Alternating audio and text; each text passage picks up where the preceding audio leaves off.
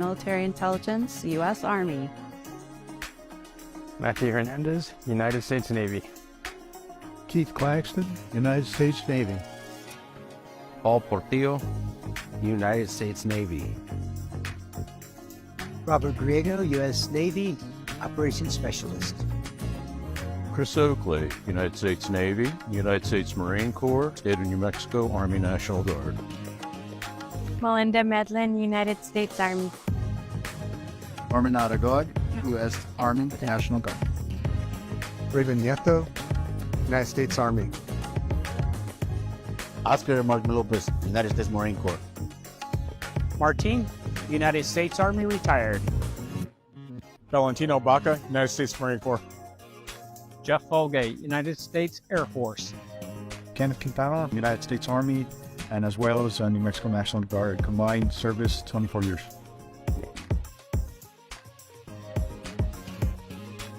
Santa Fe County is hiring. Every Tuesday, Public Works holds a rapid hire event at 102 Grant Avenue at 8:30 a.m. Also, the Correctional Facility holds a rapid hire event every Tuesday at 9 a.m.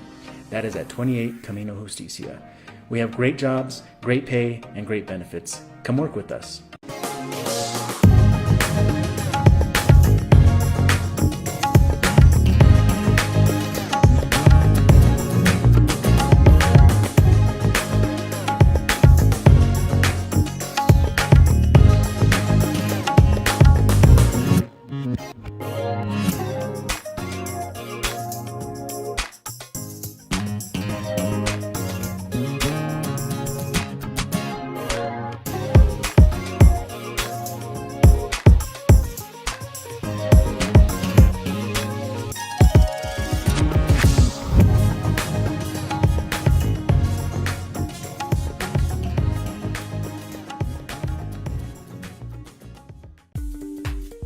Why do you work for Santa Fe County?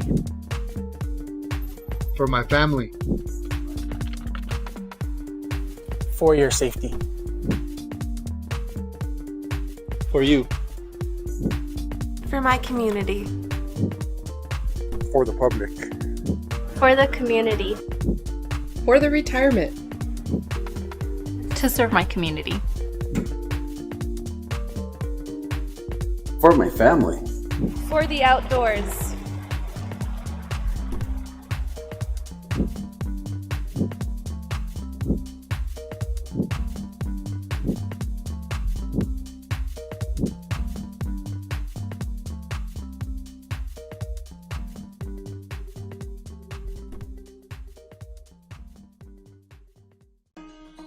David Crispin with the United States Marine Corps. Jacqueline Beam, 519th Military Intelligence, U.S. Army. Matthew Hernandez, United States Navy. Keith Claxton, United States Navy. Paul Portillo, United States Navy. Robert Griego, U.S. Navy, Operations Specialist. Chris Oakley, United States Navy, United States Marine Corps, State of New Mexico Army National Guard. Melinda Medlin, United States Army. Norman Aragod, U.S. Army National Guard. Raven Nieto, United States Army. Oscar Martin Lopez, United States Marine Corps. Martin, United States Army retired. Valentino Baca, United States Marine Corps. Jeff Folgate, United States Air Force. Kenneth Quintana, United States Army, and as well as New Mexico National Guard. Combined service, 24 years.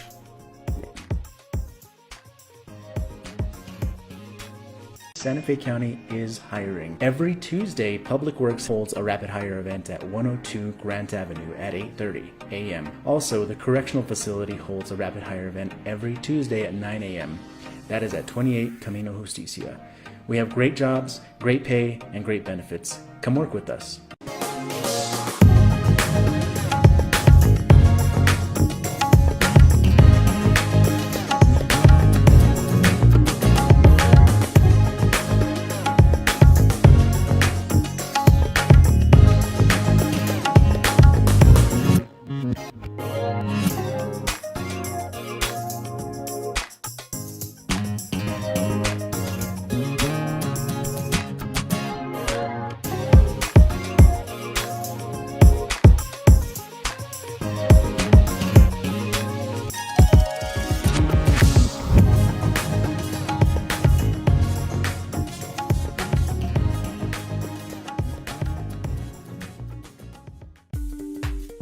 Why do you work for Santa Fe County?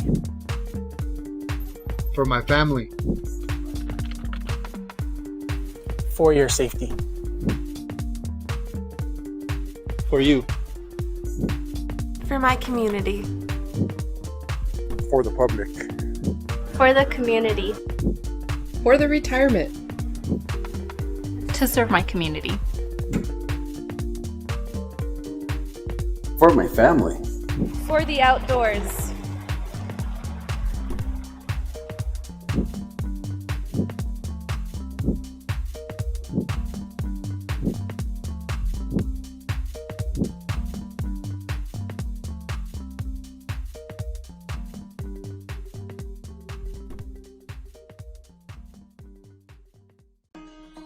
David Crispin with the United States Marine Corps. Jacqueline Beam, 519th Military Intelligence, U.S. Army. Matthew Hernandez, United States Navy. Keith Claxton, United States Navy. Paul Portillo, United States Navy. Robert Griego, U.S. Navy, Operations Specialist. Chris Oakley, United States Navy, United States Marine Corps, State of New Mexico Army National Guard. Melinda Medlin, United States Army. Norman Aragod, U.S. Army National Guard. Raven Nieto, United States Army. Oscar Mark Lopez, United States Marine Corps. Martin, United States Army retired. Valentino Baca, United States Marine Corps. Jeff Folgate, United States Air Force. Kenneth Quintana, United States Army, and as well as New Mexico National Guard. Combined service, 24 years.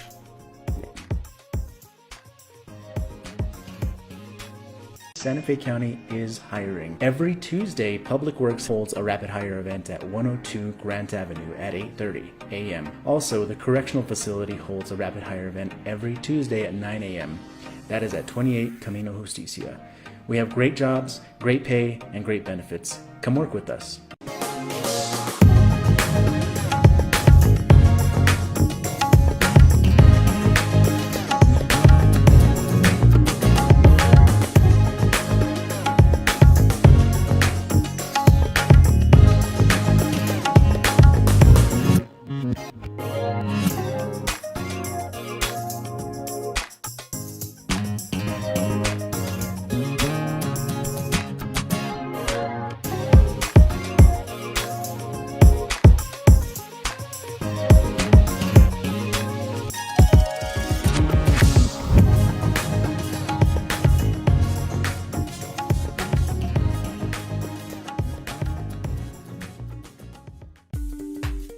Why do you work for Santa Fe County?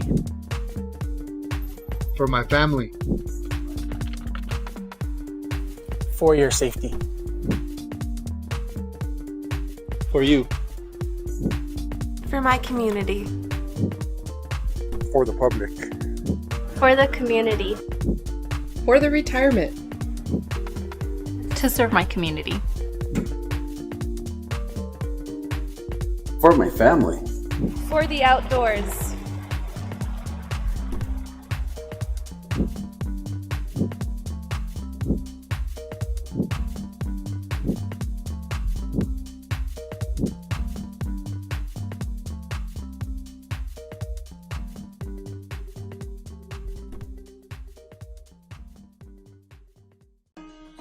David Crispin with the United States Marine Corps.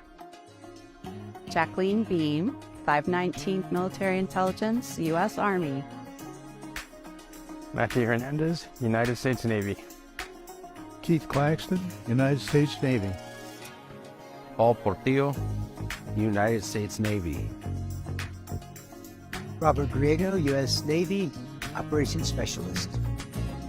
Chris Oakley, United States Navy, United States Marine Corps, State of New Mexico Army National Guard. Melinda Medlin, United States Army. Norman Aragod, U.S. Army National Guard. Raven Nieto, United States Army. Oscar Mark Lopez, United States Marine Corps. Martin, United States Army retired. Valentino Baca, United States Marine Corps.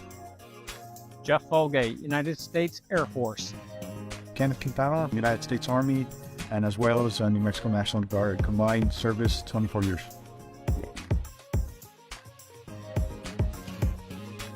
Santa Fe County is hiring. Every Tuesday, Public Works holds a rapid hire event at 102 Grant Avenue at 8:30 a.m. Also, the correctional facility holds a rapid hire event every Tuesday at 9 a.m. That is at 28 Camino Justicia. We have great jobs, great pay, and great benefits. Come work with us.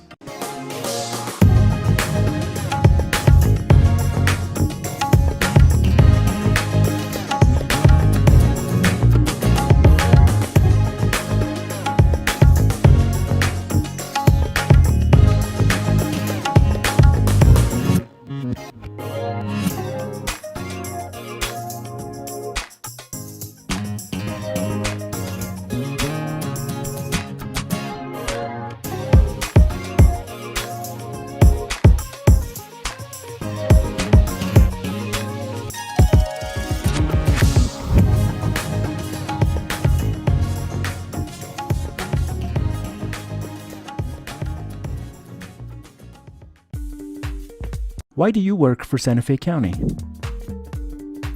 For my family. For your safety. For you. For my community. For the public. For the community. For the retirement. To serve my community. For my family. For the outdoors.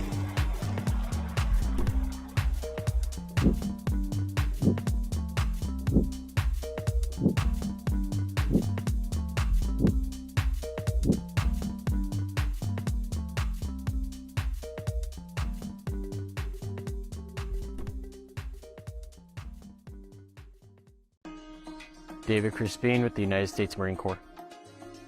Jacqueline Beam, 519th Military Intelligence, U.S. Army. Matthew Hernandez, United States Navy. Keith Claxton, United States Navy.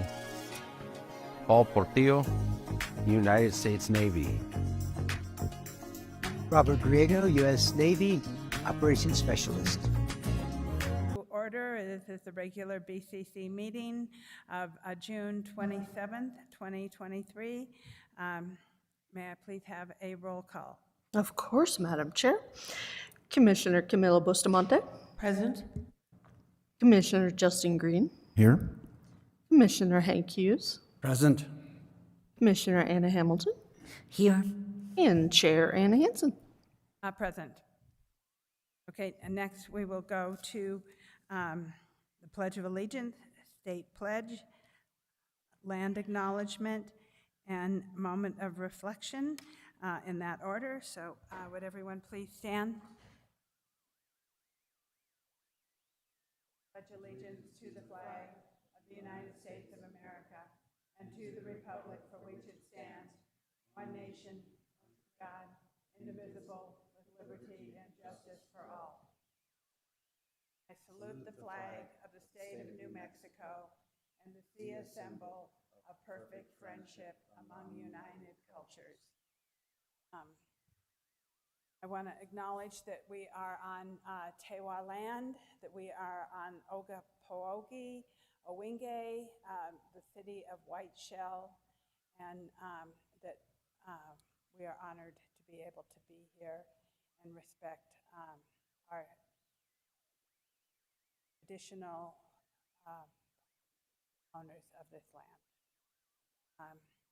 Next is moment of reflection. Hi, Jerome.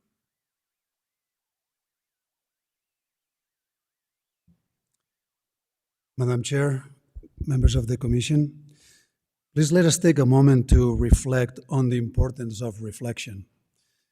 What we think, say, and do carry enormous consequences. As we go through our day, let us reflect on our thoughts, our words, and especially our actions, so that next time we're emotionally triggered, we pause, do not react, and have the strength to find an opportunity to be more kind, patient, and understanding.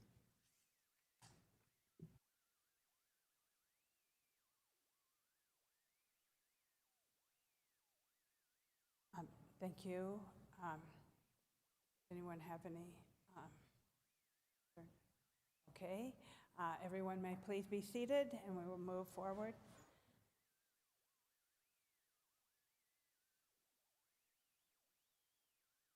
Next is item 1G, approval of the agenda. Manager Schaefer, is there any changes to the agenda?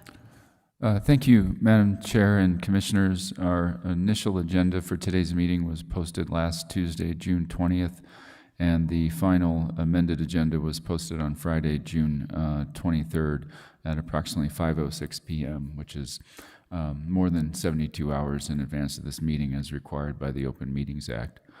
The substantive changes to the agenda were the addition of the following items: consideration or request of approval of letter comments from the Board of County Commissioners to the Department of the Interior Bureau of Land Management regarding the conservation and landscape health proposed rule for managing public lands. In addition, miscellaneous action items 6I and 6J from the county clerk's office were added relative to polling places and consolidation of precincts. Item number 2 was added to executive session, and those were the substantive changes to the agenda. And in addition, various packet material was added, but I won't go over that. Thank you, Madam Chair.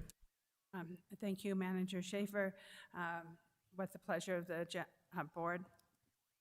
Madam Chair, motion to approve the agenda as presented. Second. Okay, I have a motion from Commissioner Bustamante, a second from Commissioner Hamilton. All those in favor, please say aye. Aye. Opposed? Okay, the ayes have it.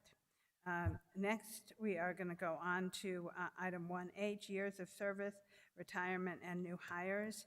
County Manager Office, Greg Schaefer. Thank you, Madam Chair. Did want to take a few moments to recognize both all of those who are starting their careers with Santa Fe County, those who are achieving significant milestones with the county, and those who are ending their career with the county. Starting with years of service, we have several employees who are celebrating 5, 10, and 15-year anniversaries with the county. At the 5-year mark, we have Manuel Lovato in the Housing Department, Ulysses Nieto Quesada in the Sheriff's Department.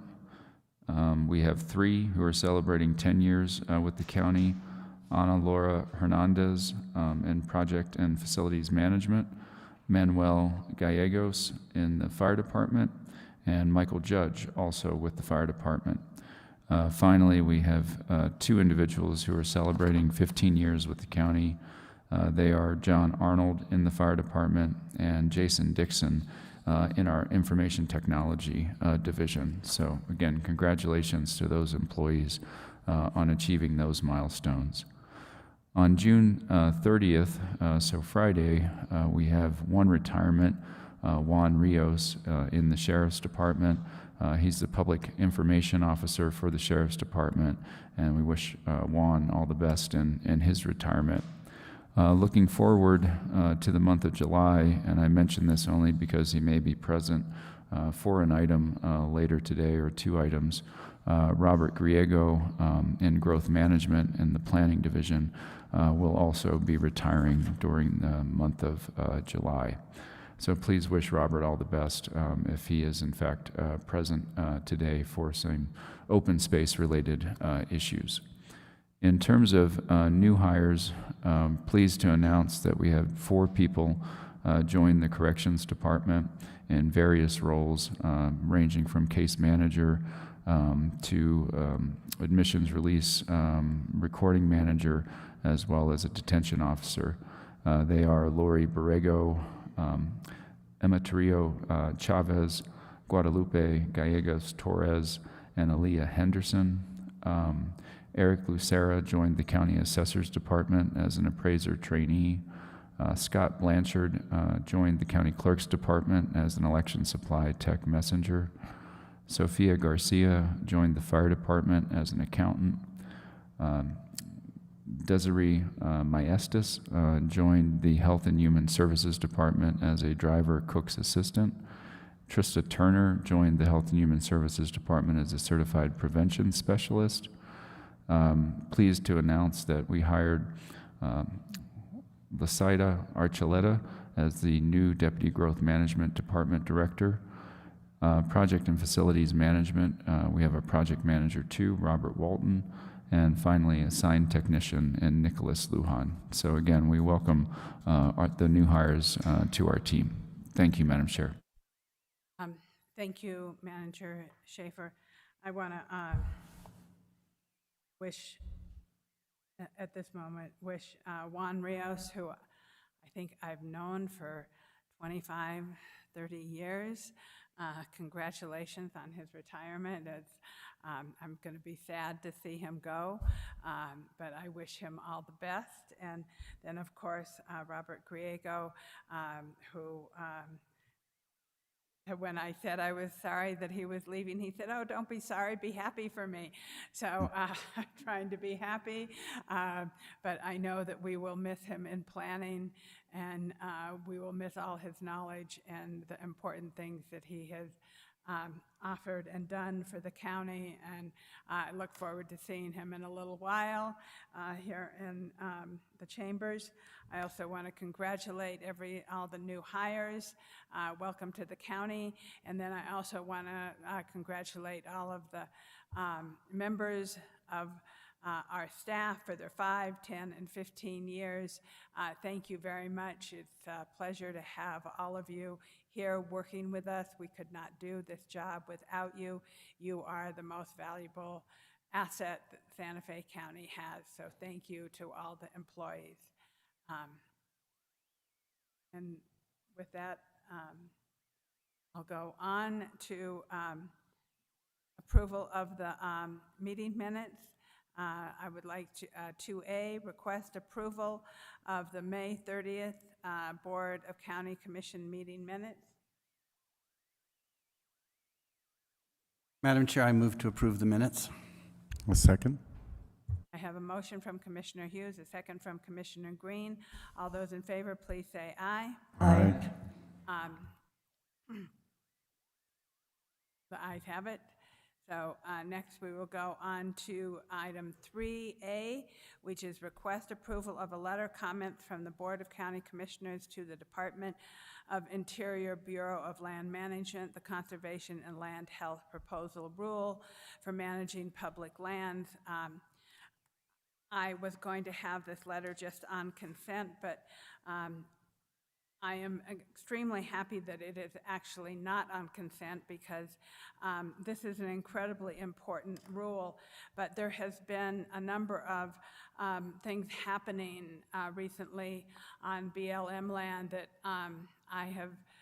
that has come to my attention, that there was going to be insecticide spraying up in the northwest part of Rio Arriba County, which is become very serious and a big concern for many residents. It is a very highly toxic aerial spray that they have been planning to do. Many organizations did not find the notice on this issue, and I'm bringing that up because I do believe it is connected to this rule, because this rule is a way to increase awareness within BLM. And so with my discussion this morning with Pamela Mathis, she has assured me that no spraying will happen on public land until after a more thorough investigation of the EA, which is really important. Many tribal entities have felt they were also not consulted, and so there is a larger discussion going on.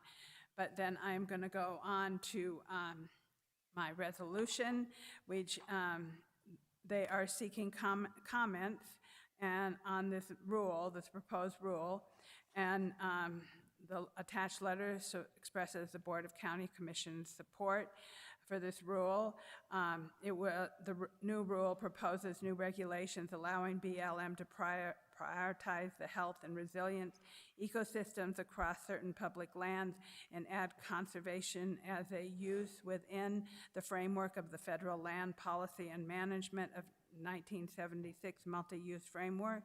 We commend the BLM for clarifying that conservation, which includes restoration and protection, is a multi-use within the agency's management framework on par with any other uses. Protecting BLM land, like areas of critical environmental concern, conserve cultural sites, and scenic areas.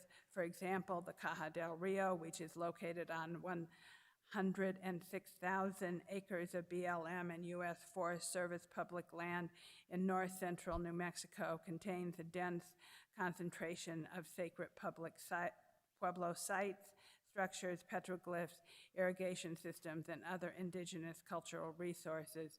The recent history of the area also includes the passage of the Camino Real de Terro Adentro through the area, Spanish land grants, communities utilizing land for centuries, and the continued utilization and direct connection of the area's indigenous communities. Increasing the coordination of higher level of protection of this area is the only way to prevent destructive behavior and ensure that the Caja del Rio is here for future generations. And so you can see why I have brought up earlier this aerial spraying that is going to be happening on public land. I have also contacted Undersecretary Torres Small and received word back from both BLM and U.S. Forest Service that no spraying will happen immediately on public land.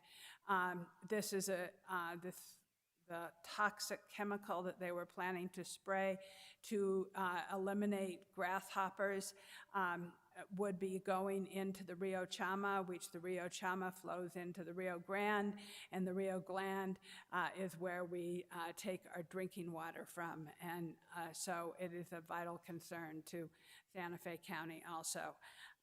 And with that, I will go to Commissioner Bustamante. I think she has a few comments about. Chair Hansen, thank you very much for bringing this forward and for all your good work on this. I mean that sincerely. Commissioner Hansen has been working on this for a while, and it had been pulled from the consent agenda because I wanted to make sure that we were able to address something that I was aware of in a previous iteration of these documents with regard to the uses of this land. And when I pulled it up, everything in there is about the assurance of protecting the lands based on the cultural values and of land use, and the integration of human activity as something that is protective and not just to degrade the land. A previous iteration in some documents referred to, all the opportunities for hiking, and that's not a bad thing. It's just that oftentimes when we open things at that capacity, there tends to be more of it's not about land management, it's about the people management, and it becomes a degradation issue with the natural environs. The way this particular resolution is written, and I am absolutely grateful to our legal team and to our commissioner for assuring that those historic values are both our indigenous and our Hispano culture values of protecting the land for its commons, if you will, for the common use, for its own protection, and recognizing humans as a part of that ecological system. This really addresses that. So I want to thank you, and I appreciate this moving forward. Thank you. Any other comments? Commissioner Green? Thank you, Madam Chair, and thank you, Madam Chair, for bringing this forward. I think having our input with the federal government and BLM is important, and to make sure that we're clear about our stance about specific aspects of this.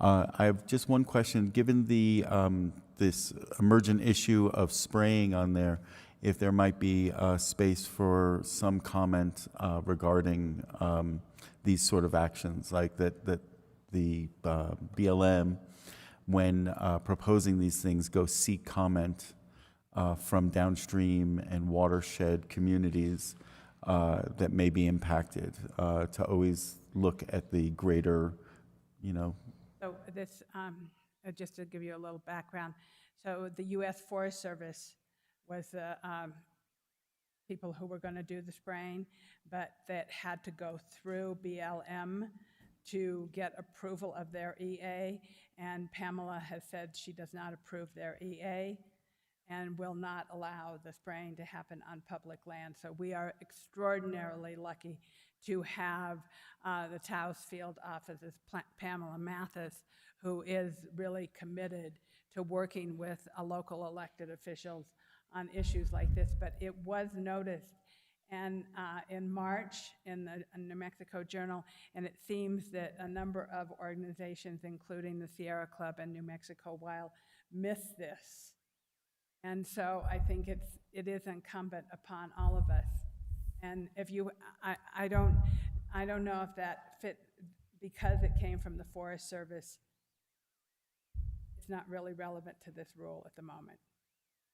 But to that point, I wonder if it is relevant, if not in this case, right? And if not for Pamela Mathis, would we be subject to uncontrolled spraying? And so, that is also true, and also the state director Melanie Barnes, is also oversees this. So we are lucky to have active and good public servants. But I'm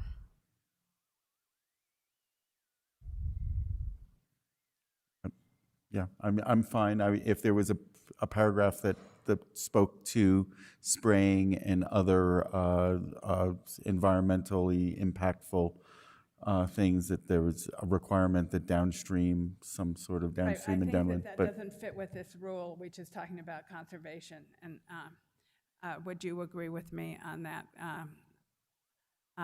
County Attorney? Yes, Madam Chair, I would agree with that. Okay. So, but I think it's important that we continue to write.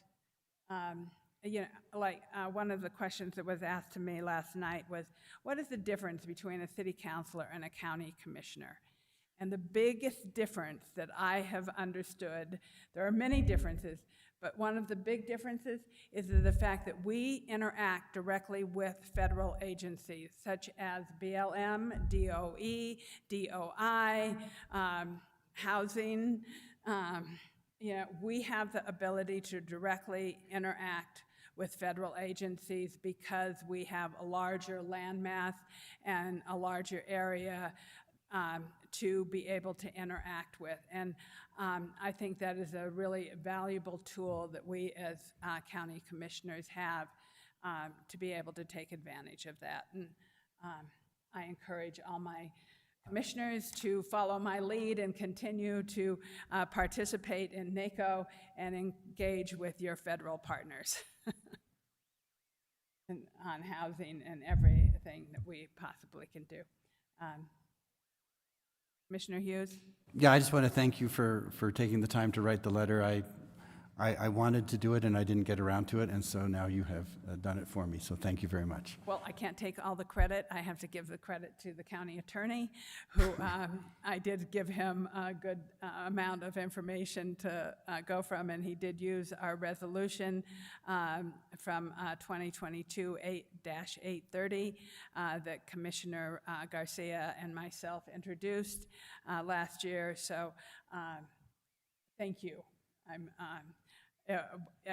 It was a last-minute thing to make sure we got it on the agenda because the deadline was extended.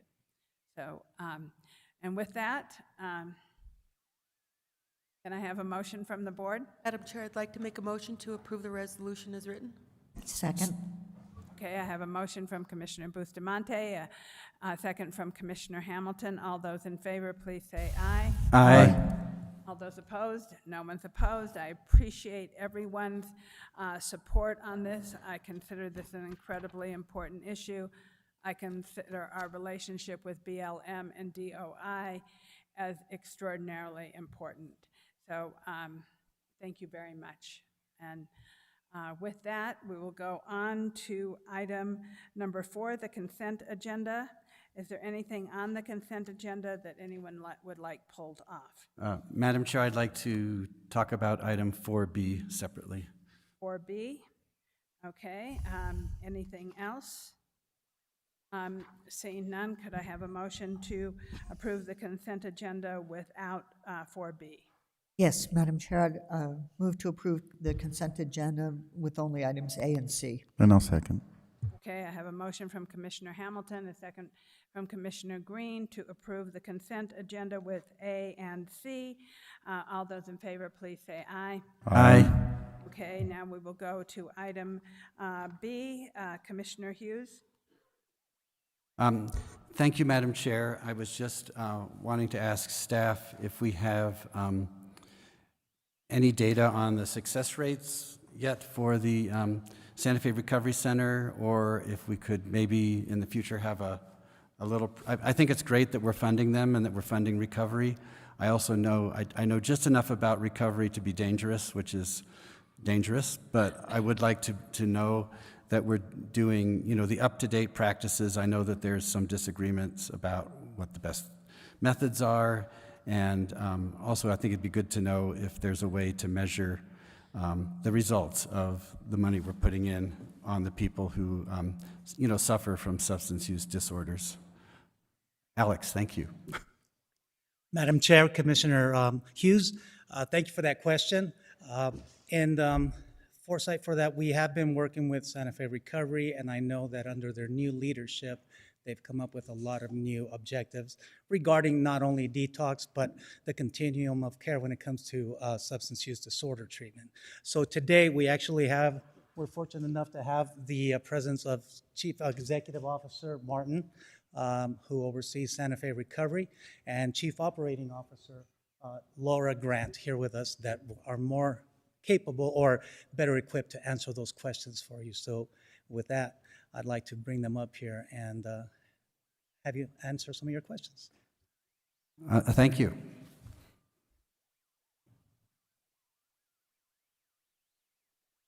Good afternoon.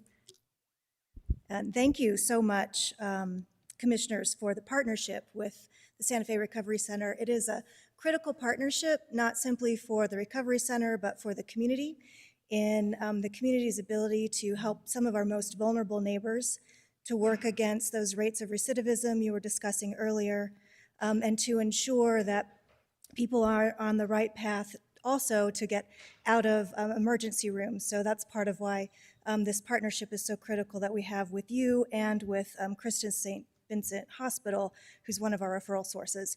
Your question is an important one, and it's one that's riddled with a lot of differing opinions, as you noted.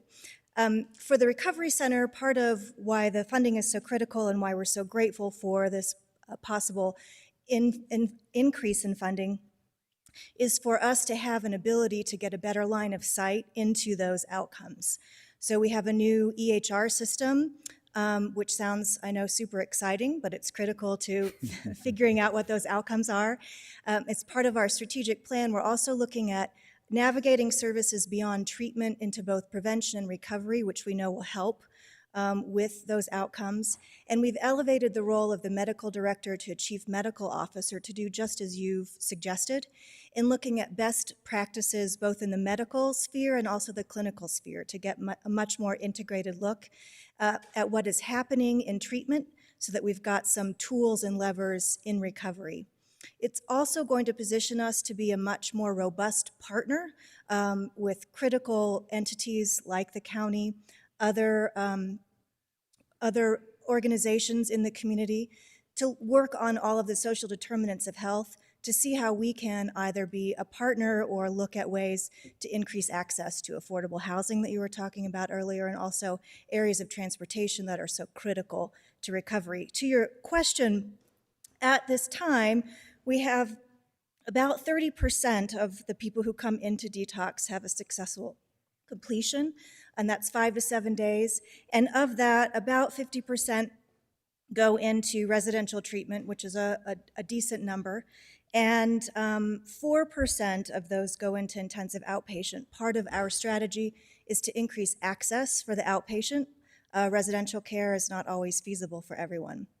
So our goal is to increase the 30%. This $300,000 will help us, again, with the new EHR system in leveraging data and then figuring out what those recovery tools need to be following detox. That was a long-winded answer. Well, and a good answer, and perhaps not long enough, which is why maybe when you have some more data and you've gone down the road a little bit more, maybe we could have a presentation, because this is such an important issue in our community, for everything from DUI to the fentanyl crisis. It affects a lot of people, as you mentioned, the most vulnerable people in our community that we're trying to help get on a better path. And I think you are an important partner, and I think we want to make sure that we're all working together and using the most up-to-date information we can on the best methods, as well as making sure that we track, the success rates of people going back into the community. And I know it's not easy, and I know it won't be, in the 90% range ever. It's always a struggle. I know I've heard people sometimes have to go through treatment 5, 6, 7 times before it really takes. But I appreciate the answer, and with that, I would move to approve item 4B, unless there are other questions, of course. I second that. I don't get to usually second, so I'm going to take advantage of it. So the motion from Commissioner Hughes, a second by Commissioner Hanson. All those in favor, please say aye. Aye. Opposed? Ayes have it. Thank you very much for being here. We're grateful for our working relationship with the Recovery Center. Thank you. We're grateful as well. Thank you for the partnership. Next, we'll go on to... Madam Chair? Oh, yes. There's a minor item. Slight detail. All right. Item 4A is resolution number 2023-062. And item 4C is resolution number 2023-063. Thank you very much, Deputy Clerk. Next, we will go on to item 5, appointment and reappointments. There are no items. Next is item 6, miscellaneous action items.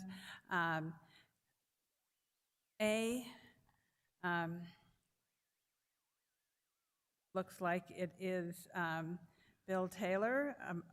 Welcome, Mr. Taylor. Nice to see you. Thank you, Madam Chair, Commissioners. Pleasure to be here, and my team from CSD and support. The Community Services Department requested to initiate a new behavioral health program, well, not new, but to create one and establish a assertive community treatment program within Santa Fe County. Purchasing issued a request for proposal, competitive seal proposals. We received 2 proposals, and the committee selected New Mexico Solutions as the most highest ranked and qualified firm to provide this service. The amount of the contract for the initiation and implementation of this program is $275,000, therefore before the board for approval. And with that, I'll stand for questions and defer to the department to answer any specific questions regarding the ACT treatment program. Do we have any questions from the board? Commissioner Hughes? Thank you, Madam Chair. I think assertive community treatment has been very successful, and my only question is, how are we going to track this? Are we going, same question as I had with the last one is, I think it's important that we track this and make sure that even though it's been very successful in other places, that our implementation is successful. Thank you, Madam Chair and Commissioner Hughes. Very good question, and it's in the contract where there are critical key milestones that they have to achieve. Number 1, receiving Department of Health certification to provide this program, and staffing an office facility. And so there are certain milestones that they have to get to over an 18-month period and have so many clients that they're seeing at that time. More specifically, I would defer to Mr. Dominguez to answer that specifically as far as contractual obligations that are going to be expected and required. Welcome, Alex. Thank you, Madam Chair. Commissioner Hughes, that's a very good question. This has been a big learning curve for me as well as far as an assertive community treatment program and the fluidity of this model. What we do have today also is Chief Executive Officer for New Mexico Solutions, Dr. Lay, who can better answer those questions in regards to really the way that this model is established to help track exactly what you're asking about. So with that being said, Dr. Lay. Welcome, Dr. Lay. Thank you, Madam Chair, Commissioners, thank you. We're really pleased to partner with the county in support of this program. Commissioner, it's a very good question. In the first year, as Mr. Taylor and Mr. Domingo said, we're really looking for implementation kind of goals. However, assertive community treatment is a model that has a number of critical outcomes that we measure ongoing as part of the fidelity to the model. These are things like reducing hospitalization, reducing incarceration, medication compliance, addressing comorbid health issues. Diabetes, cholesterol issues are really significant with the adult chronically mentally ill population. We monitor all of those simply because of fidelity to the model and ensuring that we do internal good quality. We report those to our funders. ACT is Medicaid funded. After the first year, we're not anticipating receiving ongoing funding from Santa Fe County. However, New Mexico Solutions is very transparent with this information. If the county ever wants information about outcomes related to our ACT program in Santa Fe, we are more than happy to provide it. Yeah, thank you. I think I would like to, see those after the first year and then, in years to come, because I think should be a very important addition to all the things we're offering here. Thank you. It is. One of the things that we've seen at the Crisis Triage Center that is funded by Santa Fe County is an extraordinary number of folks with very serious chronic mental illness who meet criteria for ACT but don't have access to it simply because of the limited services available in Santa Fe County. So we are hopeful actually that bringing up a new ACT program will be able to support folks that we're seeing at the Crisis Triage Center in desperate need of those ongoing services. Great, thank you. That answers my question. Thank you, Madam Chair.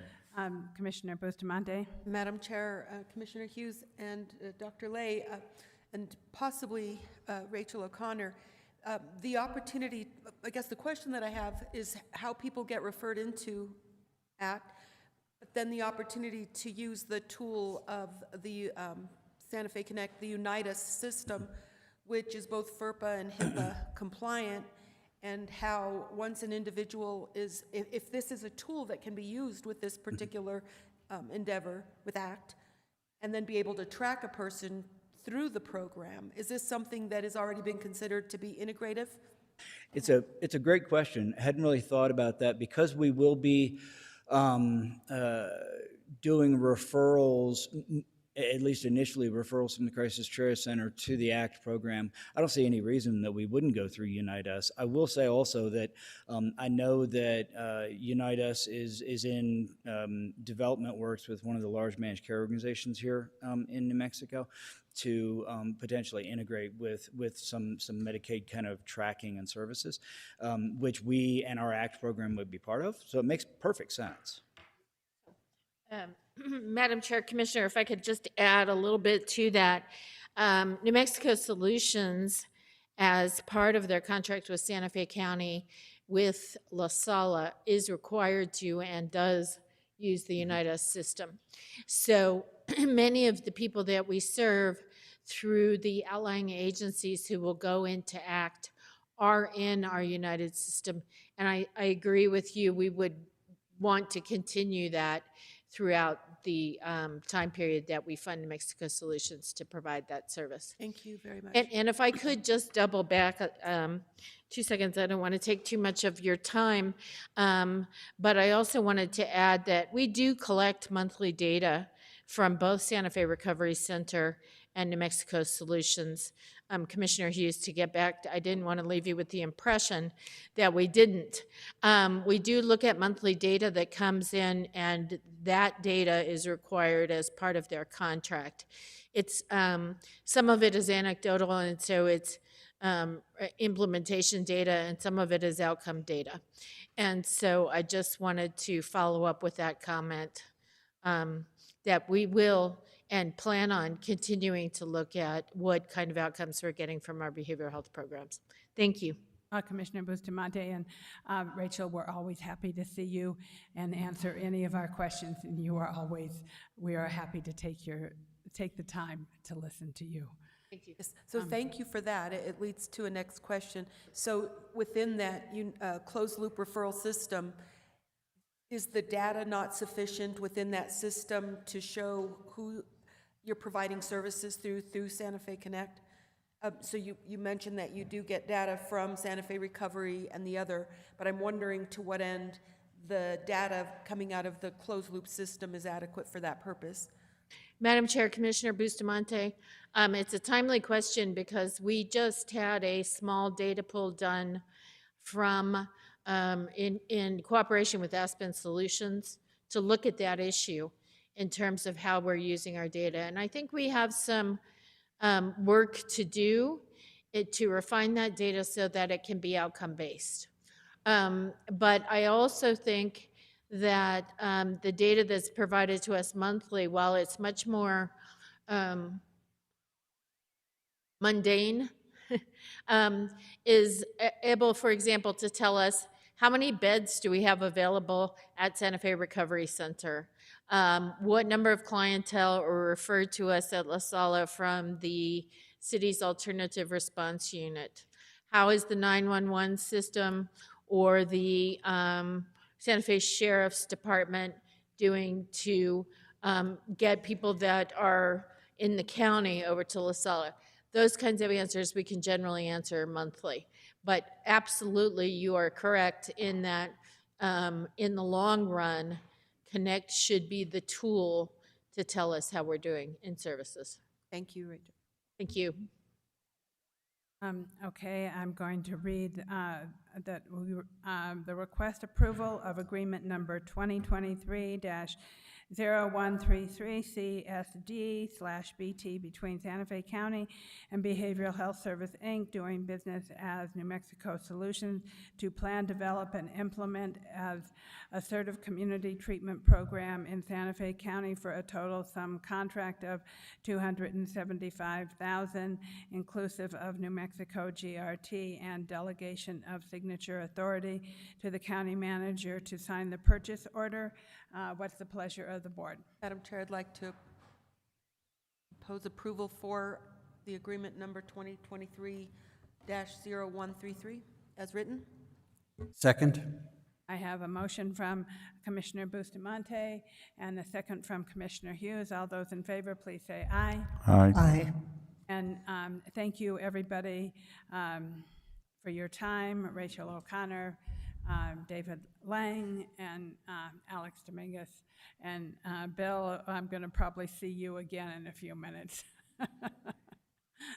Okay, next we'll go on to miscellaneous item B, request authorization to publish title and general summary of ordinance number 2023, an ordinance adopting the 2023 Santa Fe County Affordable Housing Plan and establishing the Santa Fe County Affordable Housing Assistance Grant and Loan Ordinance pursuant to the New Mexico Affordable Housing Act and the New Mexico Mortgage Finance Authority rules, repealing and replacing ordinances number 2009-14 as amended and 2011-3 as amended.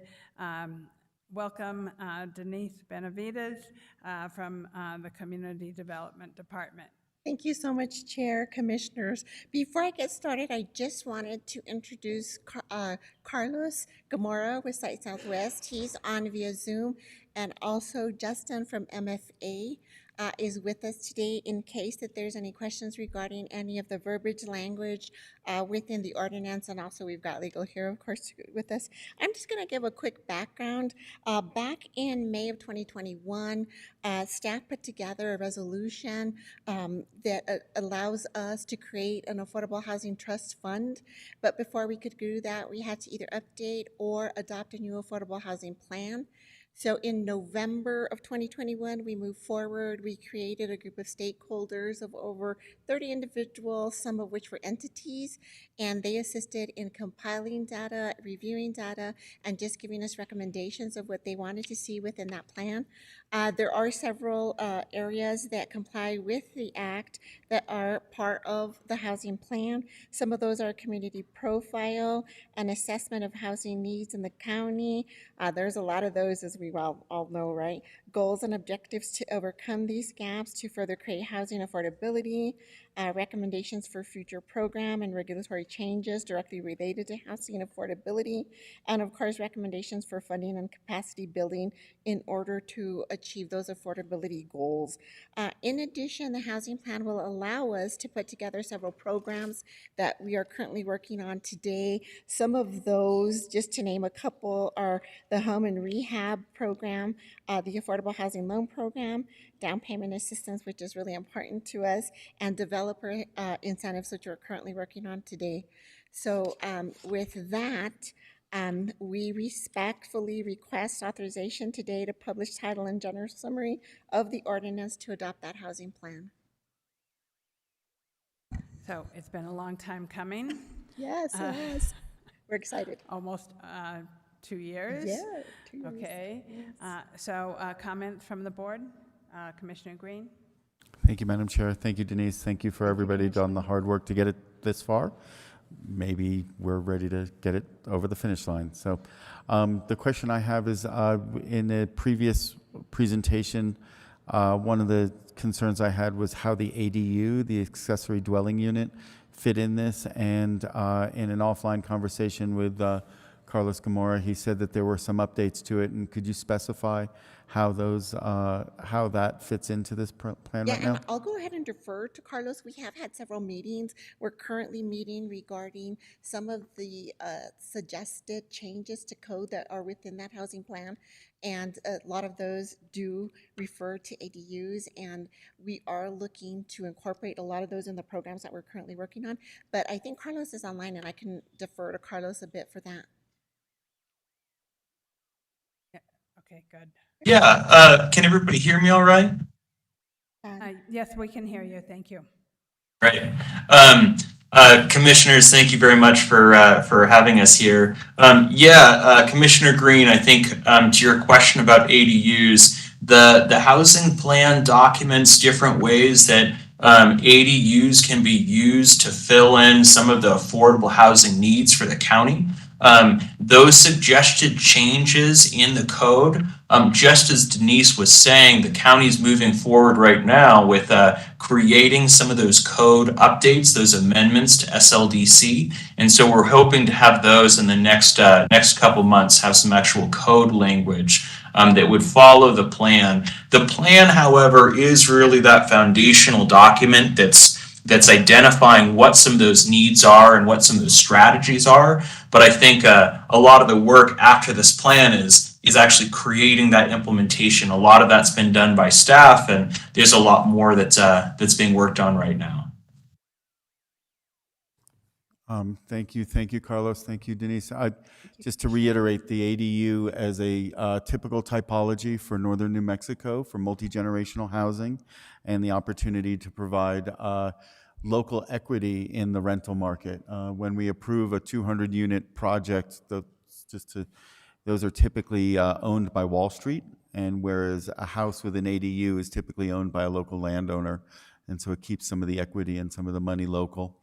And to be a town of NIMBYs, the YIMBY is literally building a an ADU in your own backyard and doing your own contribution to the solution.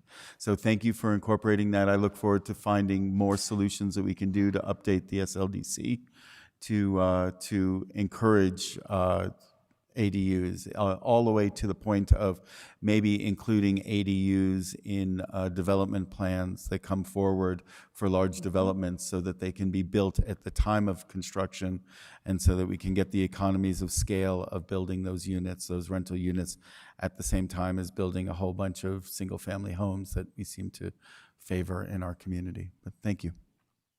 Thank you, Commissioner Green. Commissioner Hughes? Thank you, Madam Chair, and I'm really glad to see this coming forward, and I know it's been a very well thought out plan.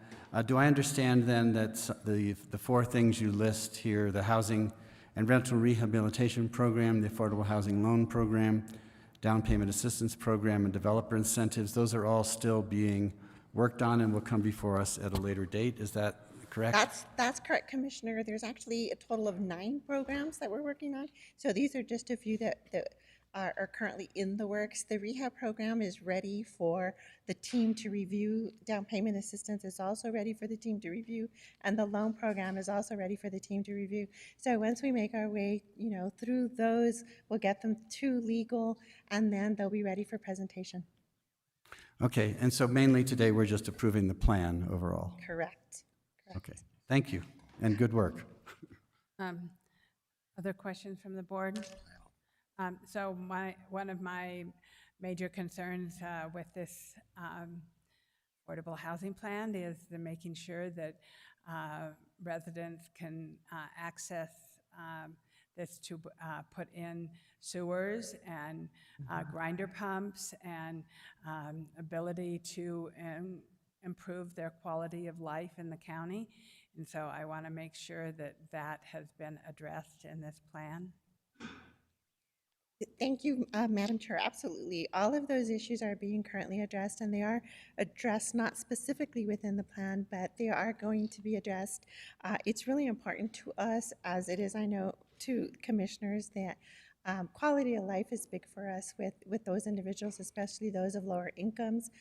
We're working on several items currently because of the housing prices, and we're working with developers. We just met with the developer, and we're going to continue down the path of meeting with developers and realtors and other individuals that play a role in housing. We're coming up with several ideas that will help us bridge some of the gaps between interest rates and the housing costs and the high costs of development. And so hopefully you'll see some of those ideas coming before you as well. We're trying to address all of those gaps so that we can get individuals into some of these homes that we have out there, especially those individuals that we already have under contract. We want to move those forward and get them into homes. So I just wanted to also clarify that today we're just requesting Commissioner Hughes' authorization to publish title and general summary, just so we're clear on that. The housing plan approval will come next. So I hear that, but I am concerned about these grinder pumps and sewers, and making sure that low-income people have the ability through this plan, just as we have done with the Happy Roofs program, that they have access to be able to find money through this plan, through the county, to install, these items. And one of the ways that we're going to do that or accomplish that, Chair, is through the rehabilitation program and through the funding that we're going to provide through that program. And Okay. I don't know if you want to answer one. And Paul, would you like to say anything? Or I just was going to say what she just said. So okay, that's a good thing, but and I don't mean to harbor this point, but it is incredibly important to me that our low-income communities and people who have lived in generational housing, as Commissioner Green has talked about, have access to 20th century plumbing. We agree. Yeah. So with that, do I have a motion to publish title and general summary? Madam Chair, I'll make a motion to publish title and general summary for the Affordable Housing Plan of 2023. And I'll second it. Okay, I have a motion from Commissioner Hughes, a second from Commissioner Green. This is, as I will say once again, this has been a long time coming, but once again, another big accomplishment. Now we just have to get it over the finish line. So thank you very, very much for the presentation, and we look forward to the continuing success of this program. Don't we have to vote? Okay, and all those in favor, please say aye. Aye. Okay, I don't need an ordinance number because we're just publishing title and general summary. So next I will go on to item C, which is request approval of Colpack recommendation to acquire 10 Little Hills via donation for addition to the County Open Space and Trails Program, and directing staff to proceed with acquiring the property contingent upon appropriate due diligence. Growth Management Department, Adeline Murphy. Hi there. Hi, good afternoon, Madam Chair, Commissioners. Yes, today I'll be presenting Colpack's recommendation for the acquisition of 2 open space properties, starting with this item, 10 Little Hills. And I'd also like to take this moment to introduce the Colpack Chair, Christopher Mann, and Vice Chair, Stephen Furdy, who are tuning in via WebEx and available to answer any questions regarding Colpack's recommendation that you may have. I don't quite see them on the screen. I'm sure they're there. I see that Daniel has stepped away. Okay. But why don't you go ahead, and we'll hopefully be able to see them in a moment or two. Sounds good, thanks. So the property in question, 10 Little Hills, is a 2.16 acre parcel located near Cerrillos Hills State Park, which is a Santa Fe County owned open space that is managed by the New Mexico State Parks. The landowner would like to donate this parcel to the county, and in accordance with the acquisition process established by Resolution 2009-206, Colpack voted to recommend acquisition of this property at a Colpack special meeting in August of last year. And before going into more detail about the property itself, I'll provide an overview of the open space acquisition process as regulated by Resolution 2009-206. In accordance with that resolution, Colpack reviewed the application, conducted a site visit, and held a special meeting to discuss the property and decided to recommend approval of the acquisition. Staff must now present the proposed acquisition along with Colpack's recommendation to the board.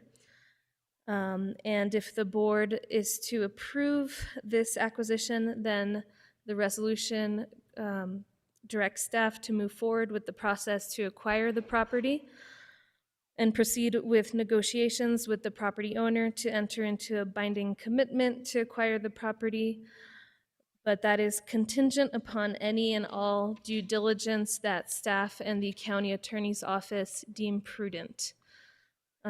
Due diligence measures can include, but are not limited to, a title report, an environmental survey, and an archaeological survey. Now, to give a bit more information about this property, the current owner is Victoria Warner Shepherd and Ross Lockridge, who is president of the Cerrillos Hills Park Coalition, submitted the acquisition application to Open Space and Trails Program staff on behalf of the landowner. As I said, the landowner would like to donate this parcel to the county, and the value of the property was recently appraised at $60,000. This property is unique in that a perpetual trail easement for Elkins Canyon Trail runs through the parcel. This trail serves as a connection to other trails in Cerrillos Hills State Park. The acquisition of this parcel would protect the trail as well as the viewshed from potential future impacts such as residential development. As per the application, the primary purpose of the property would be to conserve land from development, protect the viewshed, and maintain recreational access into the state park. The parcel does not need any improvements and would require minimal maintenance. Several volunteer groups, including the Santa Fe Fat Tire Society and New Mexico Volunteers for the Outdoors, have participated in work days to maintain trails in the state park and leading to the state park. The state park also supports this acquisition, and there's a letter of support from the park manager in your packet. To conclude, staff is requesting the board's approval of ColdPAC's recommendation to acquire 10 Little Hills for addition to the county's open space and trails program, and direction to proceed with acquiring the property contingent upon appropriate due diligence. Thank you, and I stand for questions, as do the ColdPAC chair and vice chair if you see them on there. I'm trying to get them to be available, but I don't know. Manager Schaefer, can you help me in any way? Probably not, but I'll try. I'm here. This is Stephen Furdy. I don't know if you see me on. I got my camera on. You, but we can hear. Oh, here you go. Okay. Yay. I'm the vice chair, co-chair, whatever. Yeah. Okay, thank you for being here. I see now we have Manager Schaefer also, but that's not, and you're saying the chair is also online? And his name? Christopher Mann. Okay, Christopher Mann, would you like to speak or something? Maybe that would help you show up on the, technology. I don't always know how it works. Anyhow, is there any questions from the board on this 10 Little Hills? It sounds really sweet. Commissioner Green. Thank you, Madam Chair. Thank you, Adeline. And thank you to ColdPAC for sourcing this and to the folks to donate it. My main point is just asking for, not necessarily today, but on future recommendations like this. A site plan is great here, but it doesn't put it in context, and it would be great to see when we talk about the Cerrillos Hills State Park or our open space, how this fits into it, and when we talk about trails that are existing on it, to show those trails in this so that we have a context.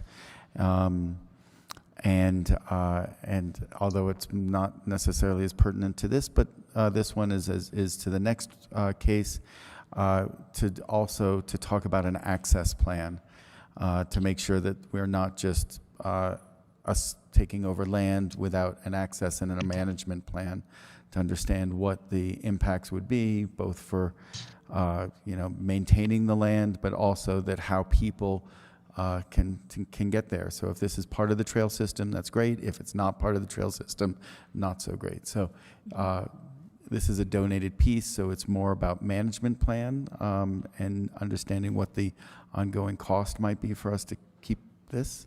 But I'm for this at this point, so thank you very much. Great, thank you, Commissioner Green. I can send you that site plan that shows the parcel in relation to the state park and the existing trails after the meeting. Wonderful, thank you. Yes, I would like to see that too. When I was looking through this, I did see there was a map on the next one, but not on this one. So I think it's good for us to be able to see exactly where this is located in relationship. I know that this is in Commissioner Bustamante's district, so I'm sure she knows exactly where it is. But I can imagine where it is, but it would be nice to see it, so I agree with that. And Commissioner Bustamante. Madam Chair, Commissioner Green, the other opportunity just to be able to scroll around is to go to the assessor's site, and you can look at the parcel, and then you can see its relationship to the, we'll call it the town, the village proper, and then all the surrounding areas, but it does give you an opportunity to sort of slide around and see where it does fit in. Thank you.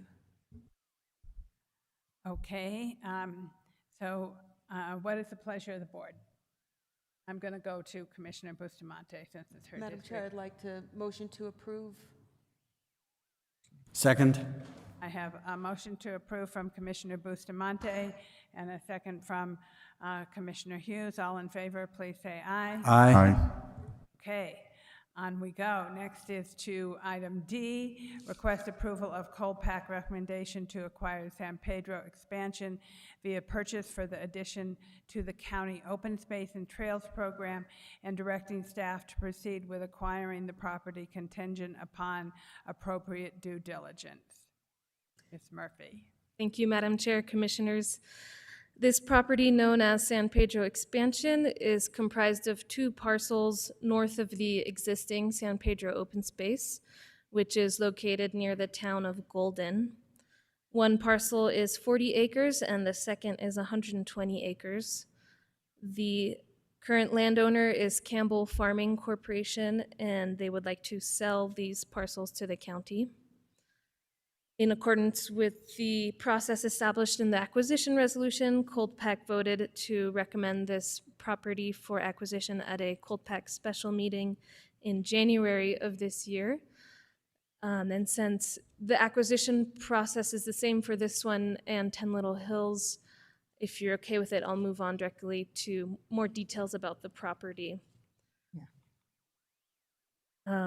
So a recent appraisal found the value of the property to be $530,000, $205,000 for the 40-acre parcel, and $325,000 for the 120-acre parcel. As per the application, the acquisition of San Pedro expansion would allow for larger contiguous open space and improved access to the open space along Highway 14. Currently, access to the 2 existing parcels is not ideal. The primary purpose of the property would be to conserve land from residential development and eventually develop recreational trails. No immediate maintenance needs or improvements are anticipated until the parcels are developed for recreational access. Colpack's letter of recommendation is included in your packet as Exhibit D and includes the following terms and conditions. 1, that the cost is no more than fair market value in accordance with a formal appraisal conducted by a licensed appraiser. And 2, when appropriate, seek funding for trails and other infrastructural improvements for community use, environmental protection, sustainability, and enhancements for recreational added values.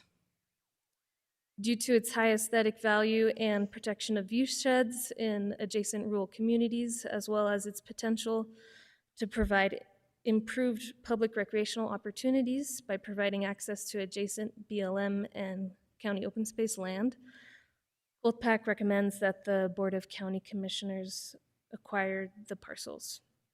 So staff is requesting the board's approval of Colpack's recommendation and direction to proceed with acquiring the property contingent upon appropriate due diligence. And I'd also like to take a moment now to address the question as to whether the balance that should be and needs to be struck between acquiring more open space properties or focusing on preserving and maintaining the properties that we do have. On one hand, there are properties in the open space portfolio that are still in the queue for the implementation of property management plans, which includes, in some cases, the development of recreational trails, while the county also has a commitment to conserving land through the 30 by 30 goal. The county also has a duty to meet its adequate public facilities regulations and accompanying levels of service as the county's population grows, which is required by the Sustainable Land Development Code. But of course, the county doesn't have unlimited resources. However, if the board were to approve this acquisition, in the short term, the costs of holding the property until recreation infrastructure can be developed aren't going to be huge, as the property is already fenced and will be closed to the public until that time. So it'll remain at a preservation stage until resources are allocated for the development of trails. And although the cost of this acquisition would compete with other county priorities. It won't compete with operational resources until such time as the board thinks that it should by allocating funds for the development of recreation infrastructure. And it's also fair to say that we are at an inflection point right now with the Open Space and Trails program. We're close to what we can manage given our current staff capacity. So as we look towards the next budget cycle, we need to think about and assess the staffing needs to accelerate the implementation of existing plans and continue to grow the open space program if that's the direction that the county would like to take. Thank you, and I stand for questions as well as the Colpac Chair and Vice Chair. Thank you, Adeline. So I just want to take a few moments to say a few things that about open space. One of the things that I really support about Santa Fe County is that we have acquired open space over the last 23 years, and we had a bond to acquire a lot of open space in the 2000 beginning of the 2000s, and I think that we have been incredibly responsible in trying to take care of those areas. I support this expansion because we have this opportunity, and but it doesn't mean that I want to see it jump in front of some of the other open spaces that we have in line with plans already.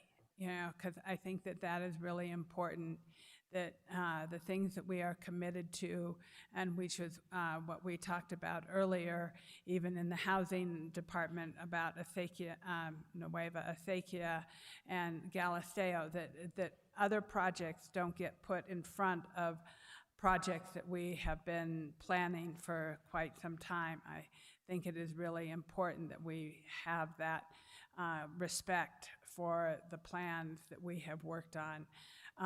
So I really felt like I wanted to say that. The other issue that concerns me and that I am still concerned about with San Pedro is the shooting. And the shooting out there, and this is another area where we have had the opportunity to work with BLM, and BLM has been a good partner in trying to come up with a solution for this area that is difficult for the residents who live there. And if this somehow might help in some way in the future to alleviate some of that stress on the residents who live there and the shooting that is taking place in their neighborhood, even better. I don't know if it will, but it may. There's always that possibility. So I just wanted to say a few of those words before I go to the rest of the commissioners. So I'm going to go to Commissioner Hughes first, and then Commissioner Green, then Commissioner Hamilton, and then I'm sure Commissioner Bustamante. So thank you very much for your presentation. So Commissioner Hughes.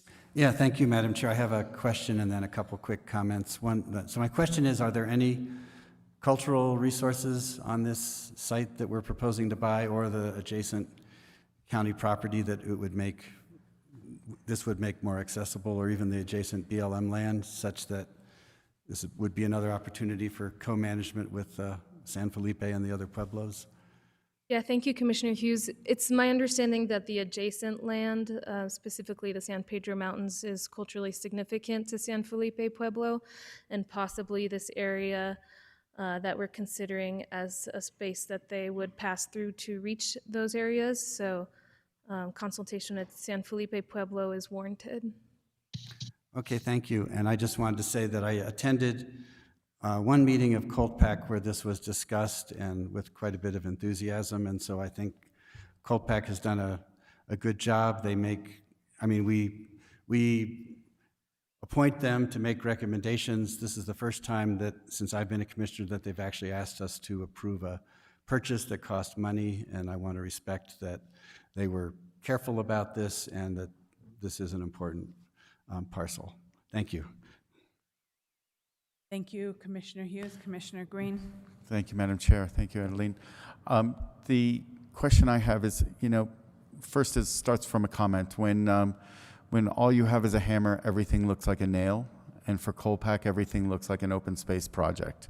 And when we are here with multiple missions and an opportunity to solve two problems with one solution, is there a way that we can start to look at these projects as opportunities to do two things at once?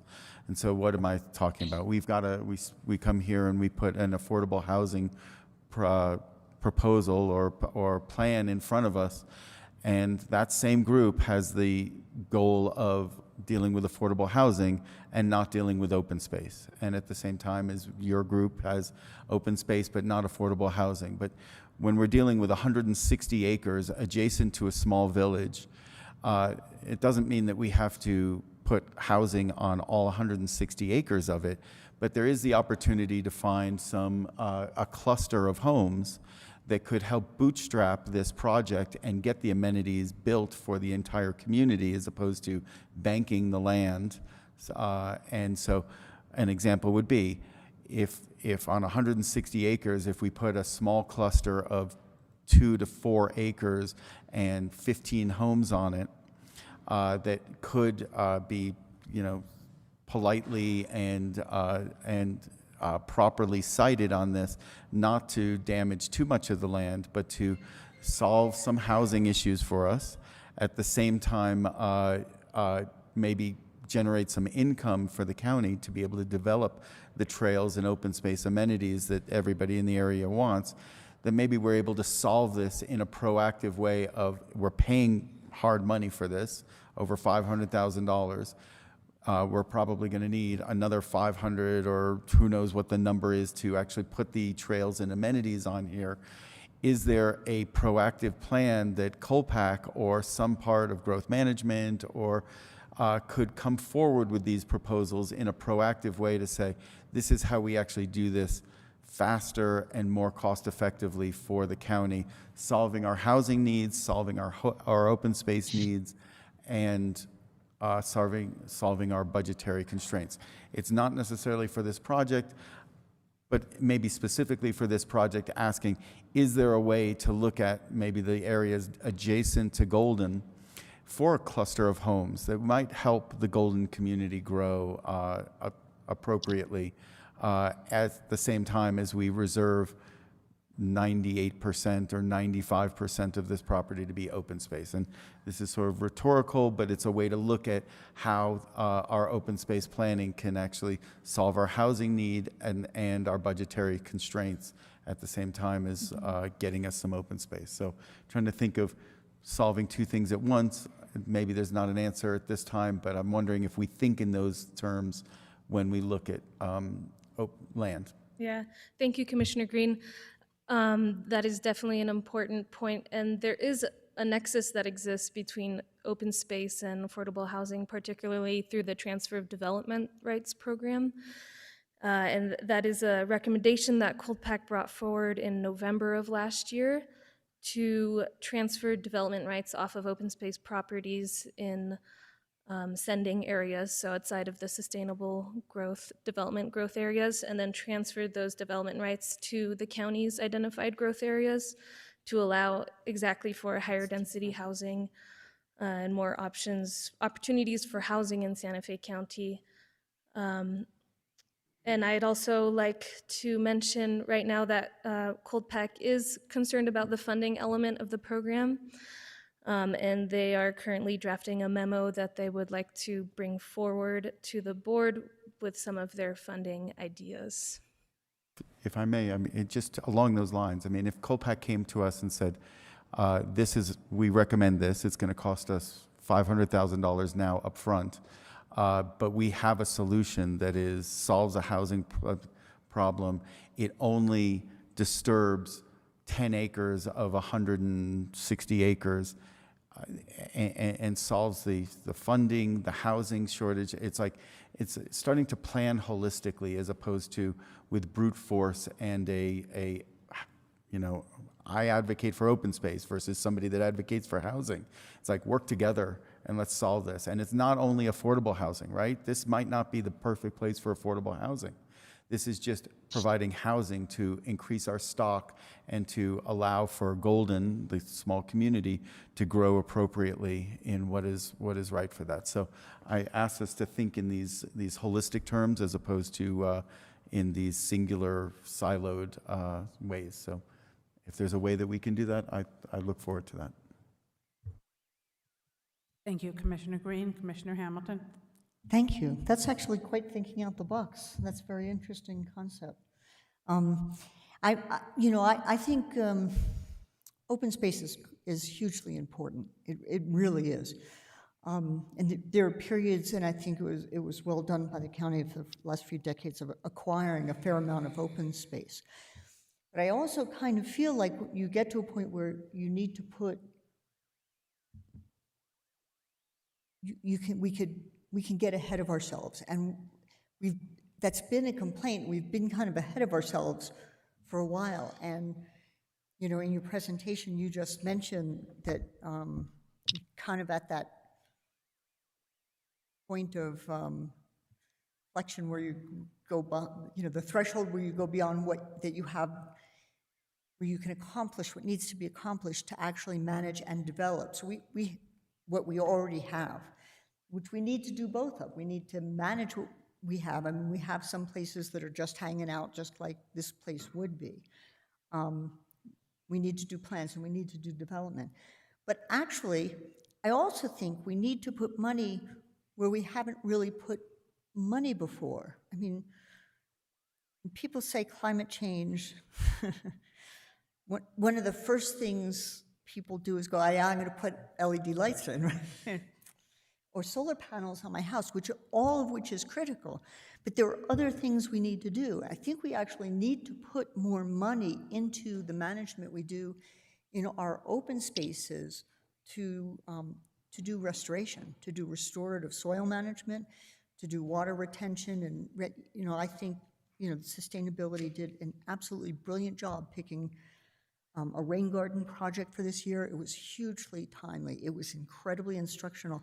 But I think we actually have to take that seriously. And I think that kind of advanced management of our open spaces would benefit the open spaces, but it would also benefit many other problems that we are going to see with climate change, including improving resilience to drought and managing water resources. And so I hate to be like odd man out, but I feel like it's not an unreasonable price. It's $500,000. That doesn't seem like all that much, except that I really think that ought to be put to this kind of more advanced management that we need, and let us catch up. It's like doing other kinds of projects. We can keep adding projects, or we can fund out the rest of the capital projects we haven't been able to finish because we weren't in a position to, that we could do now. And I feel like we're in the same place with this. It's just my opinion, but I am really serious. I think that it would be really fabulous if we could expand our thinking on what we want to do to manage open space, to make it and the county more resilient to what some people categorize as secondary effects of climate change, not just the heating, but the impacts on soil and habitat and whatnot. I think it's going to take some effort and money and resources to do that. You're in a perfect position to think about that sort of thing, given your whole background. So thank you, and thank you, Madam Chair. Thank you, Commissioner Hamilton. Commissioner Bustamante. So this area has been, I think there's more work that needs to be done in the interest of whether or not this is I don't want to say not a wise purchase, but there's some homework that does need to be done. We did receive in our packet that there was a concern with regard to cultural artifacts, and the application stated that there weren't, but that it was close to these other areas. With regard to access to more of the residential locations, and I will say I do know that this has been on an agenda for quite a while to be an open space. So this isn't it might be a new proposal to us here today, but it is something that that there are residents who've been working on this for a while. The concerns that I have are similar to Commissioner Hansen's, that with regard to the proximity to the shooting range, and it is my understanding, and part of the opportunity there is to acknowledge also that this is on the periphery of what is disclosed as Pueblo land. And one thing that's important with regard to those areas, and very similar to cases that we've had before, that when we have a residential location, the tribal use expanded outside of that. So it wasn't something that wouldn't be expected to find things like arrowheads and other things that would make that an important location to those tribes that used that land, again, in the interest of gathering the food and, you know, being in the open areas that they had available to them at that time. If in fact that shooting range is something that we're able to close and have it somewhat in, I'm going to say relatively close location to this as that open space, there is a huge opportunity here. With regard to the other notions of affordable housing, the infrastructure isn't there at this time. I do appreciate the opportunity to consider open space acquisition and its relative opportunity for residential, but this is a pretty remote area that we have in front of us. So in that interest and what the costs would be, I'll say that as we were discussing the final budget yesterday, there was some discussion as to where there may be savings and use of some dollars to acquire this land, and for what it would mean to offset that use and have things managed appropriately. That's another part of a budget element that I don't believe has been addressed at this point.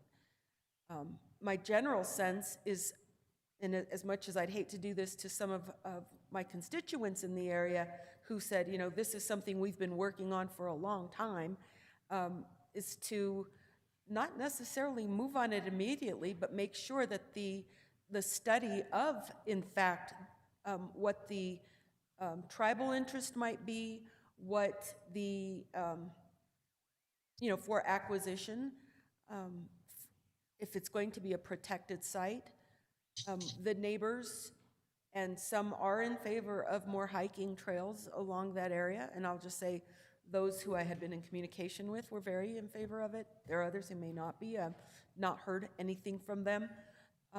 But then to go to the next question that has been already raised today is, sure, the acquisition of the land is a cost, but I haven't seen anything, and I say if I oversaw it, my apologies, but for what it would take to actually manage the space when we have other things on the things like the Thornburg property, and how we're going to actually assure that we have the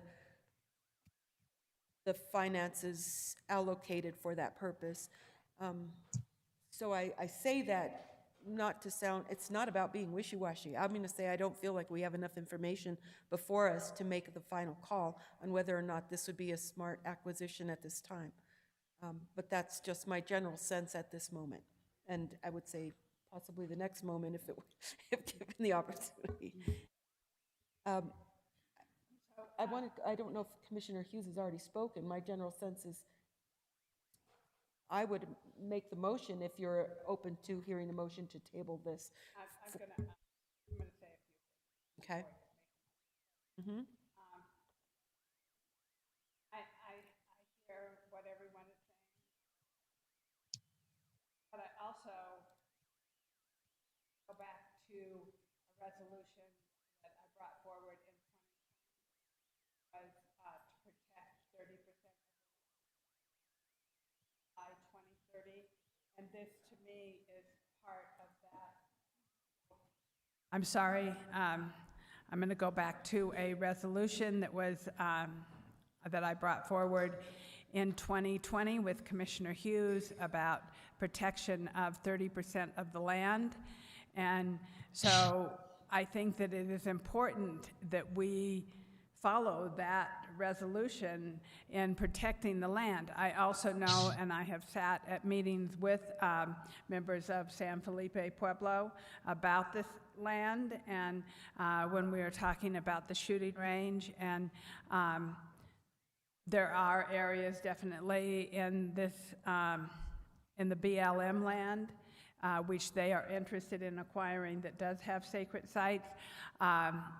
I have no idea about this piece of land particularly, but it is adjacent to the county land that we already own. So I think it is a valuable piece of land to own, and I don't want to see us lose the opportunity. I don't know if we have a deadline, or if there's you know, like if we don't purchase it, is this going to be sold somewhere else? I mean, it is a relatively good price at the moment, and I think there's a lot of possibilities. I'm going to go to Commissioner Hughes since he was raising his hand. So was I. And Commissioner Hamilton. Yeah, and you already mentioned this, but I was going to ask the chair and co-chair or Adeline, is there a, like you said, a deadline? Is there a reason to purchase this now that might not be available to us later? Well, Commissioner Hughes, this is Stephen Furdy. I'm the co-chair. When we talked to them at our site visit, they were apprehensive that this was going to be sold out from under them sooner or later. I mean, the company that owns this parcel that's for sale also owns a much bigger parcel just south of that, if you have the map in front of you. And they apparently are hoping to develop that, but they are interested in selling this one little piece. And so I think the neighbors around there are concerned that if the county doesn't purchase this now or soon, it will be developed. So. Thank you. I mean, that's my concern too, is that, I mean, if we table this, we may not have anything to bring back. And also, I guess the other point I want to make, which I said before, is we appoint people who are expert in open space and trails and environmental stuff to be on our COLTPAC, and you know, I think we want to trust their judgment that this is an important step for us to take. And given that we do know that we have money right now and we have the opportunity, that's why I'm a little concerned about tabling it, you know, because I think we may lose the opportunity. Commissioner Hamilton. Yes, and you know, the point about COLPAC being the experts, I totally agree. I take their recommendations seriously. But this particular property is not being, it's being recommended in part, I mean, all the things that have been said about the community, you know, at least some of them being in favor of this, all make sense to me, but there is no other particularly special reason. This is not like preserving, you know, a rare and unique habitat. There is no reason like that, or endangered species. I have to say that the 30-30 preservation target is critically important. It is a global goal. It is not a justification for specific purchases in Santa Fe County. If you look at Santa Fe County and look at how much is in national park beyond what, and federal holdings and state holdings beyond what is in county holdings, I don't think our issue is how much land we have preserved to meet that goal. I think our issue is how we manage that land, because having 30% of the land in Santa Fe County as Dust Bowl is just an empty goal. What we need to do is acquire what we can manage at this time. You know, it's kind of like arguing why we, you know, doing a second or a third, which Commissioner Hughes just made the argument for previously, an additional affordable housing project when we can't even do the one that we have on the books. That's where I think we are with this. So what you're saying, open land is incredibly valuable. Opportunities for recreation and for preservation for our people is valuable. I do not think there is a compelling reason to purchase this land. I think there is a compelling reason to use the money for better management and to use our efforts for better management. Thank you. Commissioner Green? Thank you, Madam Chair. What is the current zoning for this? What would this be, one unit on 160 acres? Would it be, like, if it was turned over to developers, it would be 400 homes or one home? It is one dwelling per 40 acres. So the worst case scenario here is 3 units on this home, on this property. Or, sorry, 4 units. Yeah. Right. That would be it. I'd like to briefly bring up a few points about wanting more information about the property. I would just like to point out that management plans, that is a part of the planning process, of course, but those are completed after a property is acquired and not before, because there's a lot of effort that goes into a management plan. And then I'd also, in terms of community support, another point I'd like to make is that this would protect 1 mile of the viewshed along the Turquoise Trail.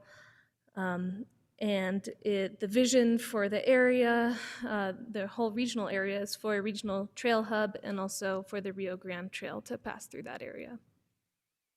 So, I mean, 4 homes on 160 acres does not probably destroy the viewshed. So I think that there's a level of crisis of like misaligned to the threat versus the actual preservation part of this. And I mean, honestly, selling off 4 units here as developable clustered homes closer to Golden and protecting the rest of it would probably, again, solve 2 problems with 1 solution in a way that might generate enough money to bootstrap this project and sort of make it its own self-fulfilling project. And I kind of ask that Colpack actually be empowered in a way to say, if you're going to ask us to come up with hard money, if it's donated land, so be it. Let somebody donate it into county coffers and we'll figure it out at that point. But if it's land that's going to be hard money out of our coffers, you know, maybe there should be a preliminary management plan, a low impact development plan that makes it a self-sustainable, like truly sustainable project. If every time somebody comes up to us and says, here, buy this property, it only costs $500,000. Well, guess what? We don't have $500,000 for every one of these opportunities. Why can't Colpack have some sort of internal mechanism to say, we would recommend putting 4 units on this, just like it's zoned for, but in a clustered way to protect 98% of it and solve different things, make it where it's financially sustainable, protects the viewshed, fits the goals that we're trying to do in a way that these folks can put a sort of turnkey solution to us to preserve it, make it financially less impactful for the county, and to actually get some access to it. Right, that would be my challenge to Colpack, to come back to us with those sort of things, recommendations.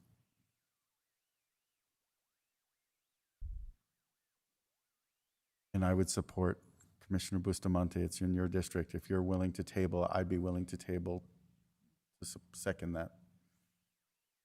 Madam Chair, I have to say that hearing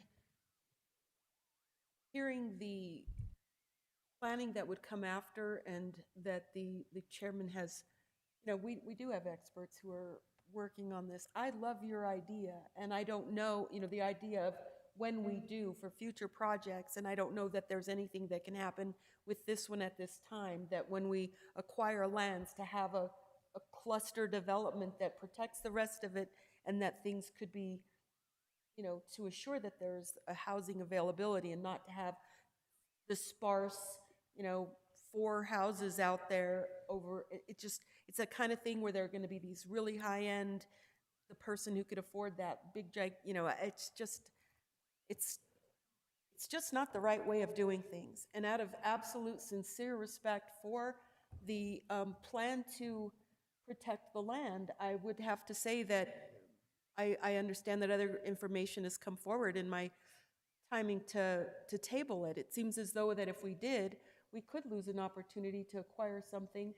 I have to actually look to Commissioner Hughes, who had said something yesterday that was very clear, that said, and if we were able to acquire that, if the commission voted at that time, this wouldn't affect this portion of the budget. Do you recall that aspect of that?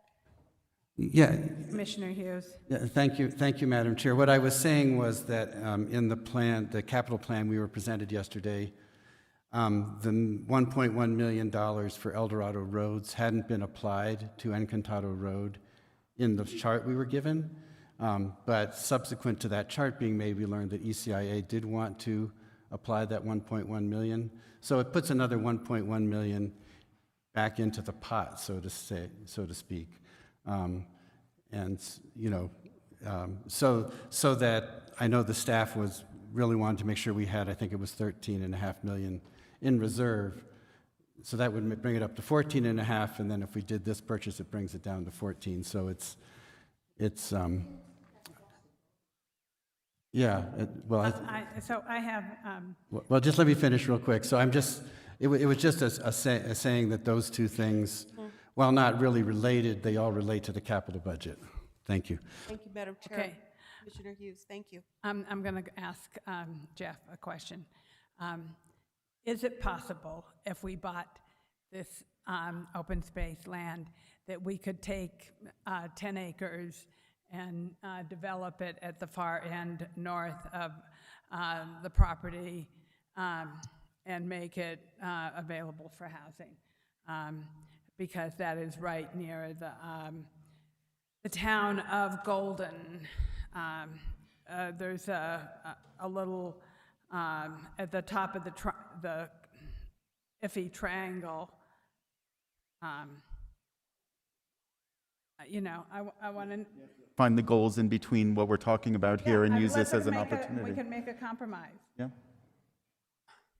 So, not Madam Chair, Commissioners, so just in talking with Robert there, we were having a discussion about, whether there would be adequate utilities to serve that area and affordable housing development. And given where the location is, that is unlikely that we would have adequate utilities, something to consider there. But we would need to probably analyze that further, I think, Madam Chair. So could we state that we will buy this property as open space with the possibility of looking into developing the 10 acres of the north to because that is right on the edge of the town of Golden, even though it might not have utilities. I'm trying to come up with a compromise. They could be off-grid. It could be perfect, right? It's like... and, it could be exactly off-grid, or it could be... I'm trying to think outside the box like Commissioner Green to come up with a solution, because I know that the community really wants us to purchase this land. And so, if there's a way that we can do that with also including some housing out in the rural area, does this appeal to you at all, Commissioner Bustamante? Madam Chair, absolutely. And and I don't think it should prohibit. I think that it would, if it were contingent on, I don't know that would be as important as let's make sure that we do, but I do think it's important to protect this.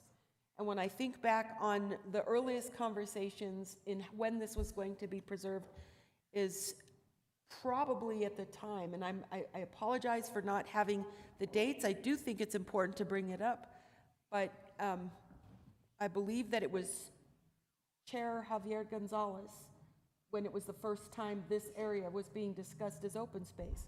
So, and I don't think I'm I don't think I'm off, and someone, you know, can, I don't know if you ever. You're right. And Okay, it so- it was in the late 90s. Very good. And early 2000s that they you. started buying open space. Well, and for Paul this particular- Campos was on the board and Javier Gonzalez. For this particular area on that site. So I am absolutely amenable to your suggestion in making the recommendation that we would purchase that contingent and on looking into it, like we would make sure that we looked into it. But if it was prohibitive, that we would still consider the purchase, that we would still purchase it, I guess, so that we would, I would like to move the dial, if you will, a little more to erring on, yes, I'd like to make the recommendation that we purchase, but we don't make it contingent on whether or not this is developable in that particular area. Can I Okay, ask do you a I have a question? second? Second, and I just wanted to add that I think we have a history of selling open space for housing, and so that process wasn't necessarily the best one last time, but I think if we improved our process, we could look at selling the 10 acres on the north side, either to like 4 individual affordable housing homeowners or a developer, or, I mean, I think that's possible. I have a question under And I'm discussion. seconding her motion. Okay, thank Yeah, you. you did that. Commissioner Bustamante, you just said this was a very important area to preserve, but that information isn't really, I didn't really catch on to that. Can you say a few words about why you say that? I absolutely can. I'll just say, have you driven between Madrid and Edgewood almost every day for several months in the interest? Well, no, but I have driven there. So when we talk about just even the viewscape is an understatement. This is pristine, beautiful land. And to be honest, you know, when I think of how developable it is, and yes, next to Golden would make it possible in that particular area, we're looking very much at these rolling hills, and then it goes up and over mountains. And it's treed, it's gorgeous. It does have historical significance as another byway for people, but it's one of those that, with regard to the resources that may be available in the future, and I'm thinking of just water accessibility to really make sure that the infrastructure were there for full-scale development. Now, I'm thinking well out of our lifetimes. I don't know how, or it wouldn't be in my lifetime that we would have the infrastructure out there unless something really miraculous happened. It's a very, it's like diverse terrain. It's different. And it's gorgeous, and it's got its meaning to those people who lived around that area in a long time, but it's also right up against existing open space. So for all the reasons that have already been stated, yeah, I do see that it would be more important to do that than to open it for full-scale housing. And some even future generational multiple housing unit would really ruin that particular area. That's my personal bias. So you asked, I shared. Thank you.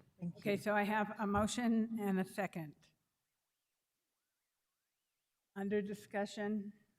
I just want to clarify, the motion is to go ahead and authorize the purchase of the property with the consideration that we might try and create affordable housing on the north side. Well, we and might that- try and housing. sell some of the land to Accommodate affordable housing. accommodate or. No, not affordable housing. Or any kind of Right, housing. because affordable Just housing won't housing. pencil out. Yeah. But some kind of housing. Yes, housing. Okay. That is my compromise. Right, and that's the motion, right? Well, if I may say that that's the motion, with consideration, so not just cut out a portion of that, but have it close to the already existing development. That if we did decide, or a future commission were to decide, okay, well, it was done with a 10-acre cutout to be put, then it is near the cluster of existing humanity, if you will. So yes, I would take that friendly amendment and Okay, clarify so it. it's I'm assuming, Adeline, it's the northern section. When I look at the map, that's what I'm looking at, the northern section that borders the town of Golden. That's correct. Okay, so that's where I'm talking about. But not to exceed 10 acres, maybe And- as a limit. Right, 10 acres, which might recover some of our costs, Yeah. which would seem like a reasonable amendment. And Robert, welcome. We're going to miss you, so if you have something to say, I want to hear it. Cool. Thank you, Madam Chair. Robert Griego, Planning Manager. In regard to this property, if, again, if there was a 10-acre piece that was there, again, the density as we had identified was 1 dwelling unit per 40 acres. And, again, if we cut out a 10-acre parcel on it, again, we could do TDRs on the property, and we could direct growth to our receiving areas. But if we didn't do that, again, you would only be able to develop one house on that 10 acres. But don't we have the authority to change the zoning? That is the board's discretion. Thank you. That's what I was. I mean, Madam Chair. Getting creative up here. Let's do it. I mean, that's how I understand how it works, and I have thought that this board has come up with some good compromises recently, and I think that we continue to think about ways that we're solving problems on a larger scale. And so, if we pull out the 10 acres and then at some point we have a developer who comes along and says, hey, I'd like to build, 8 houses here, we could rezone it. Madam Chair, yeah, in regard to the rezoning process, so the rezoning could be done to a higher density development, such as a planned development district, which would require adequate public facilities and services. So in addition to a water system, sewer system, et cetera. And I also want to point out, as was discussed earlier in regard to Campbell Ranch, does have significant other holdings. So, there is a potential for this property, along with other Campbell Ranch properties, to request to do a planned development district to do higher density in the area. Campbell Ranch has had discussions with the county at several over the years in regard to what their potential for the larger Campbell Ranch holdings might be. So, again, this area could see higher density than the current zoning, which is, the 1 dwelling unit per 40 acres. So if the county were to rezone it, it would also require adequate public facilities. And so there is a possibility with. Isn't that a problem? We don't know. Madam Chair, I think implicit in our motion is that if the staff recommends that really the best way to get affordable housing is to take the development rights off and transfer them somewhere else, we would consider that as an alternative, if we can't do the 10 acre. But that is another possibility. But that's already in law. So, or that's coming Yes, up it is. next. Commissioner Green. So I think there are 2 points here to our discussion. One, we're starting to think creatively on how to bootstrap some other land protection at the same time as provide housing that we need. And so being creative and doing that, we don't necessarily have enough information for this specific case, but then going forward, as different opportunities come forward, we can look at them and say, our impact is not $500,000 on this, but it might pencil out that the true impact to us would be $100,000, right? Because we'd be able to sell off 4 2.5-acre lots near Golden in that clustered development area, so that we start thinking in creative ways to finance more preservation and it's just thinking in those terms. So anyway. Okay, so we have a motion on the table and a second. I'm going to call for a vote. So all those in favor, please say aye. Aye. Aye. Aye. Opposed? Yes, I actually, I really, really like the compromise, you guys. I love the creative thinking, and I respect the desire to preserve that area, but I still think my concern about spending the money on restorative management stands, so. Thank you. Indeed. We accept that. We don't always get a unanimous vote, and that's okay. So it's 4-0. 4-1. 4-1, I'm sorry. Come on, it's math, come on, guys. Or Commissioner Hamilton, she's not a 0. I apologize. No, I'm a handsome. Okay, so I want to say also, to Adeline, congratulations. Thank you. I didn't know that you were going to have a baby, and so I Guess you can't hide it I anymore. can't help myself, but say congratulations. So Thank you, Madam Chair. Thank you very much. And thank you all. I really do appreciate your thoughtful considerations and engaged discussion with this. Okay, thank you. So next we're going to go on to F, which is request approval of amendment number 8 to collective bargaining agreement between Santa Fe County and the American Federation of State, County, and Municipal Employees, New Mexico Council 18, Local 1782 AFLICO. Did I skip something? Oh, I'm sorry. Madam Chair, you skipped item E. I'm sorry. Back to item E. I did not mean to skip you, Robert. And Angela, please come forward.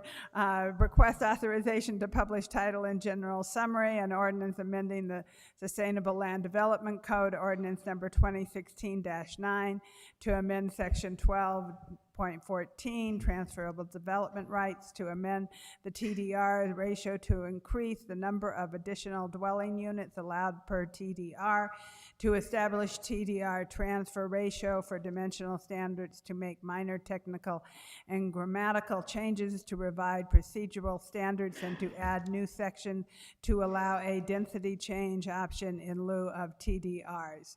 Okay, there we go. I apologize. Good afternoon, Madam Chair, Commissioners. Robert Griego, Planning Manager. I'm here with Senior Planner Angela Bordegari, who will be coordinating the TDR program for the county. As you mentioned, Madam Chair, this item is to request authorization to publish title and general summary of an ordinance to amend the Sustainable Land Development Code, Section 1214, transfer of development rights. I did appreciate the conversation in regard to the policies, and I wanted to outline some of the Sustainable Growth Management Plan policies. The county adopted the Sustainable Growth Management Plan, which included goals, policies, and strategies to guide land use and development in the county. Goals included promoting sustainable development patterns in accordance with the growth management strategy to include compact development in areas with adequate public facilities, and to minimize sprawl and land consumption in areas with less dense development, and meet these objectives through land use tools and land transfer options and techniques. These goals, policies, and strategies include the following: establish the use of TDRs in designated receiving areas to promote higher density and priority growth areas, and to incentivize the protection and conservation of open space, agricultural land, and environmentally sensitive areas. Policies include supporting the creation of a transfer of development rights bank to purchase or sell development rights and support these goals. Chapter 12 of the Sustainable Land Development Code, Growth Management Chapter, also established regulations for the transfer of development rights to include general standards and procedures. The board has also established resolutions in regard to the TDR program and the TDR bank. In addition, the county strategic plan included a goal to revise the TDR section in the SLDC to execute growth management policies to conserve open space, agricultural land, and environmentally sensitive areas and sending areas, and to direct growth to receiving areas with adequate public facilities and services in our Sustainable Development Area 1 areas. Staff did present the proposed amendments to the board in May. Some of the proposed amendments to that were discussed include amending the proposed. The red lines to the proposed ordinance are identified in your packet. There's also a clean version of the proposed amendments there as well. Proposed amendments include amending Table 12.2, the TDR density transfer ratio, to increase the number of dwelling units per TDR from 1 TDR person in the sending area is from the current standard of 1 TDR is equal to 4 additional dwelling units in the receiving area. We are proposing to increase that for 1 TDR would equal 5 additional units in the receiving area. For example, the discussion that was just held in regard to the San Pedro open space at 160 acres that could have 4 development rights on it in accordance with the TDR program, Open Space Conservation Program. Those 4 TDRs could currently result in 16 development rights in the receiving area with adequate public facilities. The proposed change would change that to 5, and you'd be able to get 20 dwelling units in the receiving area with that. Other proposed changes to the TDR to that TDR density transfer ratio in Table 12.2 is to add an additional category for residential rental to allow 1 TDR is equal to 10 residential rental units, and this would help to support the increase for rental units in the county, which has also been an identified need. Additional proposed changes that were discussed included the amending the TDR dimension transfer, adding a TDR dimension transfer ratio standards for the receiving area zoning district to allow greater dimensional flexibility in accordance with the provisions of Chapter 8 zoning of the Sustainable Land Development Code. The existing SLDC zoning allows adjustments to density and dimension standards with TDRs for receiving areas in the following zoning districts: mixed use, planned development district, industrial and light zoning district, and the commercial general zoning district. In addition to those changes, the proposed changes include a new section for affordable housing exemptions. So this would allow, in order to incentivize the development of affordable housing that meet the following definition. Affordable housing defined as any housing unit built to benefit households whose gross income is 120% or less of the area median income for Santa Fe County and whose monthly housing payment would not cause the household to be housing cost burden pursuant to HUD guidelines. So these proposed changes then would try to meet the county's policy, growth management policy and code to direct growth to areas with adequate public facilities and to incentivize affordable housing in the county. Additional changes include adding a new section to establish a density transfer charge option. This section would allow payments in lieu of TDRs that would provide the same adjustments to receiving areas as base standards as TDRs. So, for instance, currently we have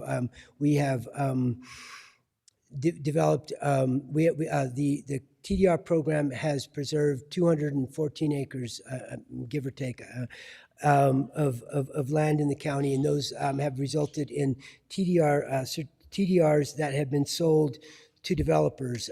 There are if an additional developer wanted to purchase development rights, currently there are no TDRs available for sale. So if somebody wanted to develop at higher than 1 DU per acre in our receiving areas, they would need to acquire TDRs.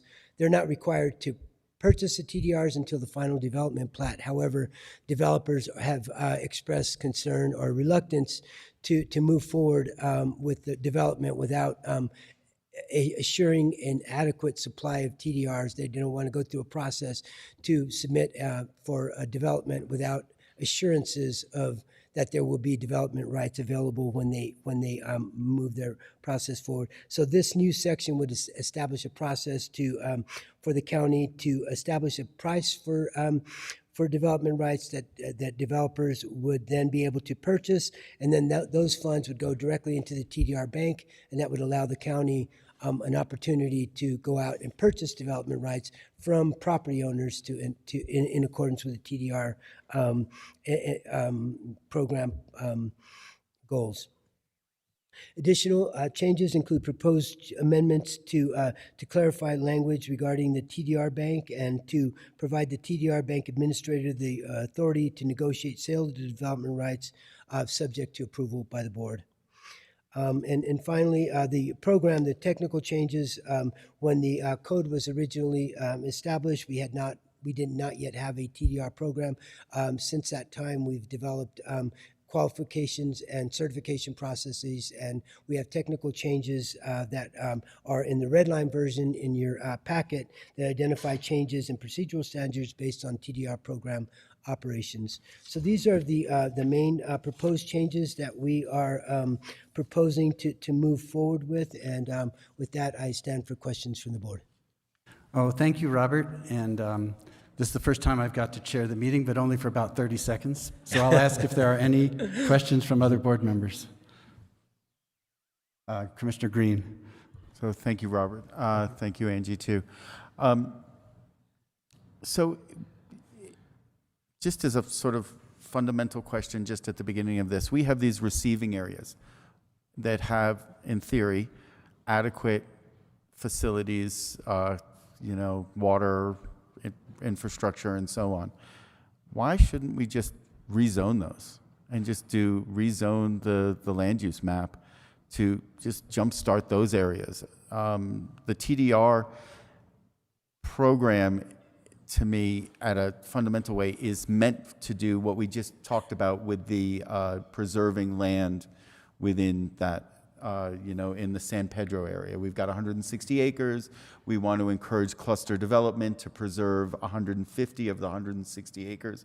That's transfer of development rights within a zone, within an area, in a way that clusters it and doesn't move it out of the area.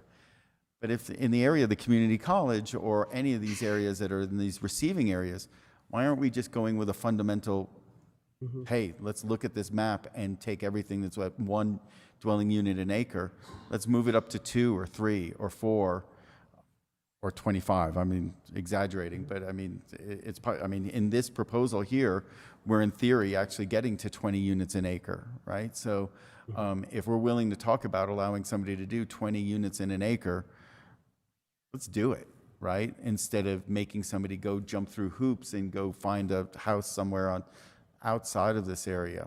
Right? It's just a fundamental sort of, let's do it. If we have growth that we need to plan for, let's plan for it in that holistic way instead of this sort of piecemeal, somebody goes and finds something across the county, moves it over here, builds 20 units on a 3-acre parcel next to somebody that thought that they were on a 1-acre parcel. I'm just wondering if there's... Yeah. Yeah.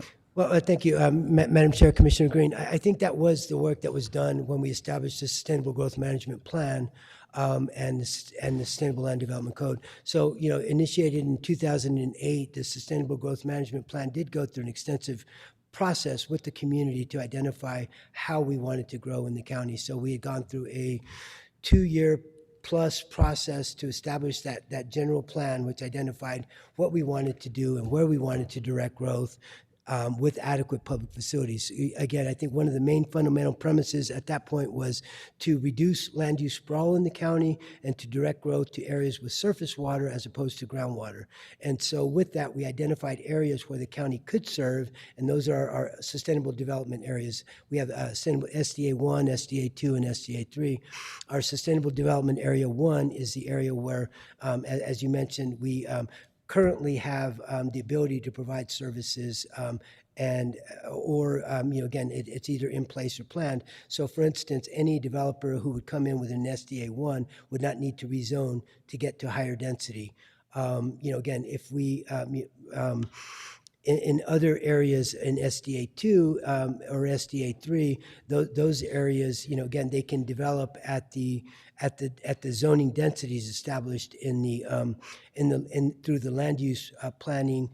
Again, we established a future land use map through the Sustainable Growth Management Plan that identified conceptually what the capacity of those areas would be. Previous to the Sustainable Growth Management Plan, we had if I'm sure Commissioner Bustamante recalls, we had what we call hydrologic zones in the county. And so part of our zoning process or part of our sustainable growth management plan was to look at land use patterns and identify what the carrying capacity of the land was based on both hydrographic and infrastructure and terrain, et cetera. So that extensive process that we went through in 2008 through 2010 for the Sustainable Growth Management Plan, and then subsequently the Sustainable Land Development Code, which was established in 2015, did create that zoning process, and we did go through a pretty significant process to amend the zoning code. So it would be, again, just from a perspective as leaving the county, the sustainable to amend the county zoning map would be a pretty significant effort to do so. Which areas would we identify? Again, we've already identified our sustainable development areas, but there's significant areas that, again, I'm not sure that, going from, the current policy framework we have to go to a whole, to amend that whole process would be a pretty significant initiative from my perspective. I appreciate that, and I recognize that a lot of work goes into that. I also recognize that it's 15 years old or more, maybe, at this point. And so if we have these receiving areas that have been identified to do this, this just seems like a different hurdle, that it's a hurdle on the developer to go find a TDR, whereas where we could do the work, right? Not you. You get to go retire off into the sunset. Thank you. Thank you. But I mean, our offices, our growth management could be looking at these places and going, we have the water to plug into these places. Let's not make this extra hurdle here. Whereas as we were talking for these 4 units, if we clustered those 4 units and turned it into a little mini mutual domestic with one well, hydrologically, it's still the same basic impact in that region in a way that then preserves the land, clusters it, solves the housing situation, maybe brings housing to the southern part of the county that needs it probably just as much as we do. I'm just thinking of different ways that we could do it. We could still keep a TDR program, but more regionalized as opposed to moving homes across the totally across the county. So cool. Yeah, I just wanted to kind of refer back to that other point that because I think your issue about people chasing TDRs, that's the reason that we're proposing that density transfer charge. So if we did that, then there'd be a mechanism where there's no again there's a way we've received an extensive. We have received a lot of support for the TDR program from property owners who want to conserve their property over time, similar to what the county has done with the TDR open space conservation program. The county has initiated and has said that this would be a good mechanism for the county to preserve these open space lands in perpetuity. Property owners have also expressed that interest, but currently part of the issue with the TDR program is that, again, in order for the program to be viable, there needs to be an adequate supply and demand, and the proposed change with the density transfer charge would address that issue by identifying a mechanism where developers could purchase those development rights, and then there would be a mechanism for the county to preserve land through the county acquiring them from those development rights proceeds from the sale of TDRs. I get it. I'm thinking of different mechanisms to solve the growth issues that we have. But thank you. I'm going to go to Commissioner Hamilton because. Oh, okay. I mean, part of whoever it. Wants to go. It's too. After you. No, after you. I think there needs to be more said about the incentive side for conservation that the TDR program was focusing on as well. And so I understand what you're saying. There may be places like, why are we bothering to do this? But the whole program is taking a resource we have, incentivizing conservation, and then using the resources that come from that to fund that conservation and incentivize more clustered development, so. Yes, Commissioner Hamilton, Commissioner Bustamante. Yes, Madam Chair, and thank you, Commissioner Hamilton, for saying that. In the interest of full disclosure, I have started the process with Santa Fe County before I was sitting on this commission, and it is really about the incentive. I hear what you're saying, but the opportunity to actually have the landowners, it would be a significant difference in what it would take for me to sell or donate whatever the land behind me for open space or whatever. It's not that much space to be open, but the opportunity to not have that density in a place that really, where we know that the development and the water and all of those issues are a big part of the concern. It's the incentive for what it would take to take this, put it in preservation, and then I get something for it. So it's the other end of what really becomes the opportunity for the landowner and incentivizes that preservation of that land otherwise, and still allows a person to gain the income from the land to put the density someplace where it would be less of an impact on the community in which it resides. So does that make sense? So it would be something that I will say from my honest, if just to speak openly, like, it made sense for me to get something for it, knowing that I wasn't going to develop something there. And the good news is somebody will be able to develop someplace else where it will make more sense with regard to having the infrastructure and lessened impact on the traditional community in which I live. So that's the big asset. And that is why I think this is innovative. Like, it's really a downright creative program, because I do believe that in some way it still also does what you're doing. It just also allows for the landholders to have a say in it as well. So it creates more of that opportunity that you're talking about. Yes, you've created the density, but then there have also been other benefactors and preservation in other areas where we want that. So that's been my experience with the TDR. And thank you sincerely, because I miss you already too. Commissioner Hughes. Thank you, and I have to add, I miss you already too, Robert, but I know where you live, so I'm going to come over when I miss you too much. The only thing I wanted to add to what's been said is, as I think about this, I think of it as sort of a fairness issue. If we were to just zone certain areas 20 houses per acre and others 1 house per 160 acres, the person who gets the 20 house per acre zoning gets a big windfall. This spreads the wealth out a little bit so that the people who own a ranch a little farther south from the city, where we don't want development, but where there might be a temptation to do development. I live on what used to be a ranch, El Dorado, which I like to say the state or the county would never let that happen again. 1 house per acre spread out over all those thousands of acres that are El Dorado. And so I think this provides a fair mechanism where some people who want to develop their land and it's close to the city, have to pay a little bit to the people who aren't going to develop their land.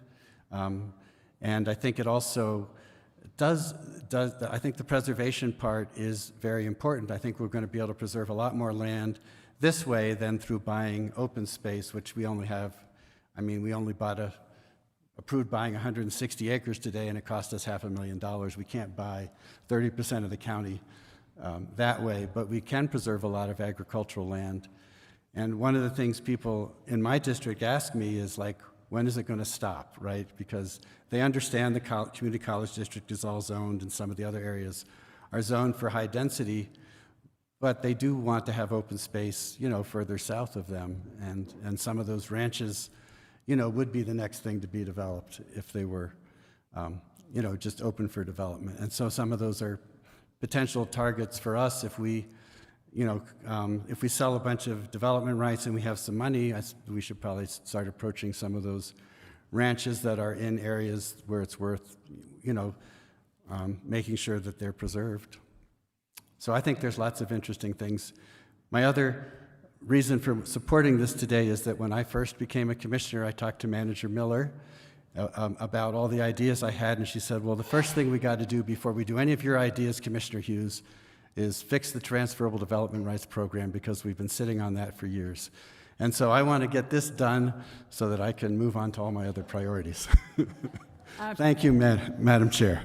Thank you. So this is just to publish title and general summary. We will have another full round of discussion. Unfortunately, we will not have Robert there to guide us. And so even though I will miss you dearly, I am going to say congratulations because that is what you asked me to say. So I want to congratulate you on your retirement and how much dedication and time you have spent at the county and how much it means to all of us up here, all the expertise and all the awards that you have won for your dedication to the county. And I just want to sincerely say that from my heart to you, that I am grateful to all the service you have provided to the county. Thank you, Commissioner. I do appreciate that. Okay, now we are just here to publish title and general summary, so can I have a motion? Motion to approve for publishment? Second. I have a motion from Commissioner Bustamante. I have a second from Commissioner Hamilton. All those in favor, please say aye. Aye. Opposed? Ayes have it. I say aye also. And thank you, Robert, for everything. Thank you. Appreciate it. July 3rd is his last day, so just so you know. I've got his cell phone. Thank you. Next, we'll go on to F, which is what I already read into the record, approval of amendment number 8 to collective bargaining between Santa Fe County, et cetera, looks like we have Leandro Cordova. Welcome, Leandro. Thank you, Madam Chair, Commissioners.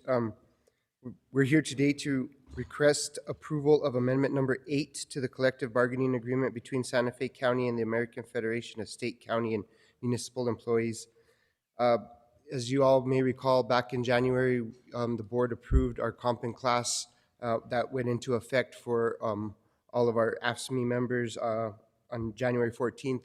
However, at the time, we knew we had to make some further improvements to our utility maintenance workers and operators, and we finally completed that work June 17th of this month.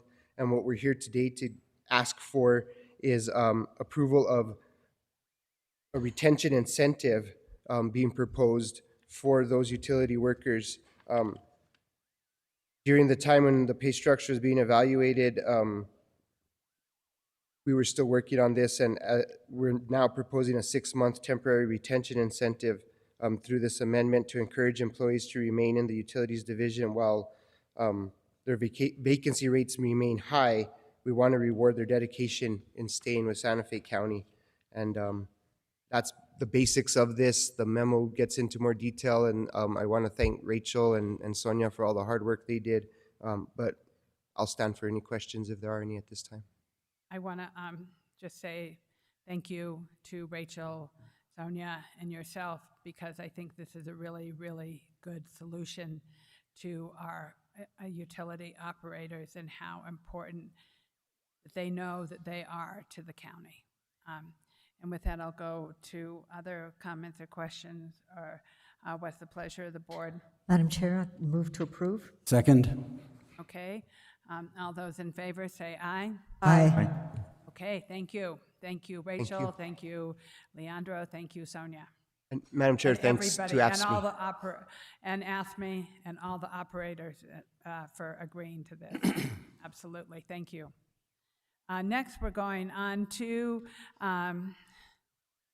a resolution to commit Santa Fe County fiscal year 2023 fund balance.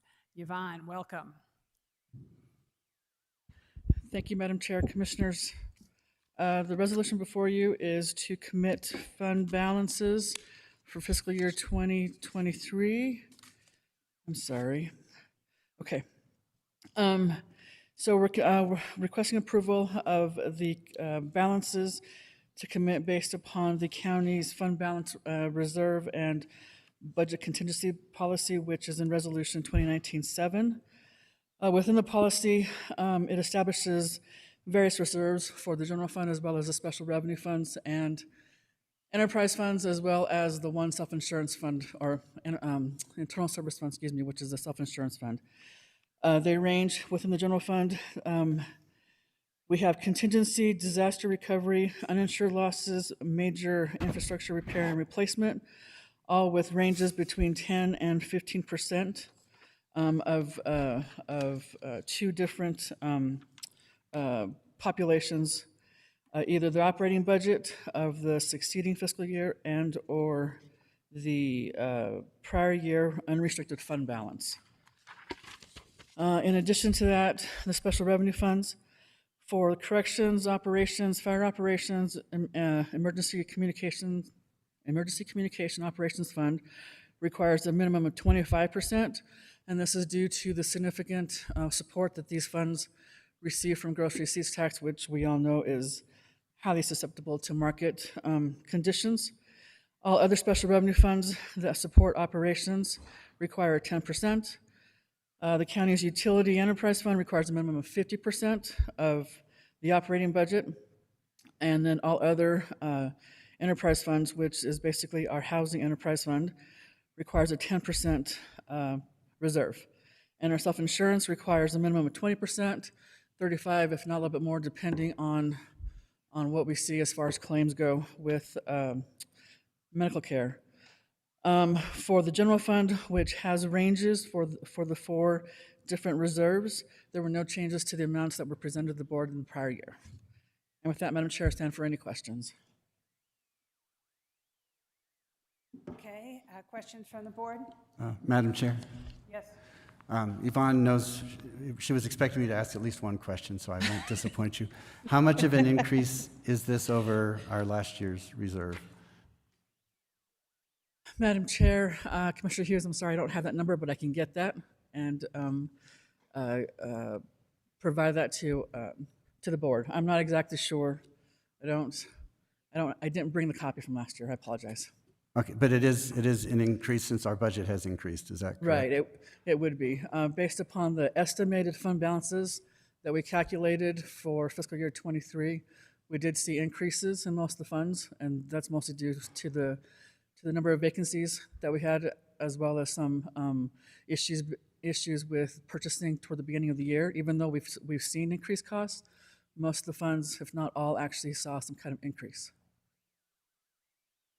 Okay, and so if we consider this roughly $60 million reserve and the $60 million we're going to spend on our capital funds, we still have money beyond that, right? Madam Chair, Commissioner Hughes, yes, we do. The capital funds are not part of the reserve, so based upon management's recommendation yesterday about keeping the 13 some odd million alone, so to speak, that would provide the necessary funding that we need along with current year revenues for each of the future fiscal years. Okay, and in my continuing effort to understand our finances, I'm going to come visit you again soon, but I won't take up time here. Thank you. I thank you, Commissioner Hughes. Commissioner Green? Thank you, Madam Chair. In the past few years, what have we been using in these reserves? Or has these been generally all rolling over to the next year? Madam Chair, Commissioner Green, they've generally been rolling over. I don't recall, at least since I've been at the county, that we've had to use any of the reserves.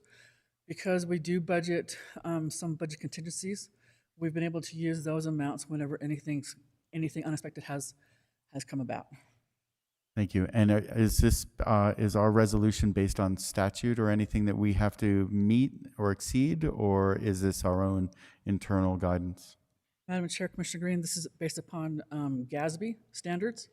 We are required to classify our fund balance based upon different categories, and then the committed amounts are in addition to those. So it's best practices to define what our fund balance is made of, and then we put it in a resolution. So it's all from GAAP and GASB, the accounting standards that govern the county. Wonderful. Thank you. Any other questions? What's the pleasure of the board? Move to approve. Second. Okay, I have a motion from Commissioner Green, A second from Commissioner Hughes. All those in favor, please say aye. Aye. Okay, next we'll go on to H. Madam Chair, Yes. this item, 6G, will be resolution number 2023-064.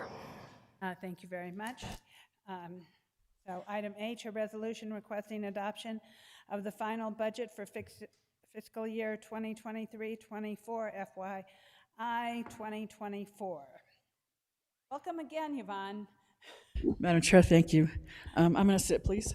Oh, please, I'm going to stand.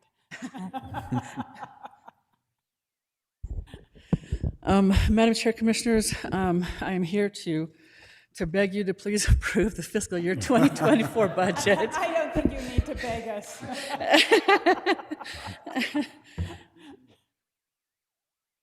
I think that we're more than happy that we have had such positive budget study sessions with Manager Schaefer and yourself, and we appreciate all the hard work that has gone into this budget.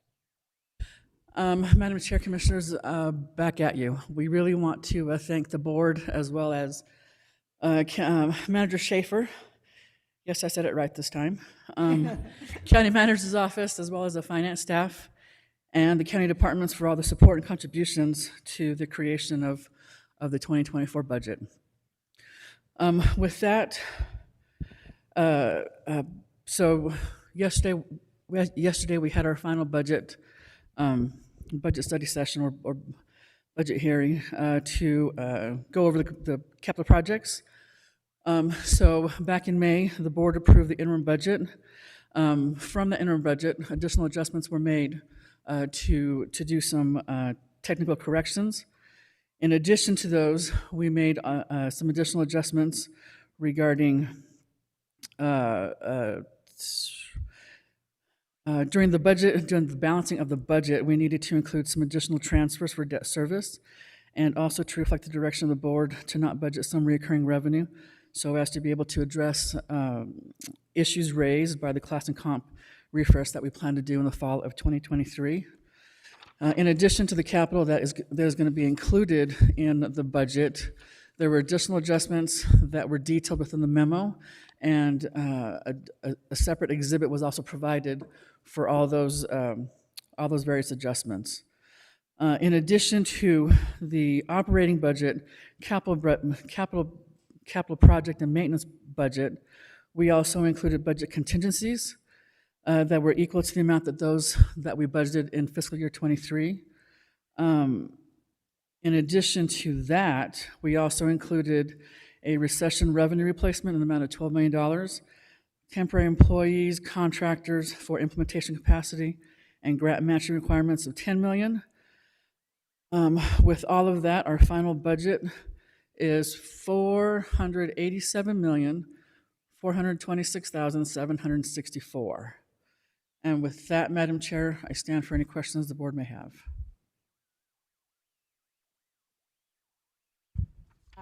Commissioner Hamilton?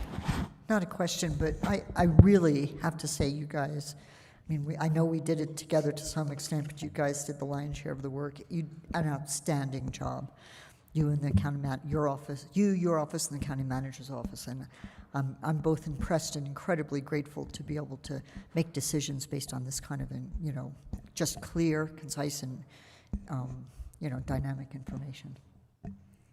Commissioner Bustamante. Madam Chair, Commissioner Hamilton, not to say anything to yes, we participated, but it felt like we watched someone dig a really deep hole and then we stood at it and said, we worked on this with you, because it was excellent, excellent work, and it was so seamless and so clear, and that to me was one of the things that I appreciated the most about this process. So, and yes, we did participate, and it was exceptional. So I really am just extending gratitude, and I appreciate, any sense that I had anything to do with it at all. Absolutely.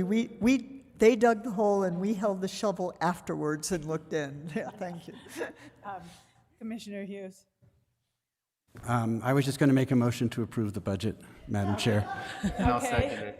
Okay, so Madam Chair. Second. If we could, 1 second, I think Yvonne has one other thing she'd like to address. Thank you, Madam Chair.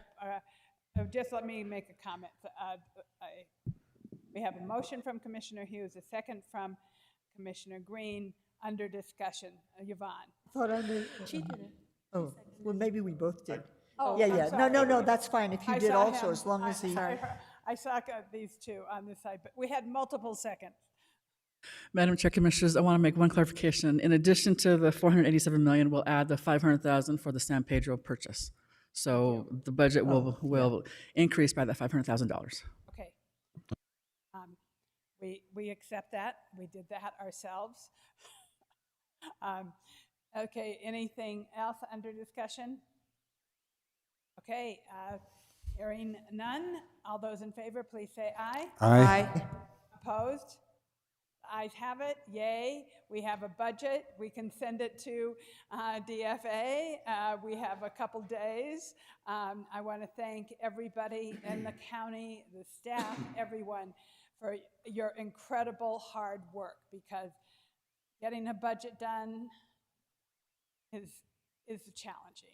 And we thank you from the bottom of our hearts, Yvonne, and to the manager. Manager Schaefer, thank you so much for everything. Leandra. And Leandra, See his tail everybody, wagging. all of the county staff who worked on the budget, the whole entire finance department, Sam and everybody. And anybody I left out doesn't mean I didn't forget you. Madam Chair, thank you. And I really want to thank Manager Schaefer. He's definitely brought forth a different perspective. And, so we're able to continue to learn and see things from a different viewpoint. And I'm really grateful for his support. Likewise, I think we all feel that way. So thank you very, very much. Thank you, Manager Schaefer, for your dedicated hard work on everything at the county. I don't know that I deserve the kind words, but I appreciate them. Thank you. Okay, so we can go on. One moment, please, Madam Chair. I want a number. In honor of the budget, we have 6H Resolution Number 2023-065. And I'll just make a note real quick for the next two items. Clerk Clark is online, and our Chief Deputy for Elections, Rosangela Ortiz, is in the audience. Okay, thank you, Deputy Clerk. We will go on to item I, which is a resolution amending Resolution 2021-071, as amended by Resolution Number 2022-018, 2022-071, 2022-076, to replace polling places, voter convenience centers for consolidation precinct consisting of Precinct 4 and 87, and to eliminate a polling place, voter convenience center for the consolidated precinct consisting of Precincts 11, 24, 25, 27, 33, 130, 155, 159, and 60. Madam Clerk, I believe you are online. So. Yes, Madam Chair, thank you. Good afternoon, Commissioners, Madam Chair. This is a resolution simply to remove the New Mexico School of the Arts from our 2023 Election Day polling site plan. We are planning on keeping Carlos Gilbert to handle that downtown traffic, and also the Mandela International School, Magnet School, to handle that midtown traffic, because we are seeing folks vote more frequently closer to downtown on Election Day. And also, while we are at it, this resolution is also handling that Nambe has asked us to move their polling site to a building that is not under construction for the fall election. So we're also going to make sure that we are naming, just for the 2023 election, an alternative tribal polling site for 2023. So it's quite simply that we had added New Mexico School of the Arts thinking we might need it, but since this tends to be a smaller election, we don't need as many. Carlos Gilbert can handle it for that additional downtown, and then we are keeping that Midtown site, and then of course we're making the switch at the request of Nambe. So, Madam Clerk, do we have elections out in the county?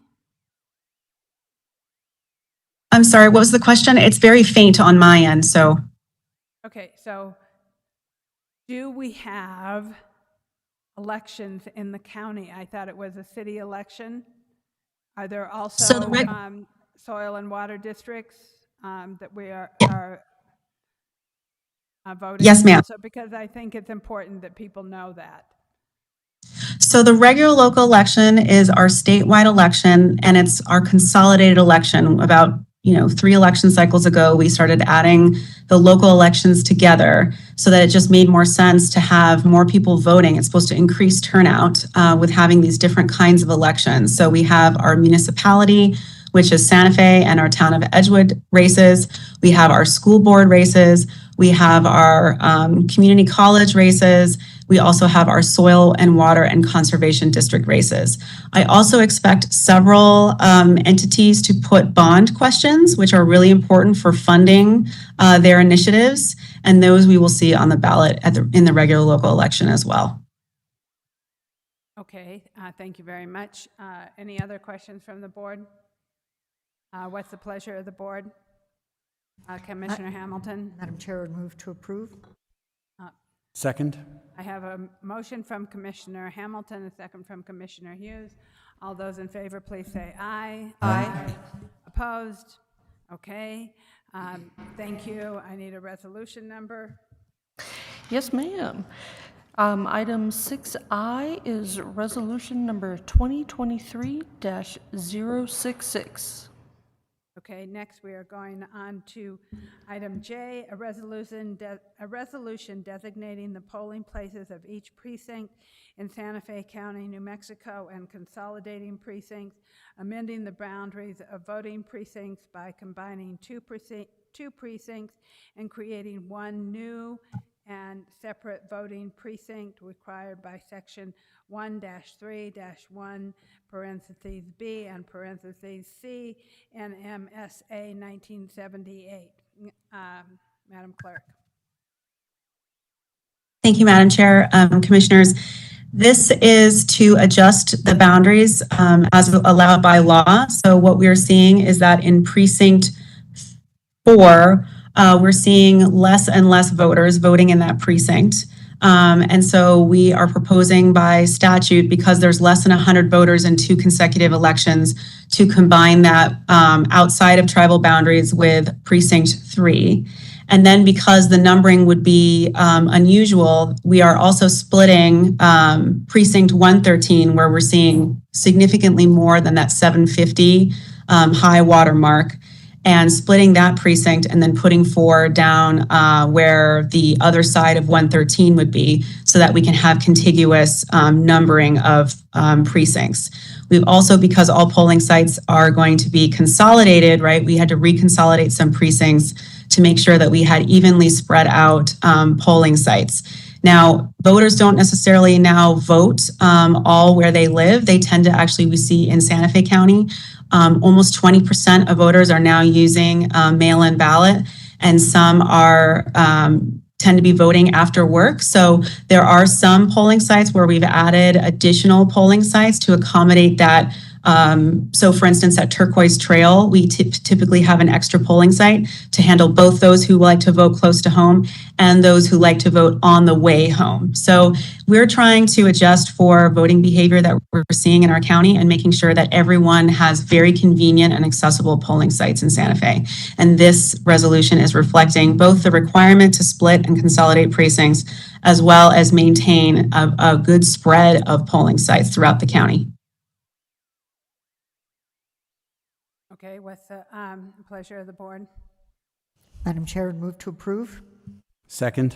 I have have a motion from Commissioner Hughes, a second from a motion by Commissioner Hamilton, a second by Commissioner Hughes. All those in favor, please say aye. Aye. Okay, thank you, Madam Clerk. And I'll take the resolution number. Happy to provide it, Madam Chair. Item 6J is resolution number 2023-067. Thank you very much. And next we will go on to presentations. The first presentation is on the Guaranteed Utility Savings Facility Upgrade Project and Contract Year-End Report. Thank you, Jacqueline Beam and Year Out Energy. Good to see you. Thank you, Madam Chair, Commissioners. And thank you for the opportunity to present on the successful completion of this project. I'm Jacqueline Beam, the Sustainability Manager with the Community Development Department, and I'm accompanied by Jim Lopez, who's a construction supervisor with Year Out, who worked on this contract, and Steve Hastings, who's the third-party certifier contracted through the state, and also Tara Trafton, who is the Year Out account executive for this project. In 2019, Santa Fe County contracted Year Out Energy, which is an ESCO or an energy services company, to complete an investment grade audit for 14 county-owned facilities in order to assess improvements needed for energy efficiency savings. The statewide price agreement with the vendor was awarded on August 27th, 2019, and the IGA, or the investment grade audit, was completed in October 2020. The county received a proposal from the vendor for proceeding toward completion of Phase 2, which included the implementation of upgrade recommendations for 13 facilities and the guaranteed utility savings return. Implementation and construction work for this project began at the end of 2021, and the 100% walkthrough of this project was completed in April 2023. The total project cost was approximately $2 million. And with that, I would like to invite Tara Trafton to come up to the podium and present on this project. And afterwards, we can discuss more questions. But I will turn it over to Tara. Thank you. Good afternoon, Madam Chair, Commissioners. I'm happy to be here to share with you some of the highlights from this project. So first, I'm going to do an overview of the project, go through some of the facility improvement measures that we identified during the investment grade audit, show you some pictures of those having been implemented in your facilities. We can discuss next steps, and I'm not sure if the site photo tours are a part of this presentation. I broke it into another presentation that may have been uploaded as well for folks who want maybe a more in-depth look at each of the facilities that we addressed. So as a reminder, these are the sites that were part of the initial investment grade audit. They were 14 sites, roughly 350,000 square feet across the entire county. During the investment grade audit, we came up with our initial estimates and guaranteed as far as savings are concerned. You can see that for every measure of savings, we exceeded that in our post-installation and verified values. It's roughly 10%, as you can see there, of an improvement.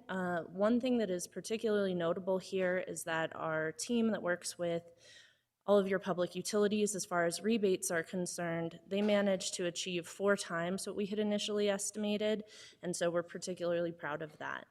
So again, these utility savings in this project, which was approximately $2 million, as Jacqueline said, the savings from this project are what are currently paying for the implementation. So there was no upfront capital cost for the county on these 14 facilities, and you're saving roughly 19% currently. Putting that into terms of greenhouse gas emission reduction, you're saving almost 1 million pounds of CO2 equivalent, which is pretty impressive.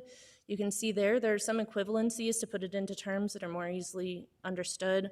One that is particularly beneficial for me is the acres of trees planted, so roughly 120 acres of trees planted. So again, these are just representative photos. We did an LED lighting conversion at these facilities, replacing approximately 3,200 fixtures. There you can see 4 sites, but the LED lighting was addressed in 13 out of the 14 facilities. Additionally, we installed heating, ventilation, and air conditioning controls, so 16 wireless thermostats that are Wi-Fi enabled and programmable to help you with scheduling and occupancy for your heating and cooling systems. Building envelope remediation. So again, this is sealing the cracks and gaps and different penetrations in your buildings. We remediated approximately 120 square feet. So if you imagine a 10 by 10 hole in the side of a building, that's essentially what was addressed through this measure. That measure was implemented at approximately 13 of the sites as well. Renewable energy, we did 3 solar arrays. Initially, we had hoped to do 4, but the grid didn't allow, so we were able to upsize and achieve the same results through implementing the 3. You can see that there's a shade structure at Benny Chavez, there's rooftop at the State Health Center, and a ground mount array at the Vista Grande Library. Water conservation, which involved reconditioning and rebuilding, some replacement parts, again, to just conserve on your water. That took place across 6 facilities. We installed high-efficiency, low-voltage transformers at the detention facility. And that's a summary of really the work that we did. Again, there are some additional photos available and more details available in that secondary report. So the next steps now would be to continue to build on this progress that we've made today. We'd love to be your partner in that, and to identify sites for the next phase of work, which at this point, that's everything that I have. So I'd like to ask Jacqueline and Jim to join me, and we can stand for questions. Thank you very much. I like the 1 million figure of coal or greenhouse gases that we have converted. Comments from the board or questions? Commissioner Hughes? Oh, just a quick question. Is the solar array at the Vista Grande Library, is that different than the one for the senior center that's in the same sort of general area? I'm sorry, Commissioner, different in what respect? Well, there's, I know there's a solar array that's been there for a while right in front of the senior center in El Dorado, which is, of course, right next door to the library. Is this a new one in addition to that? Correct. Okay, I'll have to go look at it. That's It's actually all. on the west side of Get a little library. closer to the mic, please. That's correct. It's actually on the west side of the library. Okay, yeah, that's behind it, so I wouldn't see that when I go return my books. Okay. Yes, sir. Right. Thank you, and thank you for the work. I hope we do get to continue this. Thanks. Commissioner Hamilton? Yeah, thank you for the work. What would you, either you guys at Year Out or Jacqueline, what do you think are some logical next steps or potential next steps for doing additional work? Sure. Madam Chair, Commissioner Hamilton, we have, as a part of our greenhouse gas emissions reduction plan, Phase 1, and this will complete our facilities upgrades for Phase 1, and Phase 2 is an addition of 20 more buildings, and because one of those facilities was the former youth detention facility, we will probably need to add that one into the 20, so it'll be 21 is what we're looking at for the next round. So it concerns me about not being able to get to the grid, or, you know, like with the solar arrays, you couldn't access enough power on the grid. So what can we do to make that change?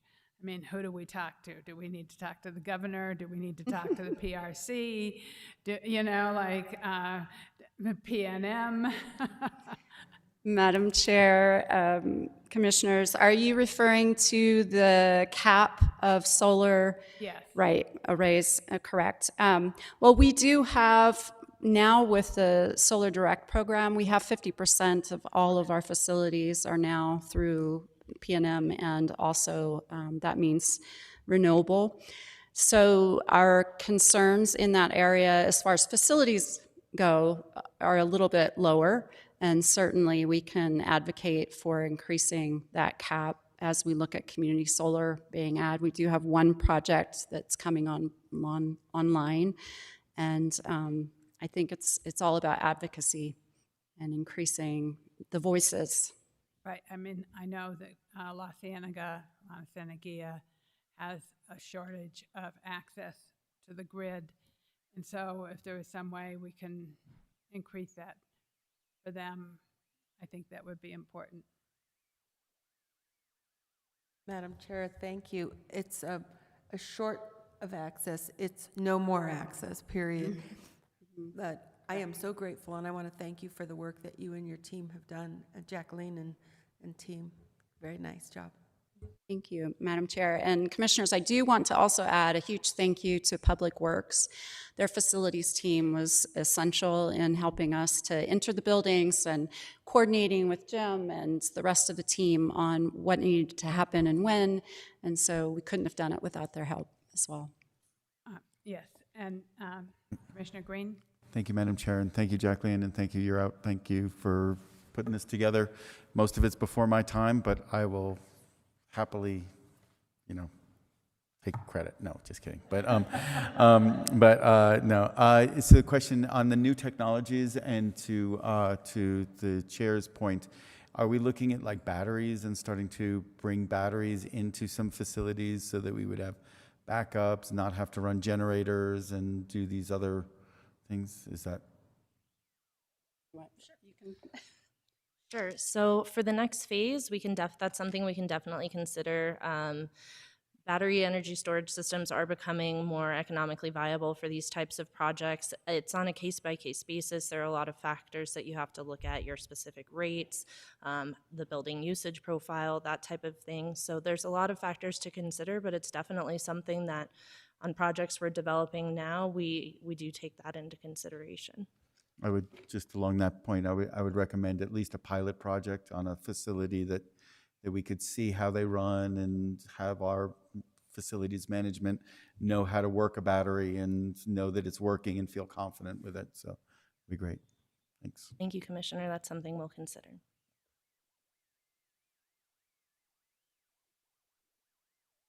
Any other questions from the board? Thank you. I really appreciate this project since it happened under in the beginning, before the pandemic started, and the fact that you were able to get as much done and all the rebates that you got back. I really appreciate that. That was, from 40,000 estimate to 160, isn't that like triple? My math might not be perfect, but I think that was great. 4 times. Okay.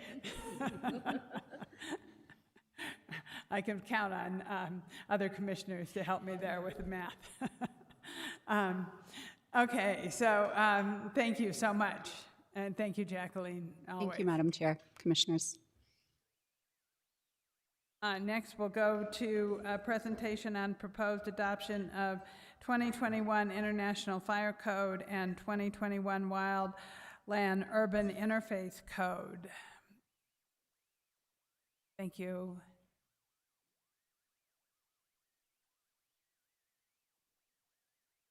Jama, welcome. Madam Chair, Commissioners, thank you.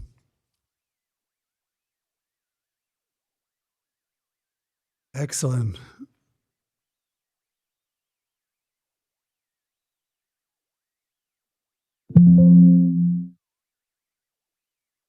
There you go. All right.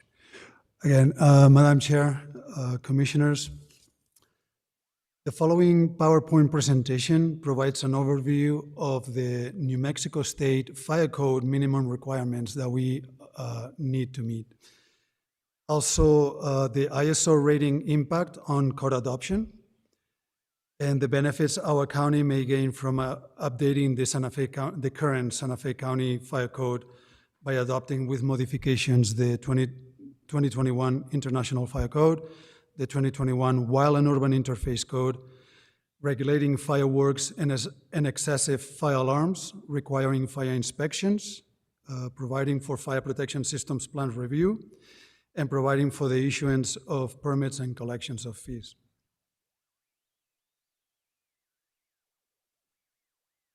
The State Fire Marshal's Office adopted the ICC International Fire Code 2021 edition in November 2022 to assure minimum standardization of life safety concerns statewide. And their mission is to establish and develop strong relationships with all stakeholders while enforcing the approved fire and life safety standards and laws in a diligent, fair, and consistent manner. Basically, it boils down to we have to meet the minimum state requirements as far as the fire code is concerned. Also, actually, let me go back to that slide because the New Mexico Administrative Code, Title 10, Chapter 25, Part 5, establishes the state's minimum requirements that apply to structures, processes, premises, and safeguards regarding the hazard of fire and explosion arising from the storage, handling, or use of structures, materials, or devices, conditions hazardous to life, property, or public welfare in the occupancy of structures or premises, fire hazards in the structure or on the premises from occupancy or operation, matters related to the construction, extension, repair, alteration, or removal of fire protection systems, and conditions affecting the safety of firefighters and emergency responders during emergency operations. And now I'm going to go into ISO. So ISO's fire suppression rating schedule, section 1021, also considers whether the jurisdiction adopts and enforces the latest edition of one of the nationally recognized fire prevention codes. For us to obtain a full credit on this section, a jurisdiction must adopt and enforce the latest edition of one of the national recognized fire prevention codes. This would allow us to get the maximum amount of credit from ISO.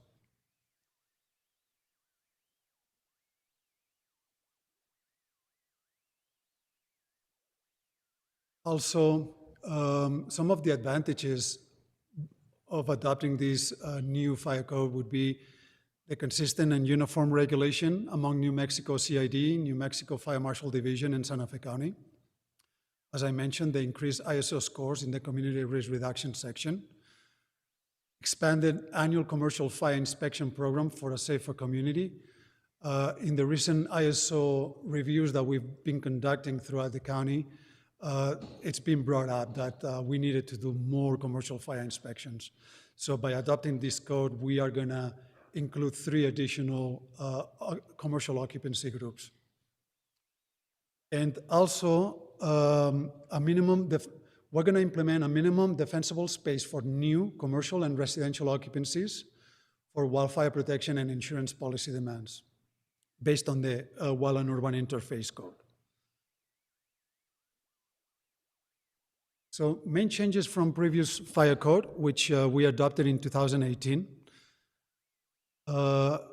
Some of them regarding safety are required carbon monoxide detection in certain existing commercial buildings. As mentioned before, electrical energy storage systems are happening more and more, and this would allow us to have a little bit more regulation on the construction and the safety of the structure, as well as the required safety training per the National Fire Protection Association Standard 855. It requires to train local fire departments on fighting fires on electrical energy storage systems. Also, a lockdown communication plan on existing Group E schools with more than 100 occupants, and a new annual fire inspection occupancies, as I mentioned before, we would include Group I2s, nursing homes, Group R2, I2s, nursing homes, R2s, dormitories, and R4 assisted living facilities. As far as administrative changes, we are updating some of the clear definitions of recreational fires versus contained recreational fires, amended definitions of record drawings, and change of use or occupancy based on state of New Mexico language, and added records retention language to meet Santa Fe County requirements. The proposed code adoption timeframe would more or less follow the following schedule. In July, we would come before the board to request publishing title and general summary. If it gets approved, then in August we would potentially have public hearings. And if everything goes well, then in September or October, we could potentially adopt this ordinance, adopting the fire code.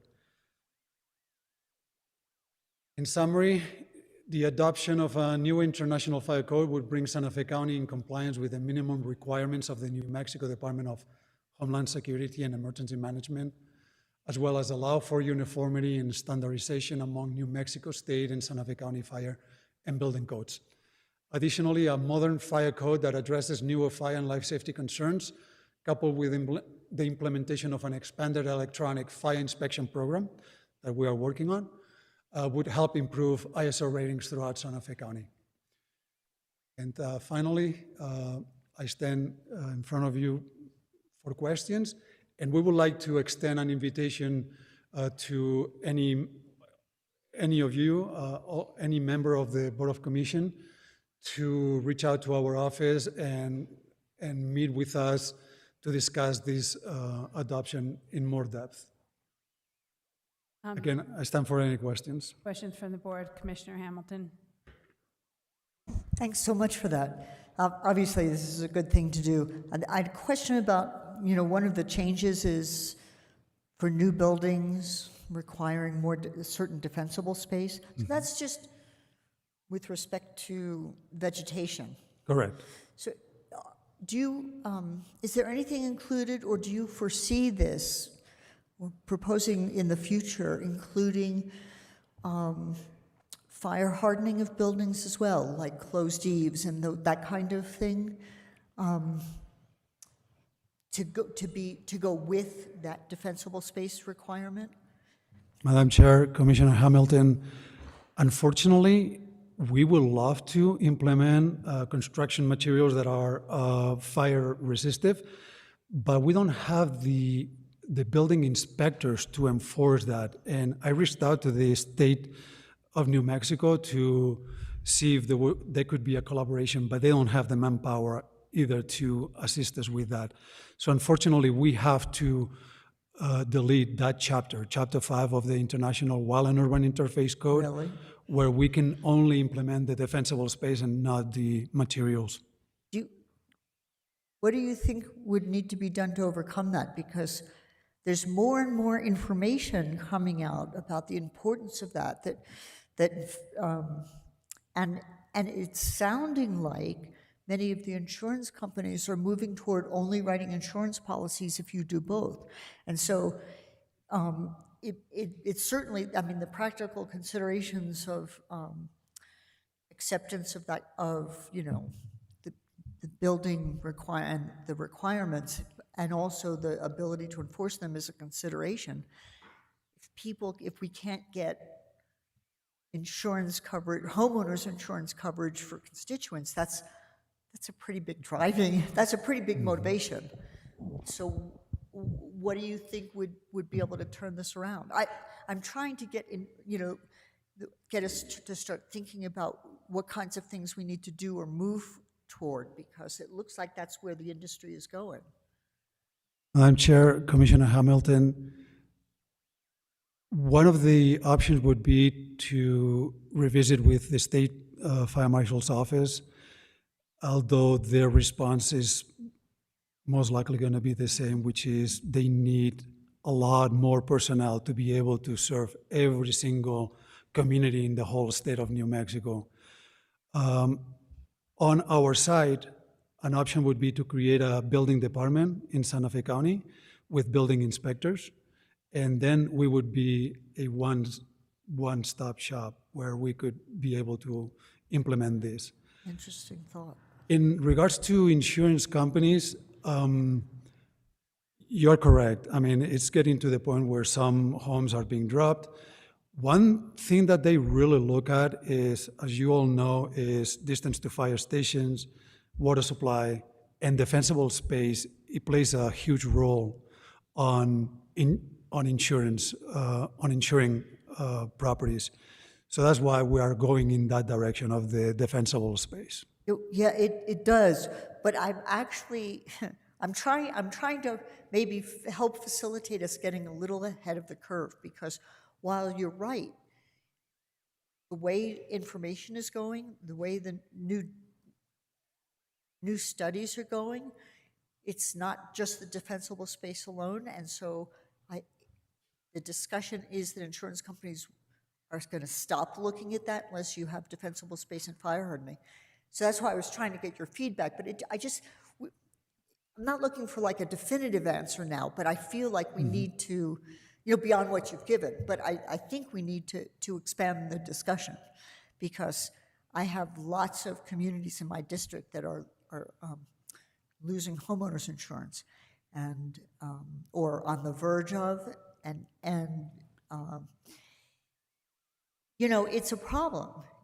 I don't know if people do things individually, whether that will impact their individual insurance acceptability, or whether it also, how much the county and the state have to participate to get the insurance companies to recognize like a controlled risk and come back in and write insurance policies. Madam Chair, Commissioner Hamilton, again, if the house is already built, the only thing that can really help is the defensible space. If the house is not built, then what I suggest is for the property owner to use fire-resistive construction materials, potentially even install a sprinkler system. But again, in my experience, defensible space coupled with construction materials, but that only applies to new construction, is what really is driving the difference between insuring a house in the extreme wild and urban interface or not. Is that defensible space that really saves homes? There is new information that suggests otherwise, and just for the record, existing homes can be retrofit to some extent. I was going to say thank you, Madam Chair and Commissioner Hamilton, for that feedback. As we move forward with the development of the county's version of the newer fire code, we can analyze ways to move forward. I think that if you include a materials section of the Wildland Urban Interface Code, you may recognize that some of the compliance may be on the honor system, but there may be other ways to help get the architect or contractor of record to certify that this has been constructed in accordance with those material standards. Assistant Chief Blay raises a good point about building inspectors, but I think we can provide you with a couple of different options to think about. But I think including the regulatory standards certainly would be a step that you may want to consider along the lines that you're articulating. And the enforcement and as-built instruction is something we could work toward over time. Thank you. Thank you, Commissioner Hamilton. Thank you, Manager Schaefer. Commissioner Green or Commissioner Boot? Just to follow up, thank you, Madam Chair. I think that's a great idea, and Manager Schaefer, I think that's a great idea to allow for architects and builders to have, like, whether the fire marshal creates a checklist of best practices and materials to certify, to have a self-certification by a professional, like architect or builder or both, would be a great idea to see if we can help help our constituents reduce their insurance burden, because at a certain point, I mean, I've heard from constituents that it's getting very difficult, so, yeah. Thank you. Great presentation, and thank you. Thank you. Any other questions from anybody? Thank you. Commissioner Hamilton moderated a movie the other night, or a panel afterwards, and defensible spaces are the goal. But as something that I have said many times from the dais is, we need more building inspectors.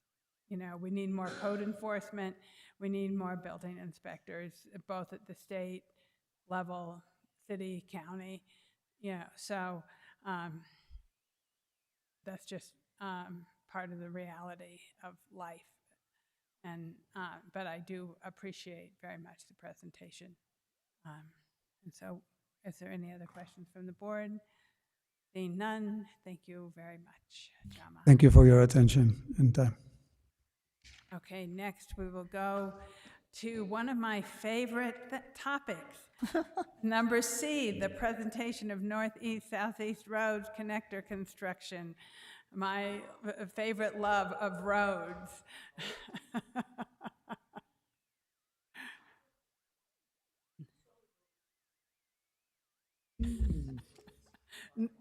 I'd never throw over either one. They're equally important. Let me just get a few things out. Madam Chair, Commissioners, good afternoon. I'm really happy to be able to give you a status update on the progress of the project and introduce you to a couple of the key members of the team that are in the audience that have stayed with us this afternoon. So that shows their commitment not only to us, but to the project. Again, this is a project that's been on board. We have nearly 3 months of active work on it. So what I'm presenting today is really relatively a photo collage of the work that's being done. With these photos, I encourage the commission to make a trip out there or schedule a tour by one of the people that are behind me as I introduce them, because being involved in the project day to day, every day I visit the site, I see the progress. So it's really a neat thing to see. The construction team is comprised of multiple skills and multiple different groups. Our prime contractor is AUI Incorporated out of Albuquerque. We have a construction management team, and a few of their members are sitting back with us. I'll introduce you now from Horrocks Engineers. There's Mr. Habib Khalil and Rami Khalil. And from Souder and Miller and Associates, we're the design engineering firm. They're still on board with us to help us through any engineering or design changes that have to be made on the fly or that are required based on constructability. And then the people that you don't see that are Santa Fe County staff. It's literally almost the entire Public Works team that's involved in this project somehow, some way. From the project management side, we have Mr. Johnny Baca, which is the day-to-day project manager. He's supported by our construction inspector / project manager, Lawrence Impresha. Our utilities division are heavily incorporated or included because of the water lines and utility lines that they manage that are in the project area. Our ASD staff, these are the folks that help us with our pay applications, keeping the paperwork and the contractor paid moving forward. And then obviously at the tail end of when all this is completed is our finance department. We need our purchasing division and our accounts payable to help us conclude that process. For those that might not know where the project's located, this vicinity map kind of gives you an idea. The yellow line that goes left to right from bottom left corner is I-25. This is the project area near the Santa Fe Community College, and it's comprised of almost 4 miles of new roadway, 6 new intersections, 1 bridge, multiple drainage crossings, street lighting, paving, all the things that come with the type of the roads. This is an aerial photograph that kind of zooms more into the project area. On the upper left, you can see that's I-25. The upper left is Dinosaur Trail. In blue is all the proposed improvements. That we refer to as Roundabout 1. As you head to the right, that whole corridor on the top is what we refer to as a Northeast Connector. The intersection to the right near Rabbit Road. So the Northeast Connector will connect Dinosaur to Rabbit Road. And through it, there's be 2 roundabout intersections. The road that goes north-south or up and down is what we refer to as the Southeast Connector. And it has an additional 3 roundabouts on it for a total of 5 so far. And then the bottom road on the lower left is Avenida del Sur. It's the extension of the existing road that is currently a three-way intersection will be extended east by approximately a mile.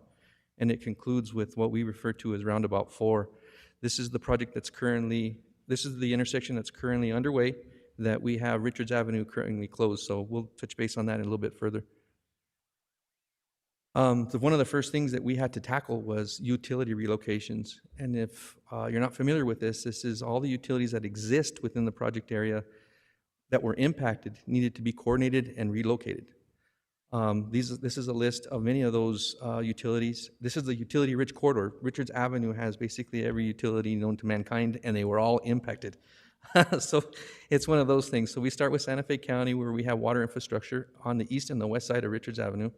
The city of Santa Fe, in partnership with the county, also has water line infrastructure.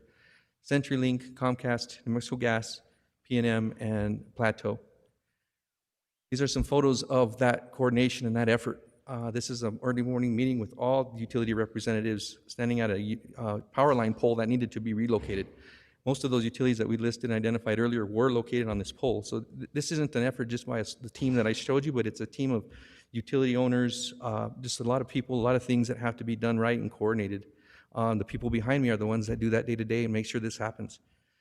Some of those utilities that we relocated, happens to be a fiber transmission line that was taken, relocated towards Dinosaur Trail. So as you can see that there's a lot of trenching involved. On the utility poles, the one on the left is the one that existed that was in conflict with the roundabout at Dinosaur Trail. The one directly ahead of the trench you see is the new pole that was erected to move all those utilities to it. And then all the utilities that tied to it had to remove and move into different trenches. So again, there's a lot of coordination that occurs with this. This is one of the fiber optic lines and vaults that utility owners are responsible to do their own relocation. And again, I'm just going to go through some collages. This is a distribution line, PNM gas distribution line along the west side or the east side of Richards Avenue that needed to be relocated, lowered. Basically, that's why you kind of see those little angles in the gas line. This is high pressure gas, so this is a very tight, very intricate construction that would occurred here. Some of the things that you can see here that you might not see, you might see the wall on the left is a concrete wall section that separated traffic from the construction zone. So when you don't see what's on the other side of the zone, of that wall, this is what was probably there, which is a utility being relocated. Those metal plates that you see that have kind of arms between them are to protect the worker in the trench, etc. Now, another thing I'm proud to report is that we made all these relocations with no disruption in service. So the people that these lines serve weren't affected by this work. This is another look at that same utility trench that we had on the east side. Another construction activity, there's been mainly 5 to 6 really big construction activities to date. That's going to transition very quickly into almost over 200 items that are part of the project in general. A large one is what we refer to as clearing and grubbing. Clearing and grubbing is a method of that we remove the topsoil, we remove trees, we remove whatever's in the area that the road is going. We cleared and grubbed nearly 55 acres of land for the entire project. One of the neat things that I'm reporting to you today too is the original plan was to grub that material, stockpile it, and then haul it to the transfer station. Based on constituent concerns and requests, we had a lot of constituent requests asking if they could have access to the firewood. Constituents request about what it takes to send that type of green waste to the landfill. Well, this team behind me and the contractor, I have to say, we partnered and we worked with the city of Santa Fe, their Buckman Road Recycling and Transfer system, where we borrowed literally their mulcher from the city. We transported it. This is a partnership, city-county partnership, where we transported the big machine that does the mulching to the project. And that was to save the green gas and the transfer and the haul of that material to the city for the same process. This machine is, I'll explain to you, this is Monday morning. This is when we moved this machine to the site on this Monday morning. You can see the large pile that's behind the machine, and to the left is the stockpile of the mulched material. Well, that pile was mulched in a single day. So we had to remob today to move that machine to a second stockpile area, where we completed that work as well. So the stockpiled material, this is the end result of that process at that one stockpile you just saw. This material will be made available to constituents in the area that might want to use it. And if it's not used by constituents, it'll be used on the project. So in partnership with the city, listening to requests and pivoting to make this happen, in partnership with the construction team, this is the result. So, Ivan, I'm just going to say it was in partnership with SWAMA. With SWAMA, I'm sorry, with SWAMA. I should definitely, you are correct. So, And also in regard in that partnership, they operated the machine. So we transported their equipment, but they came with their operators and they were the ones that actually performed the mulching. yes, Randall and I had a long conversation about that, and he had a conversation at the SWAMA board. If people don't know what SWAMA stands for, it's the Solid Waste Management Agency, which is a city-county agency. Nice, well, thank you for correcting us on that. What's also nice there is, and what's actually funny, is it took Randall and our team longer to coordinate this effort than it took us to actually perform the work. So it's a lot of times it takes the coordination is a lot more lengthy than actually performing the work. One of the other big action or construction items that we've been working on is earthwork. This is the biggest thing that this project entails. We've moved approximately 130,000 cubic yards of earth. So if you're not thinking what that might mean, that means 10,500 dump truckloads in that 4 mile area. That's hard to believe. And it's moving day to day. We're at a point here that we have to make some decisions regarding earthwork, but that's a large volume. This is some of the equipment that we're using. This is called the scraper. This thing moves equipment from side to side or from area to area, all in the same machine. This is one of view looking towards the east of the scraper actually being operated, and in the horizon you see a bulldozer, roller, all the equipment that we typically use to densify that material once it's moved or put in place. Again, these are photos of what that work is required, and it's actually, when you see this live, and that's why I'm encouraging you to see it, it's impressive. This is all area that was cleared and grubbed, so 3 months ago it didn't look anything like this. Again, there's some activity that requires large excavators and moving that material by truck. This is a view looking south along what will be called the Northeast Connector, and as we look at other photos, what's nice to orient yourself is the power line on the left. You'll see that in a lot of different photos, but that tells you that you're on a road that is heading north and south.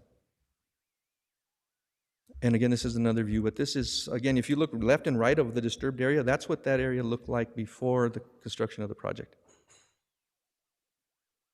This is a grader that is shaping the slopes of a ditch next to a trail that'll parallel the roadway. But the reason I showed this photo today is there's a bar that sticks up to the right of that machine, and that's a GPS unit.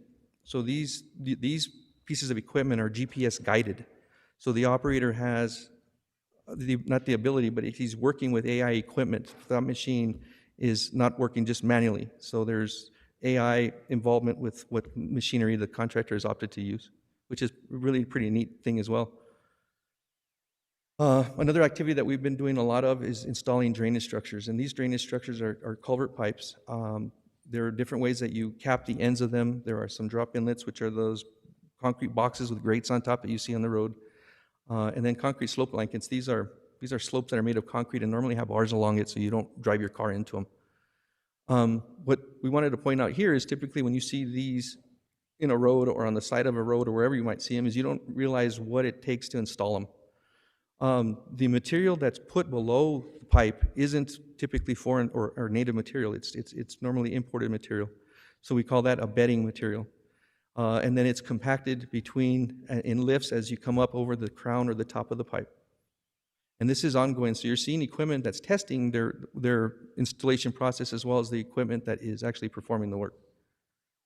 This is a concrete crew team that's forming and pouring a drop inlet. So each of these little concrete boxes with grates they're original and hand formed on the site. This is just another piece of machinery that's showing a piece of culvert pipe to be installed, but you can see that there's survey equipment, there's compaction equipment, all that ready to install that at the same time, same place. And that's why there's so much progress occurring, is because they're planning that work to go from A to Z in the shortest amount of time possible. This is another culvert that's being installed, and you can see the gentleman on the top, he has a compactor, which we refer to as a jumping jack, compacting the earth above the pipe. And similarly, this is another one where we have The gentleman in the middle actually has a nuclear densometer is what it's called, and it's checking the density or the compaction of the material above the pipe. And this is ongoing every day, all the time. So this is it takes a huge workforce on the construction side to get this type of production in this short amount of time. Again, similarly, this is another installation of a larger drainage crossing. We do have one bridge. It's called a concrete box culvert because it's made of a series of boxes. To date, we've placed almost 200 cubic yards of concrete to the point we're at, and we've placed 42,000 pounds of what we typically would call as rebar. So that's substantial. That's a lot of concrete and that's a lot of bar. And these photos behind it are going to show you what that means. This is an oblique photo taken in 2018 in my initial presentation to the board. And where you can see like the grayish area, that's the Arroyo Hondo. That's the flow line of the Arroyo Hondo. To the right of that, you see a little road, and that's the road that enters into Oshara Village. So that's to orient you to where this structure is being built. This is looking south at that same area from street view, and where the dirt is in the middle is where this box culvert is going to be placed. This is one of the first steps. This is the amount of rebar that's placed into those structures. This is one section of the box that was being prepared so that it could be poured. The concrete's poured in sequence or in stages because of the amount of rebar for one, and that certain portions needs to cure before you can pour the next. Again, this is an active pour, so you see all the rebar that's been placed, and the chute or the arm that you see in the middle is where the concrete's being poured from.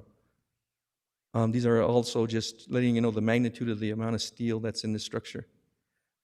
We showed you this photo in general is because that tape measure is literally what goes on day to day by the team behind us. We are literally measuring the spacing between the bars that go vertical, the ones that go horizontal, that we have clearance within the walls, and this is what most of the team that I introduced you to do on a day-to-day basis. Again, these are just other photos of that same work, and this is impressive because it's being done by a large crew, and it's been, I would say, just a little over a month, and we're literally done with the structure. This is one half of that structure. I showed you a photo earlier of just the dirt. Well, look what's there now. And this is what it looked like yesterday, I believe. Yes, this was yesterday. We were pouring the roof, basically, of the last portion of that structure already. So this was another photo that we took yesterday in the morning. So that structure, other than a few walls on the exterior, is almost done. And why we call this a bridge, or what's the definition of a bridge, is that if the structure is longer than 20 feet in length along the road, it's considered a bridge. And this is much longer than that. And obviously, it's the structure that's going to drain or allow the flow of the Arroyo Hondo, one of the largest arroyos in our area, to flow properly. Another thing that we've been doing is a lot of curb and gutter. This is something that you can probably see from I-25 as you drive, if you see it. This is another oblique photo from 2018. I-25 on the right, the road, or Rabbit Road entering into Oshara on the lower left. This is what it looks like today. This is a view of where that roundabout is. This one you can really see from I-25, and if you travel Rabbit Road, you'll be able to see that. These are multiple phases. These are probably, I would say, less than a week's time in terms of when they were taken lapse time. Again, what I want to show you is that power line on the left. This is just multiple stages of that work being performed. This is what it looks like yesterday. The curb and gutter, the formation of the roundabout itself is visible. To the left, they're forming and they will be pouring concrete sidewalk in that area. But in general, that's the view looking almost directly to the Santa Fe Community College, which is going to be southwest of this intersection. This one is the one we started first. It's the one that will probably be open or it'll be constructed and finished second. The water line, the county has a water line that we're extending. The limits, it's about 8,800 feet of water line that are part of the contract. We've placed almost 3,300. We have an issue with earthwork that we have to resolve to continue that work, but over a half a mile of pipe has already been installed. Again, these are just showing you trenches and this work being performed. Now, this is one that you probably have had your ears on, and I know some of the constituents, especially for some of the commissioners where your constituents have been calling. This is the intersection of Avenida Sur and Richards Avenue. This is where we closed Richards Avenue. This is what it looked like prior to the closure. You're looking west towards the mountains. This is what it looked like, obviously, before the closure. This is what it looks like today. This is in probably just over, I would guess, a month of time, work time. So basically the roundabout is nearly complete. We have some curb and gutter to do. The interior between the curbs that you see in the middle, those will be concrete as well. They're patterned and colored. Those are the next steps before we start laying base course and paving the intersection to reopen it. One of the elements of these intersections, we also have a plastic grid. It's called GeoGrid, and it's there to help support the soils from collapsing so you don't get potholing. And then if you've ever driven roundabouts that are asphalt, they sometimes have, like where your tires go, the asphalt's pushing out and you see these little dimples. Well, that material helps with that shoving. So that will be placed as well. So it goes base course, it goes that grid, base course, paving. So we are on schedule at this location to open on time. This is a view of that same intersection, but now we're looking opposite direction towards the west. But yeah, all that work performed in probably around 30 construction days. This is a view of the trail system that heads from the intersection I just showed you into Rancho Viejo. That's what it looked like pre-construction. This is what it looks like today. The trail, if I go back, you can see the trail. The steepness of this trail is very steep. It wasn't ADA compliant. So part of the design is to create a serpentine, and that's what you're seeing, almost like an S-curve for that trail to be ADA compliant, but it's nearly done and up to subgrade elevation already.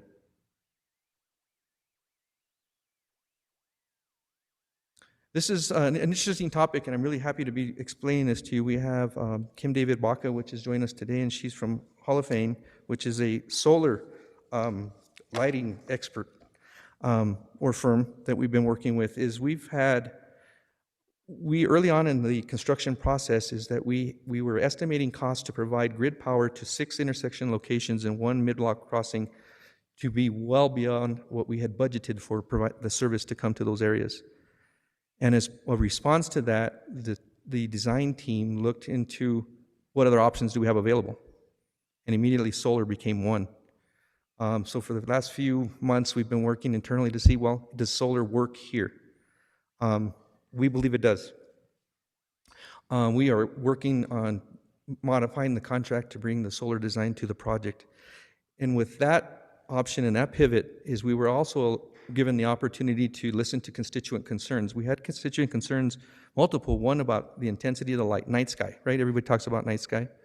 They talked about how intense the light was, how are you going to power this, et cetera, et cetera. Well, this gave us that opportunity to look at the initial design, and if we do go to solar, what can we do to answer those questions? Well, also, we are looking at lessening the intensity and improving the light color. So it's not going to be as white, it's going to be a little more amber color, and it's going to be less intense by almost half.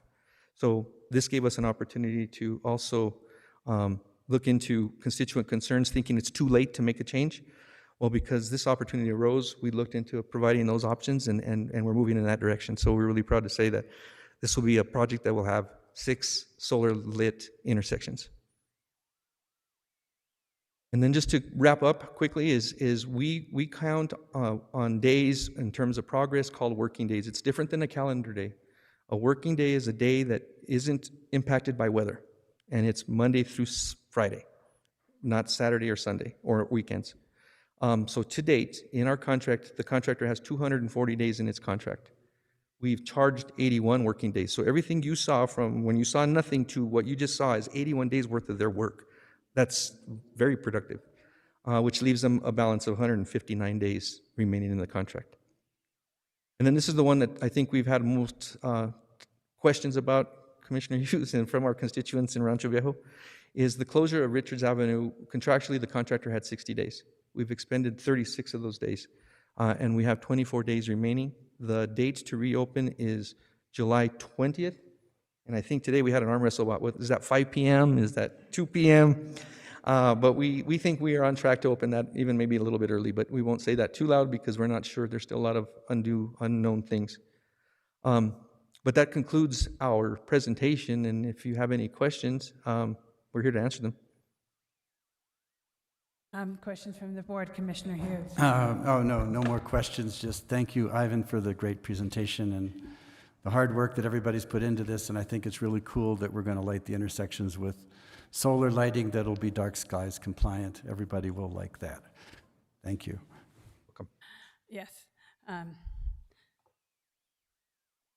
Commissioner Bustamante? Ivan, I just have to commend you on this project, and I remember it was one of the very first things that showed up to pull a shovel and barely knew what was going on, and it's impressive to see that the timing, everything is right on schedule. It's commendable work, so thank you. Thank you. Commissioner Green? Thank you, Ivan. Thank you, Brian. Thank you, team out here. This is great, and I'm happy I don't have constituents calling me. Like Me so. either. Is there a naming process here? Because I see Avenida del Sur is an extension of Avenida del Sur. There's the northeast portion, which seems like it should be named Rabbit Road. I think that southeast connector, because of the advocacy of Commissioner Hanson, should be the Hanson Highway. Is there a process that we can start working on that? Madam Chair, Commissioner Green, that's a good point. I think that's something that we haven't finished, but there is a process. There's been a few names that have been provided to the county from landowners, that their only request for the donation was to have a say or at least a few names in that hat. So to answer your question is, no, that process hasn't been completed. There are a few names that have been identified and have gone through a GIS vetting process, but I think there's still opportunity. If I may, when we go to choose what it is, Hanson Highway should be in the mix, but there can be other options as well. So, Thank you. Thank you. Thank you. Thank you, Commissioner Green. Johnny Baca and I have worked on this project for many, many, many years, I think 2004, and so I'm happy to see him being the project manager on this project. And thank you for all the work that is being done.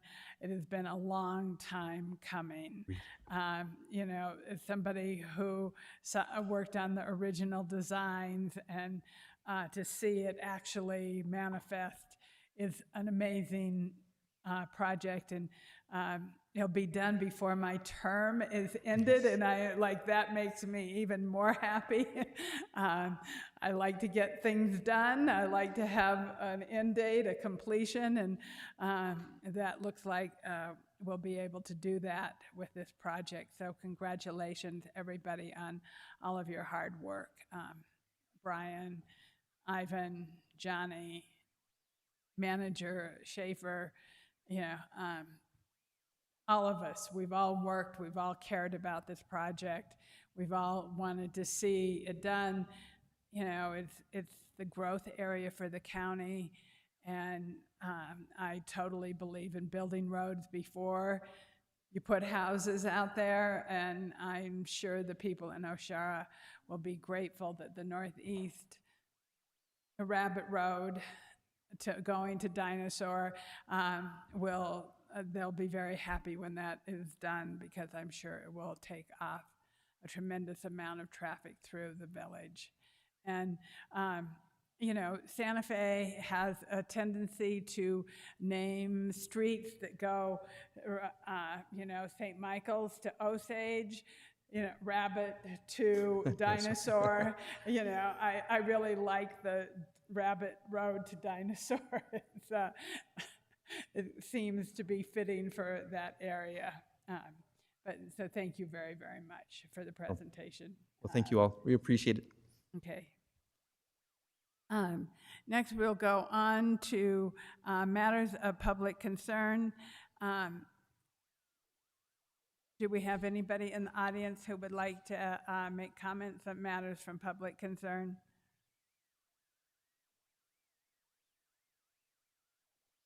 Okay, seeing none. Is there anybody online? Madam Chair, I do not see anybody online that would like to speak during matters of public concern. Okay, good. So next we'll go on to number 9, matters from the county manager. Manager Schaefer.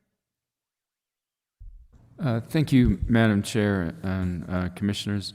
I don't have much in the way of updates, but I did want to acknowledge that I had received a warm letter of commendation praising the senior services staff at our Benny Chavez Senior Center in Chimayo, and specifically one employee who serves as a cook at that location, Mr. James Martinez.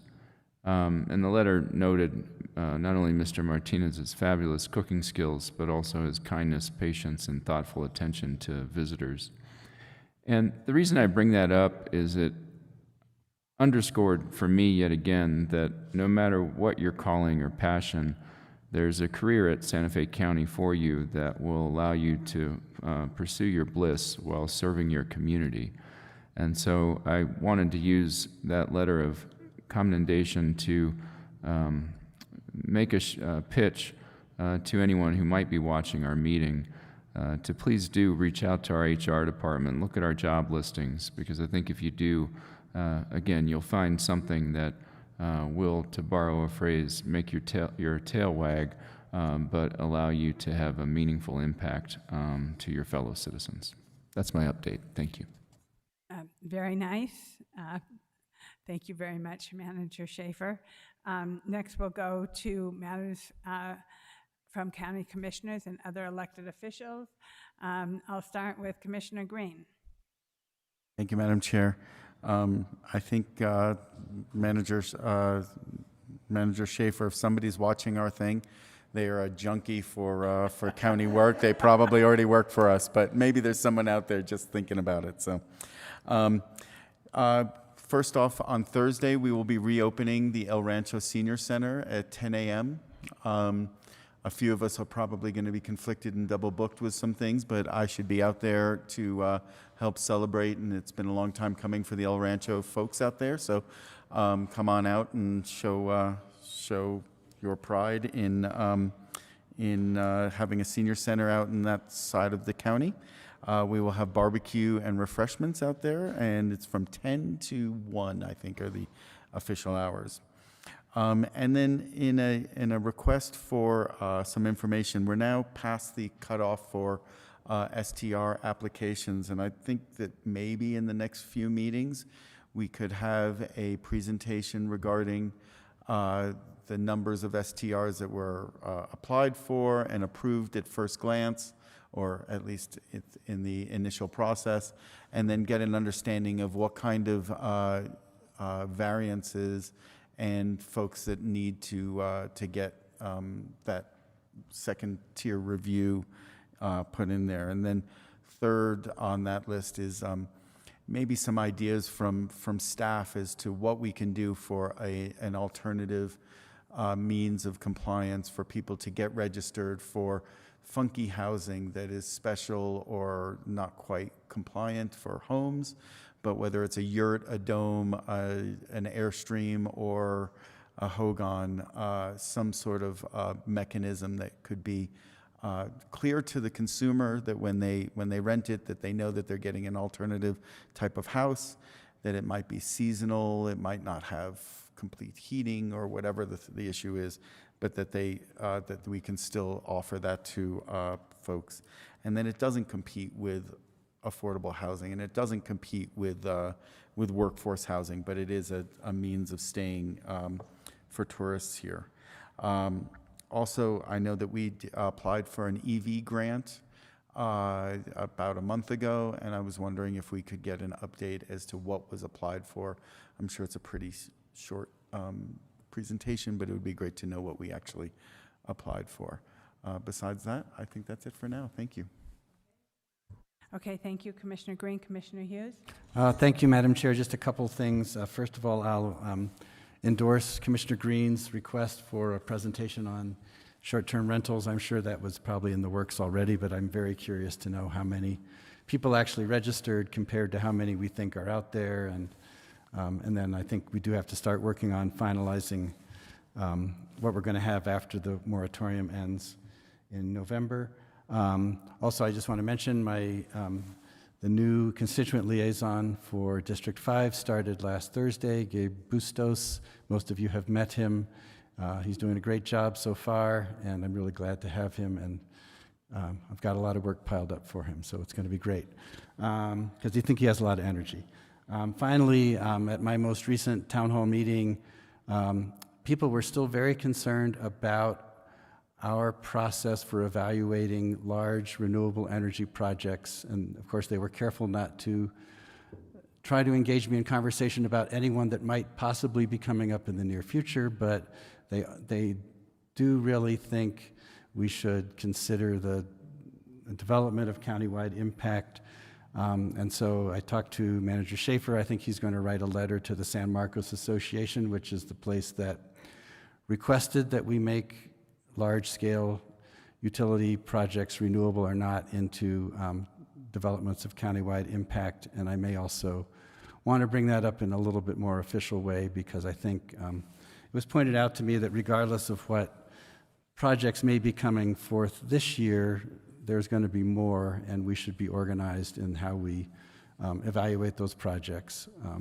And I think we'll probably learn a lot from the current one that's going through as to what sort of things we want to look at, and maybe we'll want to tweak some of our regulations. I don't know, but I think we will want to look at that. So that came up, and that's it for me for now. Thank you, Commissioner Hughes. Commissioner Bustamante? Thank you. So we've been getting regular reports on the E. coli levels coming out of the wastewater treatment facility, and a few weeks ago, you all would have seen in the newspaper that our opinion from the editors was really the opportunity for the city and county to work closer together, particularly referring to the Agua Fria. And my suggestion has been, since the wastewater treatment plant really seems like the perfect place for us to be able to work together, given the conversations that we've been having on that wastewater treatment plant's impacts on the quality of life in La Cieneguilla and La Cienega. The acceptable levels to, I believe, to water sources is about 400, and I wrote it down, it's 406, and I appreciate your help with this, colonies per 100 milliliter, which would be the acceptable levels since June 26th. Off and on, actually, since the beginning of June, we've been receiving this. In the last 3 measures, we've had 820, on June 23rd, 1,080, and June 24th, 587, which are far above the NIPTs. So I'm just sharing this to let you know the conversation it's consistent, and it is a high priority for the community there to have that addressed. And I understand that staff is working closely together with both the city and the county, and what it would take to really get the city at another level of leadership to work with the county to address this issue. The other neat project that was proposed for just District 3, but I think that there's an opportunity for each district, and I do see, since the conversation has started, for the other districts to sort of have maybe their own interest, because it came from someone in Edgewood for an arts and culture district, which sounds like a load of fun, and my thought was, well, this should be county-wide. And then I started thinking about the differences between our districts and what different parts of our county would bring to something like that.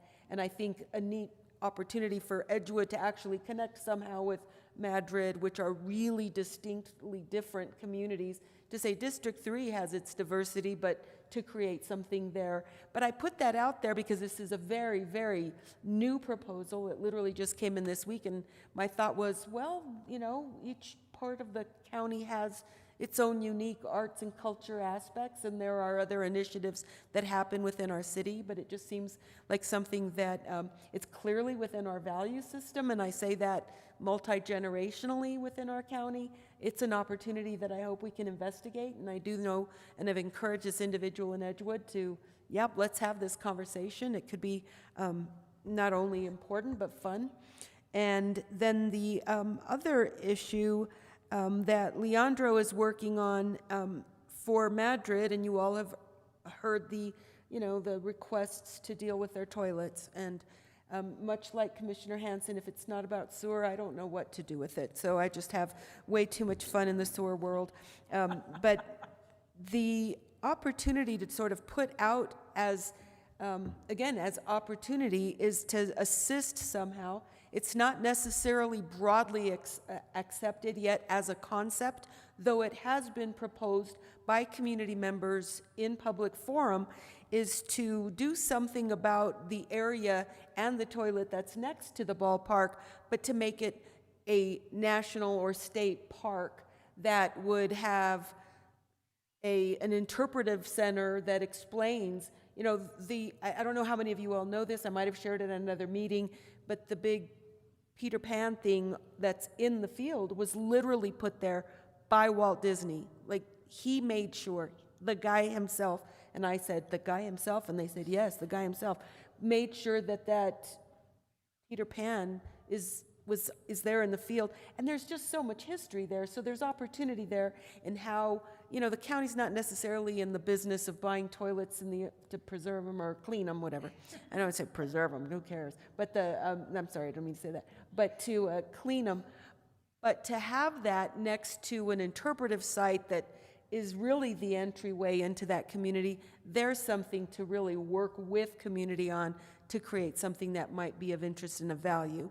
It's not in any way, shape, or form something that I or anyone else is recommending that the county have a visitor site there. That's not what we would be doing, but finding a way to assist in that interest. So those are the three big issues. And then Thursday evening, the La Cienega, it's actually residents of La Cieneguilla will be having a meeting at 7 o'clock at the community center regarding the shooting range. Pamela Mathis will be there, but specifically to inform community about the shooting range in La Cieneguilla. So those are the few things that are happening in our District 3 area. Commissioner Hamilton. Thanks. Well, Chair Hansen mentioned earlier, there's a documentary that had been made by Trip Jennings and Balance Media called Elemental Reimagine Wildfire. It was an incredible documentary. Wild Earth Guardians in this area saw it someplace else. It's being shown around the country. And they're doing it with trying to have audience interactions and a panel to answer questions and whatnot. So they brought it to Santa Fe and last Wednesday night. It was a wonderful experience. It did an incredible job bringing information that was diverse and dynamic and presented in a very balanced way, but presenting very different point of views, but very updated research results that were just so germane to the problems we deal with here in Santa Fe County. There was a good audience. It wasn't as packed as I thought it was going to be, but the panel that they got, the people they got to participate in the panel, which included Forest Service people and Wild Earth Guardians people and people with firefighters that had a real diversity of points of view and personal experiences with fire, which I moderated. I thought it frankly gave me some expanded perspectives, and you know that's always a wonderful thing. So I would like to, you know, going forward, think about expanding on that information and maybe bringing the film again for maybe some selective audiences that needed some expansion of thought. I've spoken, although only briefly so far, with Commissioner Hansen about doing that and thinking about how we can use this information to improve what we do in our area and what's needed to protect our constituents. So I thought that was a very exciting opportunity, one that really made a change in what we might be able to do in the future and how we think about it. And that's what's new in District 4. Okay, Thank you very much. Thank you, everyone. So I'm going to have coffee and tea under the trees on July 1st, and Representative Tara Lujan from District 48 will be joining me. So we will have a lively discussion about policy projects and things to happen. It will be at Reunity Resources, which is at San Ysidro Crossing. The other thing that we had happening at San Ysidro was we had a Main Street kickoff meeting. Reunity Resources, along with community members in Agua Fria in the San Ysidro area, have written a grant for Main Street, and they were awarded money for that, and so we are working on developing a project with their expertise. So I'm looking forward to that. I know that Commissioner Green, Commissioner Hughes, and myself attended the Pride Parade, and we all had a good time, and it was very entertaining. I agree with you about getting an update on STRs. I was hoping that that would happen also. I did attend the Next Generation Water Summit a couple weeks ago, which had a lot of really great speakers. And then Commissioner Bustamante, I hope that you will join me at NACO and join the Arts and Culture Committee so that we can work on arts and culture districts. I think that's a really good thing. I also really strongly believe that every roundabout should have a piece of art in it. It is a vertical element that helps people understand, slow down their speed, keep the traffic moving, but it also is a site development issue with in urban design. And so I completely support that now that we have Rob Watson over in project management, who is looking forward to finding some of our money for public projects, or 1% for the arts. We can put him on that because he's in the Public Works Department, and finding sculptures for all of our new roundabouts in District 4. What else?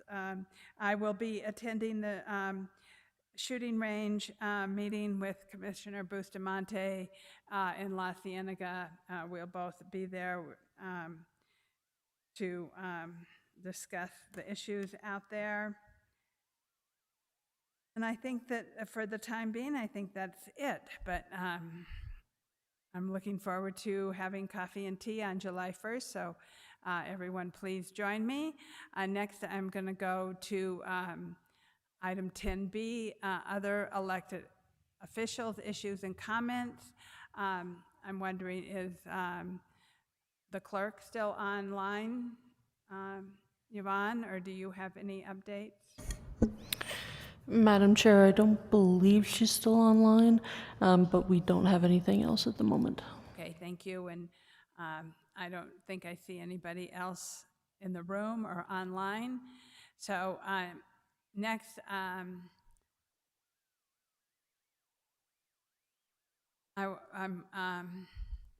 see one person in the audience. Are you here for our public hearing? That's you, Elizabeth. Okay.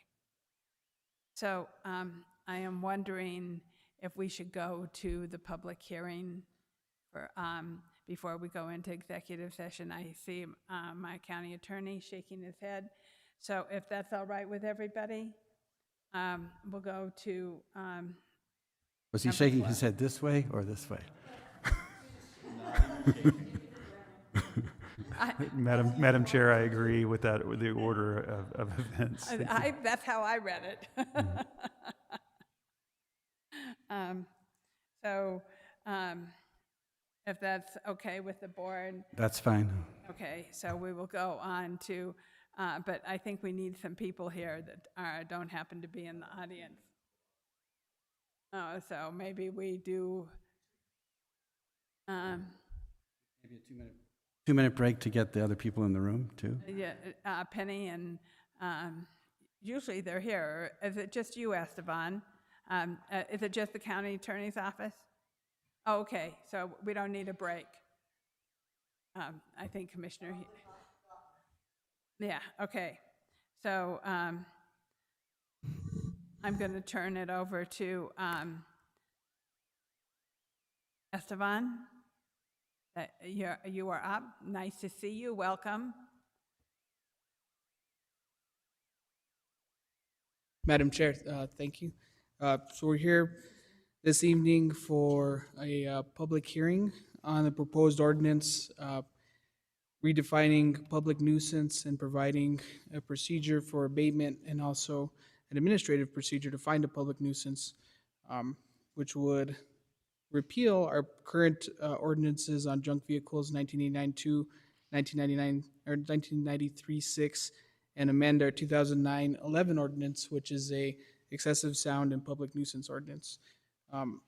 This proposed ordinance has been presented to this board, and then also there's been a request to publish title and general summary, which has taken place, and today we're here for the one public hearing on the ordinance. Since that last time it's been in front of the board, there have been two changes that have been made to this ordinance based on feedback from this board.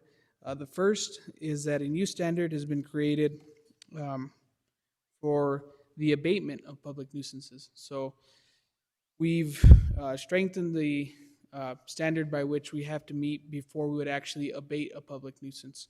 And the language I can cite to directly states,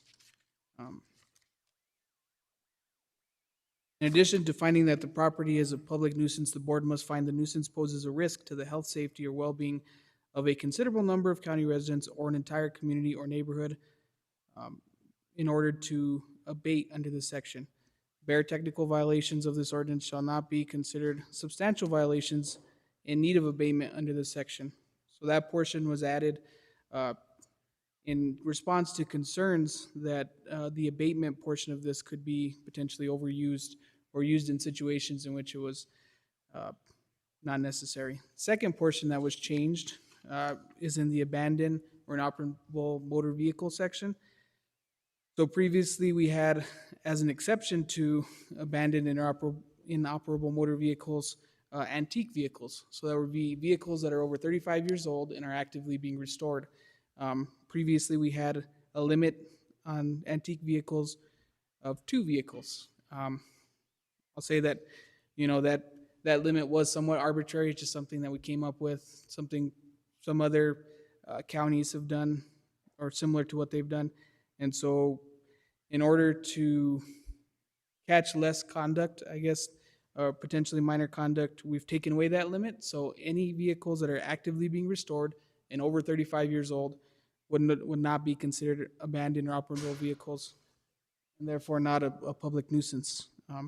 Second portion of that is that we also added in an exception for inoperable or extensively damaged vehicles that are actively being repaired when those repairs will be completed within 180 days. So that was another concern that was brought up, is that vehicles that are being worked on, currently inoperable, would not be caught under this if they're actively being repaired and would be completed within 180 days.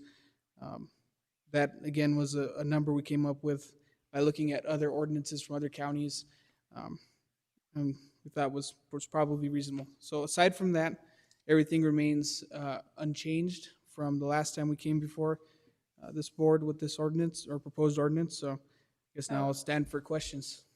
Esteban, would you please read what the abatement ordinance said before and what it's being changed to? So that language was added, so there was nothing in its place. Sorry, to clarify, if you're talking about the standard for which to abate, or are you talking about the inoperable motor vehicle section change? No, the abatement, the standard to which to abate. Okay, so previously there was none of that language. That was just added to what's there currently. So the old standard was if there's a public nuisance, then it could be abated based on decision of this board. It did not require also that it be substantial or affect a large number of people or entire community or neighborhood, as it currently states. So all that language was added, but there was nothing in its place before. I don't know if I agree with that. Okay. I think that's overly burdensome to the community, to the people who are being affected. It's certainly with the Lopez Lane property, that does affect a neighborhood, but, this seems to be going a little further than is necessary.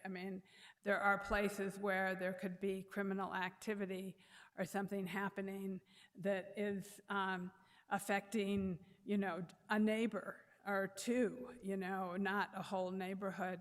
And it might be a serious incident. And I don't know if we need to be, and besides any abatement that did happen, would still have to come to the board to get approval. So I don't know if we need, I would like to know where that language exactly came from. It was drafted by myself and Attorney Young in response to comments from members of this board about the potential for the overuse of the abatement in the proposal rights. Yes, you may. Thank you. That was to address my concern about over-application of this. So I think if you think it's too restrictive, we should postpone this and have discussion about when you envision the possibility that there would be criminal activity and substantial activity that would affect one neighbor that is justifiable for us to be pursuing. Those two things are seems so unlikely to happen, but it seems very likely that you could have one neighbor annoyed with the other neighbor. And now if you have, so there are things that are brought up as being a problem. If somebody is polluting groundwater and it's just one property, there are mechanisms for going after that, and that does affect everybody. So it would be captured by this as an allowable thing to do. So it's not necessarily the scale of what's happening. If it's only happening on one property, it could still be something that grossly impacts the whole neighborhood. But if you have one neighbor who's mad at another neighbor and they have one inoperable vehicle that's citable, there is nothing to prevent it from being brought to the board as an actionable, lean and clean item until you add language like this. Now, it is true that everything would have to come to the board, but not every board has been as rational as the board that's seated right now. And and it is a laugh line, but it's not. It is also a very true statement where if it leaves it open to everybody's interpretation. So, it may require much more discussion, but as it is, there are many, many things that are citable, including one inoperable vehicle that's not antique, right? Now, would not be leanable and cleanable, but it is citable. And if you read the letter by the San Marcos Association, they think that is overreach, and I agree with them. But, we need an ordinance like this, but this is a very difficult ordinance to do. So if people haven't read the San Marcos letter, I suggest that be entered in today. Madam Chair. Commissioner Hughes. Yeah, I think it's the intention of the San Marcos Association to have somebody read the letter to us during the public comment period. And I guess that is Elizabeth. Okay, very good. And I think that, their concern might be partly addressed by adding this sentence. It was interesting to me that the same neighborhood that was so upset about the Arroyo Coyote when they saw the ordinance was then more concerned about overreach than they were about it not being effective. I think they thought, oh good, this has a lot of potential to help us out, with this one house if necessary, or other houses that come up like this, but I just thought it was very interesting that people were concerned about the potential for overreach, even though I didn't read that into the ordinance. But like most of us, I assumed that the commissioners in the future would be as logical as we are. And maybe I can't always assume that, because that's not always been true in the past. So anyway, I'm not sure how I feel about that sentence. I'm pretty agnostic about it personally, but I just wanted to mention the sentence that you suggested, Commissioner Hamilton, about.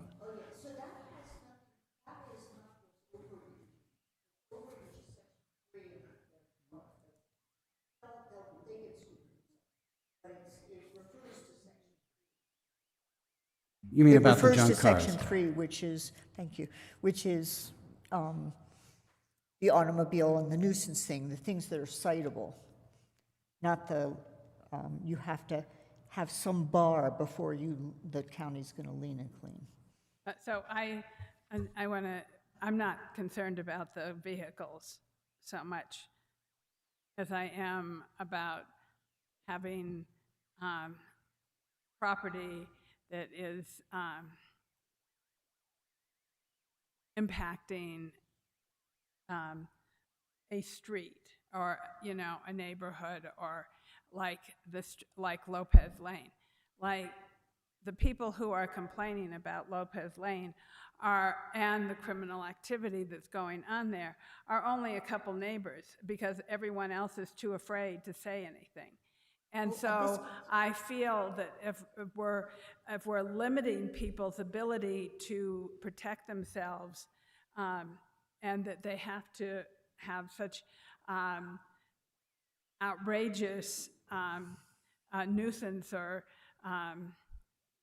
criminal activity that we can't do anything, I'm wondering if this is really, if we're actually providing a better ordinance. Well, I understand, but read the sentence. It doesn't say you have to have such outrageous criminal activity. So tell me it doesn't exactly, say that at all. because I missed this, but so tell me where this is. It's toward the beginning on. It's Section 11B, the second sentence. Section 11. I just found it. It took me a while. Okay.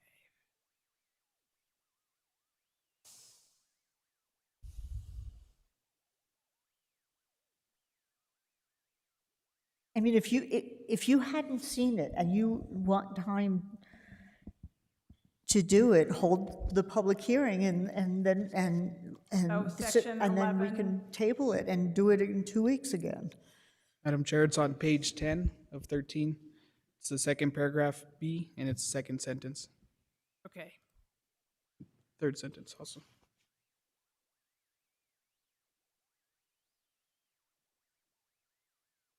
I thought you said section Yeah, right B. Right there, where it starts in addition.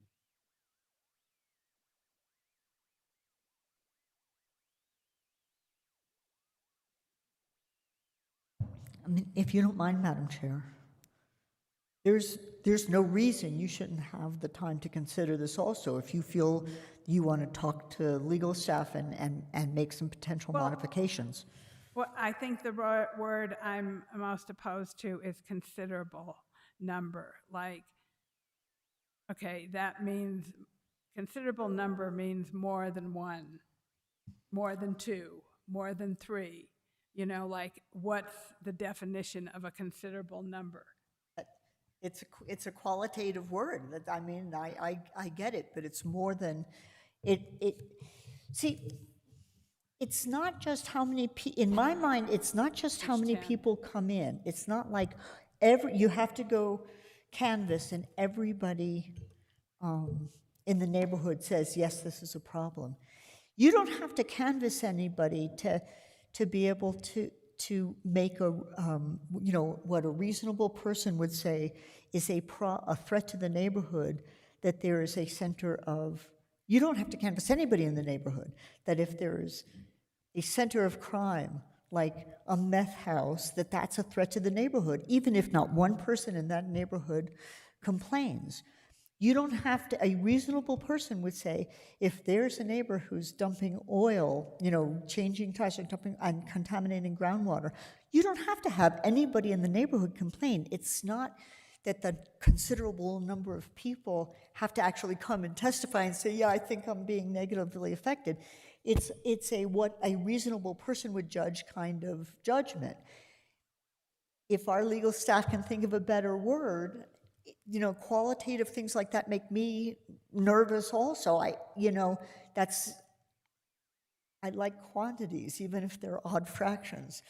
But, so, like I said, I have no problem if you hold the public hearing as we have to and post and table this for 2 weeks to fix the wording. Yeah, so, like it says, or an entire community or Yeah. neighborhood. I mean, that's a little excessive. I mean, definitely on Lopez Lane, that house does affect a considerable number of people. But Right. there could be somebody who had a Met House, right in a neighborhood, and people might not know that, That doesn't mean they're not affected, though, because the principle is that meth house is creating I know, I don't. recognizable nuisance. I agree with, I understand why you're concerned. I want to achieve some sort of rational limit, but that wording's hard to get to. So yeah, I get that you have a problem with it. I mean, like. But I don't want to just take it out considerable- without considering what to do instead. Considerable number of county residents, or an entire community, or a neighborhood, like. Madam Chair, I apologize, but I don't see that I'm looking at the same document. I'm on page 10 of 13, section B. Yes. I don't, That sentence, in addition to. oh, okay, thank you. Does anybody else on the board? I don't have know, I any- was looking for something that had to do with a vehicle. Madam Chair, I do have I have to say, I really thought I was really hanging on to this. And then upon review of the letter from, the letter that we received just earlier today, it's one of those, you said a good thing, when we have a tool for something, when you have a hammer, everything becomes a nail. And it's maybe not the appropriate or actual metaphor for this particular situation, but there is an element where we're trying. I was on board. We have a real meth house issue, one particular home, it's creating problems in Cerrillos. This tool could help with that, but is this the type of tool that will help with that? Because what I'm hearing now and getting a real clear picture of is that we will have situations where people will have an automobile or 2 or 3 that has been sitting there for whenever. I don't think this is related to the automobile section. Well, what I know, that's There what I were was looking separate for. That. What editions, I'm but you're looking right, for- they're separate sections. I'm looking for nuisances that poses a risk to health and safety and well-being, and they are separate sections. And I was looking for that because that whole automotive section on page 3 really threw me out the, oh my goodness, so people can't have a car. It really gets down to the neighbors starting to pick on each other when we're trying to solve issues like squatters. This is another conversation that I had when I first thought, wow, this could really take care of individuals who are squatting in locations, and then you go in and say, look, you don't even own that property. But now we're trying to solve other problems with squalor. I'm not seeing where the issue of squalor is going to, yes, that usually happens around a meth situation, but I'm with Commissioner Hamilton on taking this to some more review on how we'll really be able to get to the issue at hand and not have something that is so broad that neighbors can start. There's a whole thing in there about weeds, the nuisance weeds. Oh my gosh, I would have been arrested last year.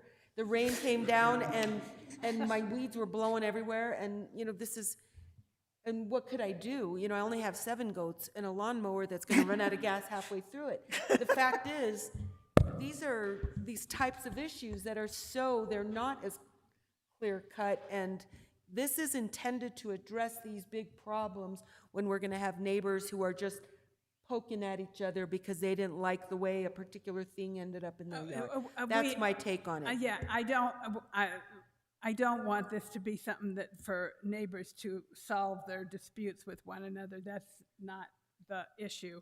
That I'm going to go to Commissioner Green. So, thank you, Madam Chair, and thank you. I look at this as sort of reverse engineering a little bit of the problems that we see out there and trying to use these use cases to go backwards and see if they would solve this. So I know in Los Alamos, they just had a clean and lean situation with the Hilltop House. So that was the old hotel that's right at the entry to the downtown area of Los Alamos. A developer did not manage to complete the work that they were planning on doing, and so the county had to step in and clean and lean the property. They paid $1.3 million to do asbestos abatement and demolishing the house. That's a case that we might find ourselves in one day, right? A developer who gets to a certain point on a project and abandons the project, whether it has asbestos or not.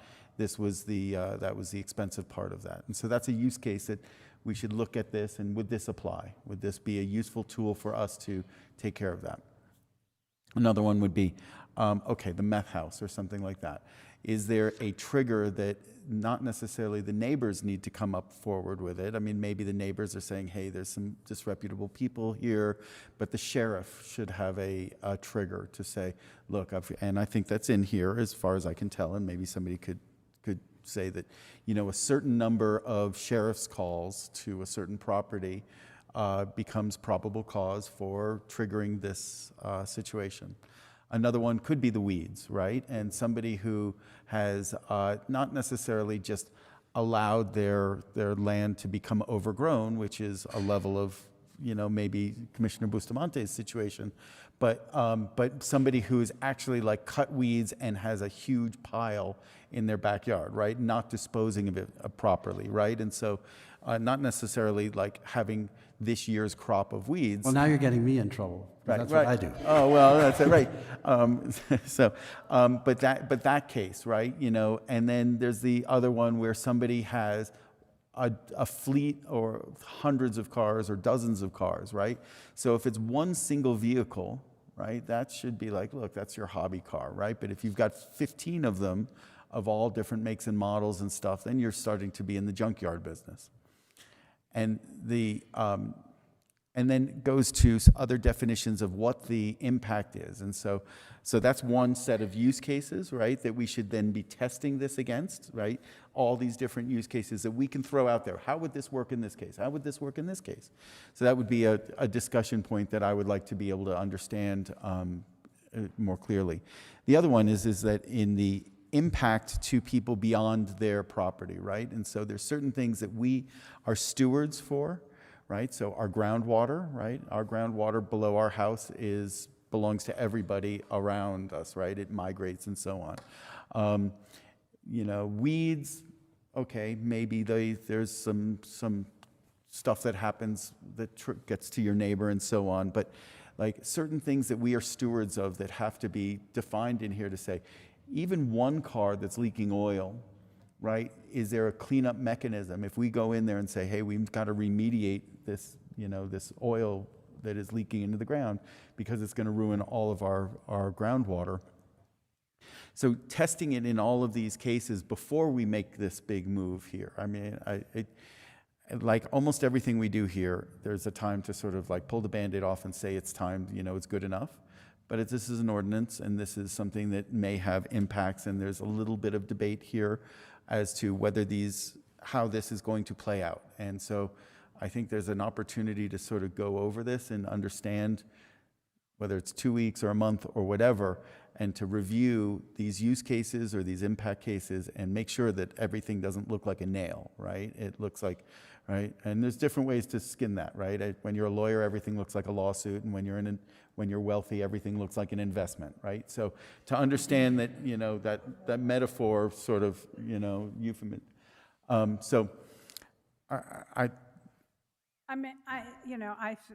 Thank you, Commissioner Green. I appreciate that comments. because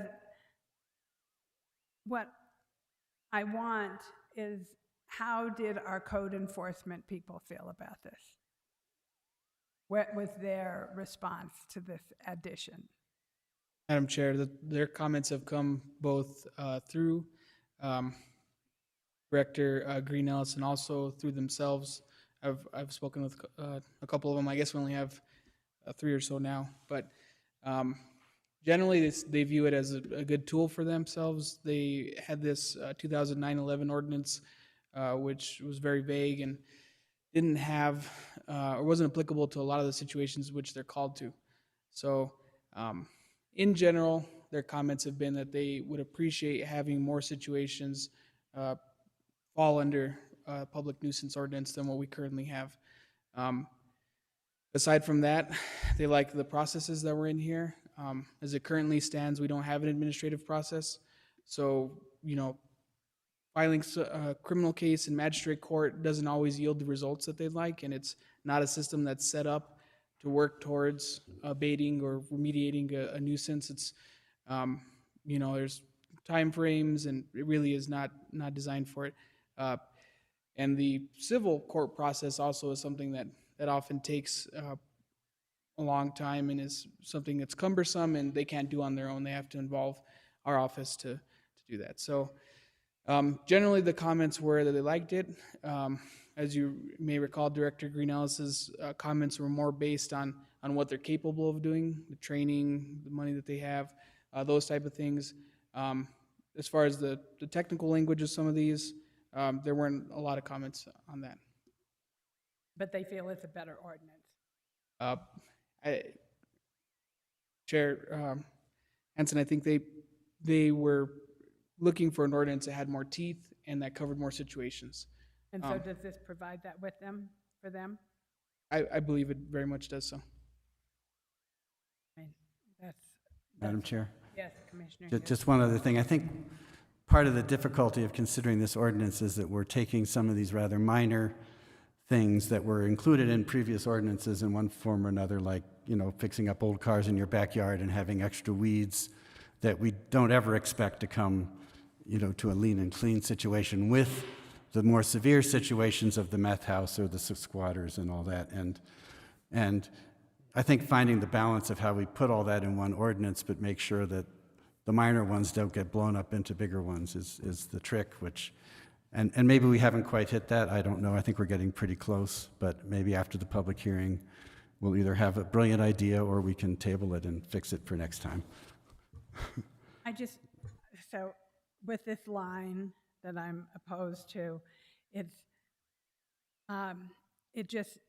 seems like it's defeating the whole ordinance. It's like, because it's like it has to be an entire community or to order abatement under this section, or a considerable number of county residents. I mean, that seems incredibly broad instead of being able to allow for a more nuanced problem. In general, I understand what you're saying. One thing I want to point out is that there are two separate things. One is the citation aspect of it. So right now, if Commissioner Bustamante doesn't get off the stick here and mow her weeds, she could get a citation. But that's separate from the lean and clean. The part that's pertinent to the section is that you can take is separate from the way I understand it. Frankly, I really think if it needs wording, and I mean if the wording needs more tweaking and you're uncomfortable with it, we should have the public hearing and table it and do it because I think everybody's in agreement that, like, some of the nuisance aspects that give a an administrative pathway to take care of, needed revision also, and there are still some problems with that. And everybody up here is in agreement that the kinds of big things that, various people have examples of, we need a way to take care of that. And it's just that it's a delicate balance, as Commissioner Hughes said, and may take, I think we're getting close, but if it takes more clear tweaking, let's do the public hearing and table it for like either 2 weeks or a month. It's not going to prevent you from taking care of something that needs taken care of without making lots of future problems. Okay, I'm willing to go to a public hearing. If I may just make one comment, because I think it's going to support public hearing, and I do just want to say it out loud. In the letter, the two things that really stand out that made a whole lot of sense is, one, I like the notion of just even lean and clean is great, but safe and healthy neighborhoods ordinance was what they said. Yes, you have all these issues that we want to do this, but isn't this the actual intent?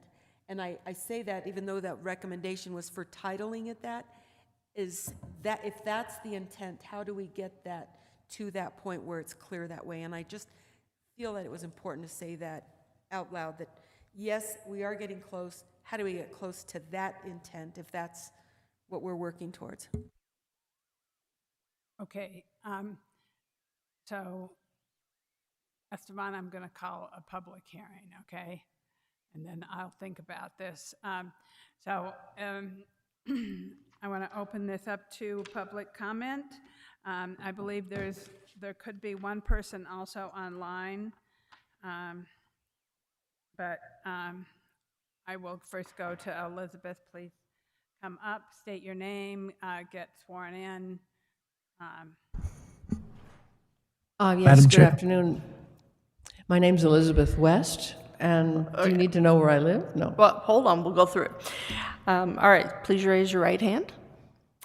And do you swear to tell the truth, the whole truth, and nothing but the truth? Yes, I do. All right, so for the record, before you testify, please state your name, your address, and that you're under oath for your testimony to be considered valid. Yes. My name's Elizabeth West, and my county address is 12 Shenandoah Trail out there in the famous area that we've been talking about. I'm here to represent and read for the San Marcos Association, so that's a little different from me commenting. Is that okay with you? And you all may have already gotten this document, correct?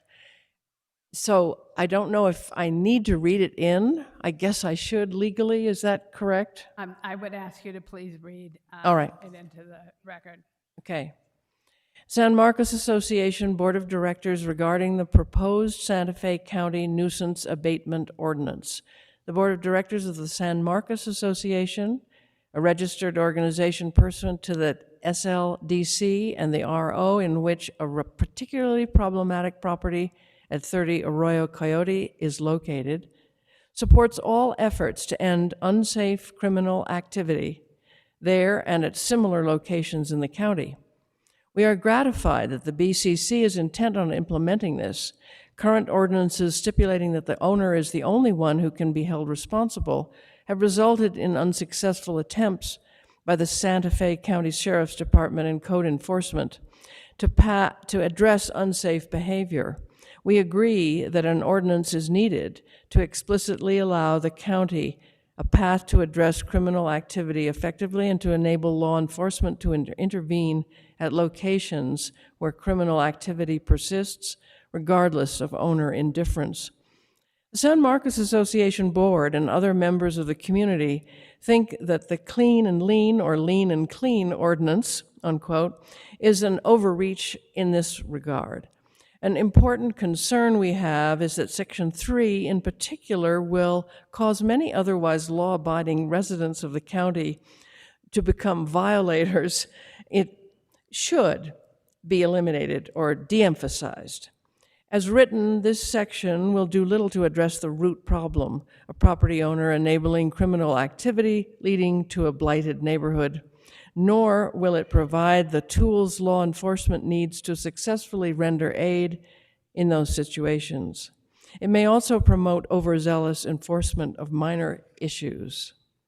The proposed ordinance seems to imply that problems exist on abused properties because of abandoned vehicles, miscellaneous junk on the property, disrepair of the building, and the like. In the case of unsafe criminal activity, these are symptomatic of the problem rather than the problem itself. We believe this ordinance needs to focus not on all-encompassing list of nuisances, unquote, but rather on providing mechanisms to address criminal behavior of the sort that leaves neighbors feeling unsafe and insecure. Our communities need the support of the county and the implementation of a codified, specific, enforceable regulations that focus on substantial problems.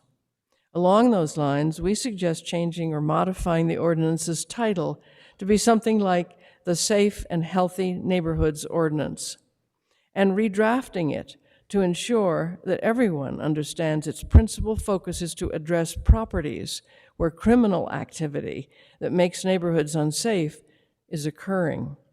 Its focus should not be on circumstances where the property owner needs assistance rather than condemnation. The San Marcos Association urges the commissioners to consider modifying this measure before approval. Thank you. My own comments, I guess I could mention at another time, but thank you. Well, maybe you should mention them now. Yeah, feel free. Okay. My comments from Elizabeth West, and I am not speaking for the board right now, although I am a board member. I should have said that. I'm Elizabeth West, a member of the San Marcos Association.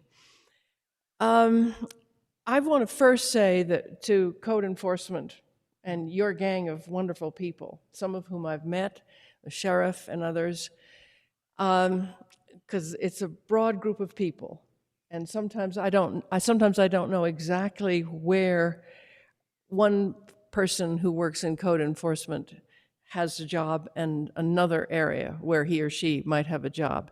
But I have to say that I'm really pleased in my own personal response and the times that I've had to talk with people. So I want to thank you all because when things were taken care of in relation to the dreadful Coyote address problem, that really was spooky. It didn't happen right next door to me, but I heard of other people who were, it spread. So I want to say thank you to that because it really felt great. I already like the county. I follow you all fairly often, as you know, and I'm impressed with the work that you do. You actually communicate with each other, it seems to me, and you seem to listen to others. I want to quickly just say, my time is maybe almost up, I don't know, but Commissioner Hansen's comments about the wording, boy, ambiguous wording really should be left up to Shakespeare. I think it's tricky, isn't it? However, there we are, we speak English, and there it is. So the business of considerable, while I can understand, I think, what you're driving at, I read the emphasis to be on the risk, not on the numbers of people needed to address it. If you can see, now that might be that if that sentence were left in there or something like it were left in there, you might want to have a second sentence kind of clarifying it. But the way I read it was the risk, if you all determined, or if code enforcement folks determined that there was a risk that affected a bunch of people, that bunch of people didn't need to come in. I hope that makes some sense. And in general, I'm very impressed that you're going to be considering this. I would personally think it would be a good idea to give it a couple more weeks or a month or so, as has been mentioned by almost everybody. Thank you so much for taking this on. Thank you, Elizabeth. Is there anybody online who would like to speak? I don't really know. There's somebody named Dennis. Madam Chair? Yes. Madam Chair, we have two people online that would like to speak. The first one is Doug Spear. Okay, thank you. Doug, Please get sworn in. Hi, Doug. Can you hear me? I can. Awesome. All right. Please raise your right hand. Do you swear to tell the truth, the whole truth, and nothing but the truth? I do. And for the record, before you testify, please state your name, your address, and that you are under oath for your testimony to be considered valid. My name is Doug Spear. I live at 100 Pine West, which is in the San Marcos district overlay. And I am under oath. And so I believe a large part of the impetus for this ordinance is coming from the activities at 30 Arroyo Coyote, which has had a great deal of criminal activity over the last couple of years. I know there are other properties that is true of too, that you are concerned about. A meeting was called a couple of months ago at the Sheriff's Department to discuss it for the community that is being affected. And I was at that meeting. And it was there that Commissioner Hughes suggested that he was working on this ordinance. And frankly, everyone was very happy that that was going to be taking place, because the sheriff told us very clearly that the existing law did not allow him to do what needed to be done at that property.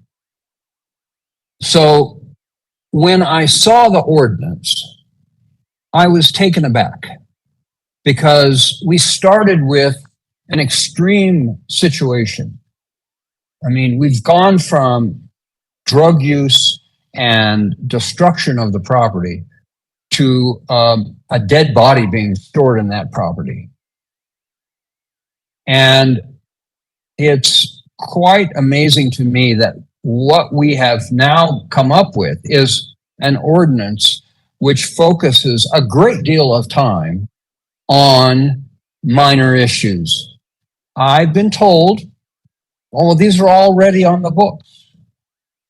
Well, I don't know that they're on the books the way it's written in this law, because if they were, then maybe we wouldn't be here and the sheriff would have been able to do what he needs to do to clean that house up.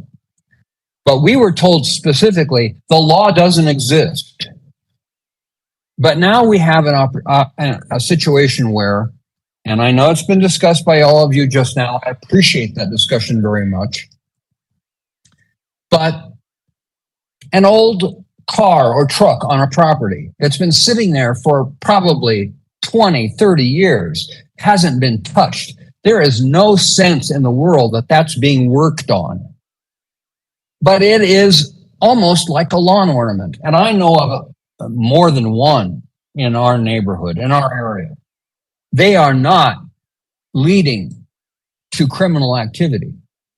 But it could be something that the owners of those properties be cited for. That disturbs me. The noxious weed issue. Do you know what's on the noxious weed list by the New Mexico Department of Agriculture? Salt cedar, Russian olive, chicory, items that really, if you're going to go after people that have salt cedar on their property, we've got really a big issue. And they are not endangering the neighborhood. They are not, it should not be in this. If having that on your property leads to what the ultimate end of this ordinance suggests, it just is beyond my comprehension. So I think part of the problem too is that it's very subjective throughout the law. It's as if your neighbors feel that the offending item is disrupting their, be able to enjoy their property. That's so subjective. It has no place in a law like this. It's just absolutely incomprehensible to me. So, I don't think that the exceptions that you've made for classic cars really works, because not everyone's working on that old vehicle that's sitting on their property, and they're not about to.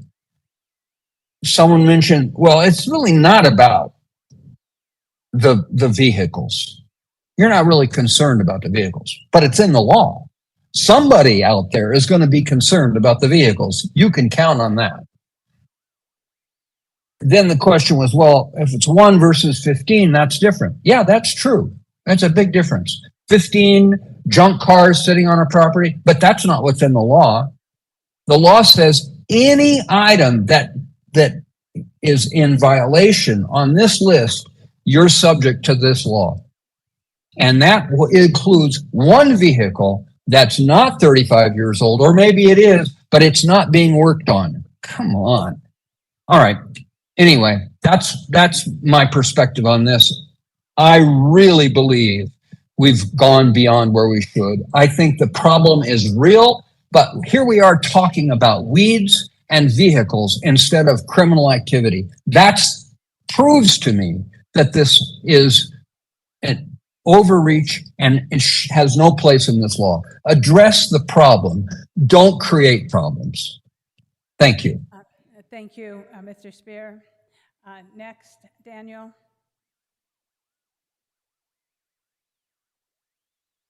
Madam Chair, our next speaker is Dennis Kurtz.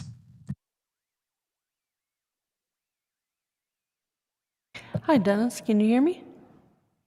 Yes, I can. Can you hear me? All right. Please raise your right hand. And for the record, or do you swear to tell the truth, the whole truth, and nothing but the truth? I do. And now for the record, before you testify, please state your name, your address, and that you are under oath for your testimony to be considered valid. My name is Dennis Kurtz. I live at 42 San Marcos Road West. That's just off of Highway 14, just south, 3 miles or so south of Lone Butte. And I understand that I am under oath. Thank you. Other members of the San Marcos Association have eloquently spoken tonight. I'm not going to repeat what they say. I would just point out, and I'm reaching back to the discussion that happened earlier regarding the language in section 11B about the board must find the nuisance poses a risk, et cetera, et cetera. Having written contractual language many times in my life, I would just point out to the board that the use of words like must and shall are very limiting, and would suggest something on language in that section on the order of the board shall consider elements such as, and then you can list those things that are in there, and also list, as has been mentioned, the number of law enforcement visits to that site, et cetera, et cetera. And that gives the board a lot of flexibility in the future should something come up. I will reiterate that back when this all started, there was a SWAT event in Lone Butte and helicopters and so forth, and we had meetings with the community. And at that time, Commissioner Hughes went to a meeting with the neighbors and so forth, and I said to him, you know, this kind of an ordinance is something that we need, that allows the county to step in where there's these criminal violations and basically take over the property. I didn't understand condemnation or anything, but basically take over the property, clean it up, and charge the owner. I think this ordinance is headed in that direction, but as Commissioner Hughes said tonight, it's a very subtle and nuanced balance that needs to be struck here.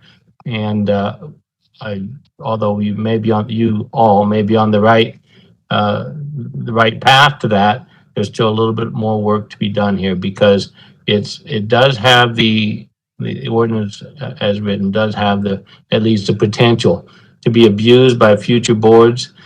When I wrote contract language in the days when I was dealing with labor unions and so forth, all the people at the table all were perfectly good friends right then and there. But we knew that 10 years from now, there'll be different people at the table. different people in management, different people in labor, and we had to write the language that they could work with. And so I respectfully ask the board to consider this and not by any means to give this up.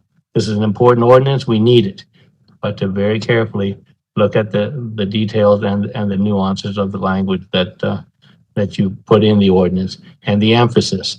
One of the suggestions I made earlier today, there's a sentence early on in the ordinance. I'm trying to find it on my screen. In the very beginning, section 2C, it says abatement will be reserved for cases in which the public nuisance affects considerable number of county residents. In other words, this isn't just for little small things. And I think the word considerable has a lot of meanings. I might take that out. But the point is that sentence is the last sentence in section 2C. I think needs to be called out. I think maybe it needs its own paragraph. I don't know what the legal rules are for writing this kind of language. But somehow to make it very clear, this ordinance is for the big time when we need the big guns. It's not for the weeds and the old cars. So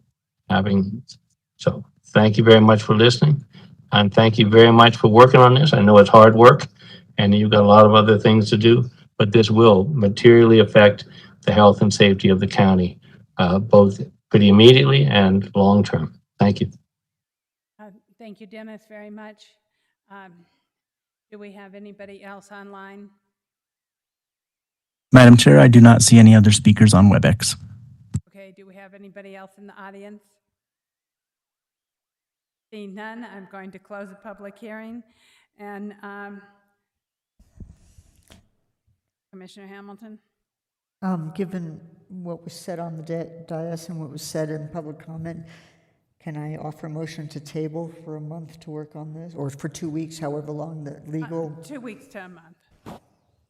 For 2 weeks to a month is great, to work on the language as has been discussed this evening. And I'll second that. All those in favor, say aye. Aye. Aye. Is there discussion? Did you? I don't think were you you about discuss to the speak? tabling ordinance usually. No. Tabling Okay, motion. yeah. All right. The opportunity, because we're hearing that law enforcement said, we can't do this with what exists. It sounds like it might be super easy, but I know it's not, but to just go to law enforcement and say, what would it need to say for you to be able to do this? You know, it's sort of a straight shot to getting what they need is just all I was going to recommend. So Commissioner Bustamante, that was one of the questions why I asked where was code enforcement, because they are the first Line of defense. line of defense. Okay. May I add a comment about that? Nevertheless, the enforcement side is not necessarily the only place, should not be the place to get the way an ordinance should read. It has to serve, you have to serve the ability to enforce, but, you know, there would be, if enforcement is your main consideration, there are a lot of human rights that would be violated because it makes enforcement better. Yeah. Point taken. Right. So I'm going to ask each of the commissioners to, including myself, of course, read this over and work with Esteban and Jeff to make this the best ordinance that we can make. Okay, because this is important. It's something I have thought was necessary for the last 6 years. So I'm willing to wait another 2 weeks to a month that we get it right and that we have something that we can live with and that future commissions can live with. But I think in general, I think it is in very good shape. And I think it's just a few minor tweaks that it needs. Commissioner Hughes. Yeah, just because I don't want to lose this idea that somebody else brought up, when I forget which of our commenters, but the real important part of the sentence about, in addition to finding that the property is a public nuisance, the board must find that the nuisance poses a risk to health, safety, or well-being. I think that's the important part, and then the number of people it affects can be worded entirely differently, but we still have to find it's a risk to health, safety, or well-being, which I think lets Commissioner Bustamante off the hook with her weed problem, because it probably is not providing a risk to anybody's health, safety, or well-being. Unless it's ragweed and nobody can breathe. Yeah. Okay, so we will all make an effort to work with Esteban and Jeff to get this ordinance in its final shape. And I thank you all for taking the time to consider this, and I thank all the people who made comments on the public hearing. So with that, we can go back to number 11, which is matters from county attorney. I'm going to turn it over to you, Jeff. Thank you, Madam Chair and Commissioners, and we do appreciate the public comment on that ordinance, and we'll look at it. So finally, for tonight, I would ask that we go into executive session to discuss limited personnel matters as allowed by Section 10-15-1H2 in MSA 1978, and threatened or pending litigation in which Santa Fe County is or may become a participant is allowed by Section 10-15-1H7 in MSA 1978, specifically including performance evaluation of the county manager, and then second, breach of settlement agreement and related agreements related to annexation. And we are also going to adjourn. Madam Chair, I'll make a motion that we go into executive session for the purpose of discussing the matters that the attorney just listed and to adjourn from there. Second. All those in favor, please. No, we need a roll call vote. Yes, please, we do need a vote. All right, Commissioner Camila Bustamante? Yes. Commissioner Justin Green? Yes. Commissioner Hank Hughes? Yes. Commissioner Anna Hamilton? Yes. And Chair Anna Hansen. Yes, thank you. We are now adjourned and in executive session. Thank you, everybody. Have a good evening. Good night.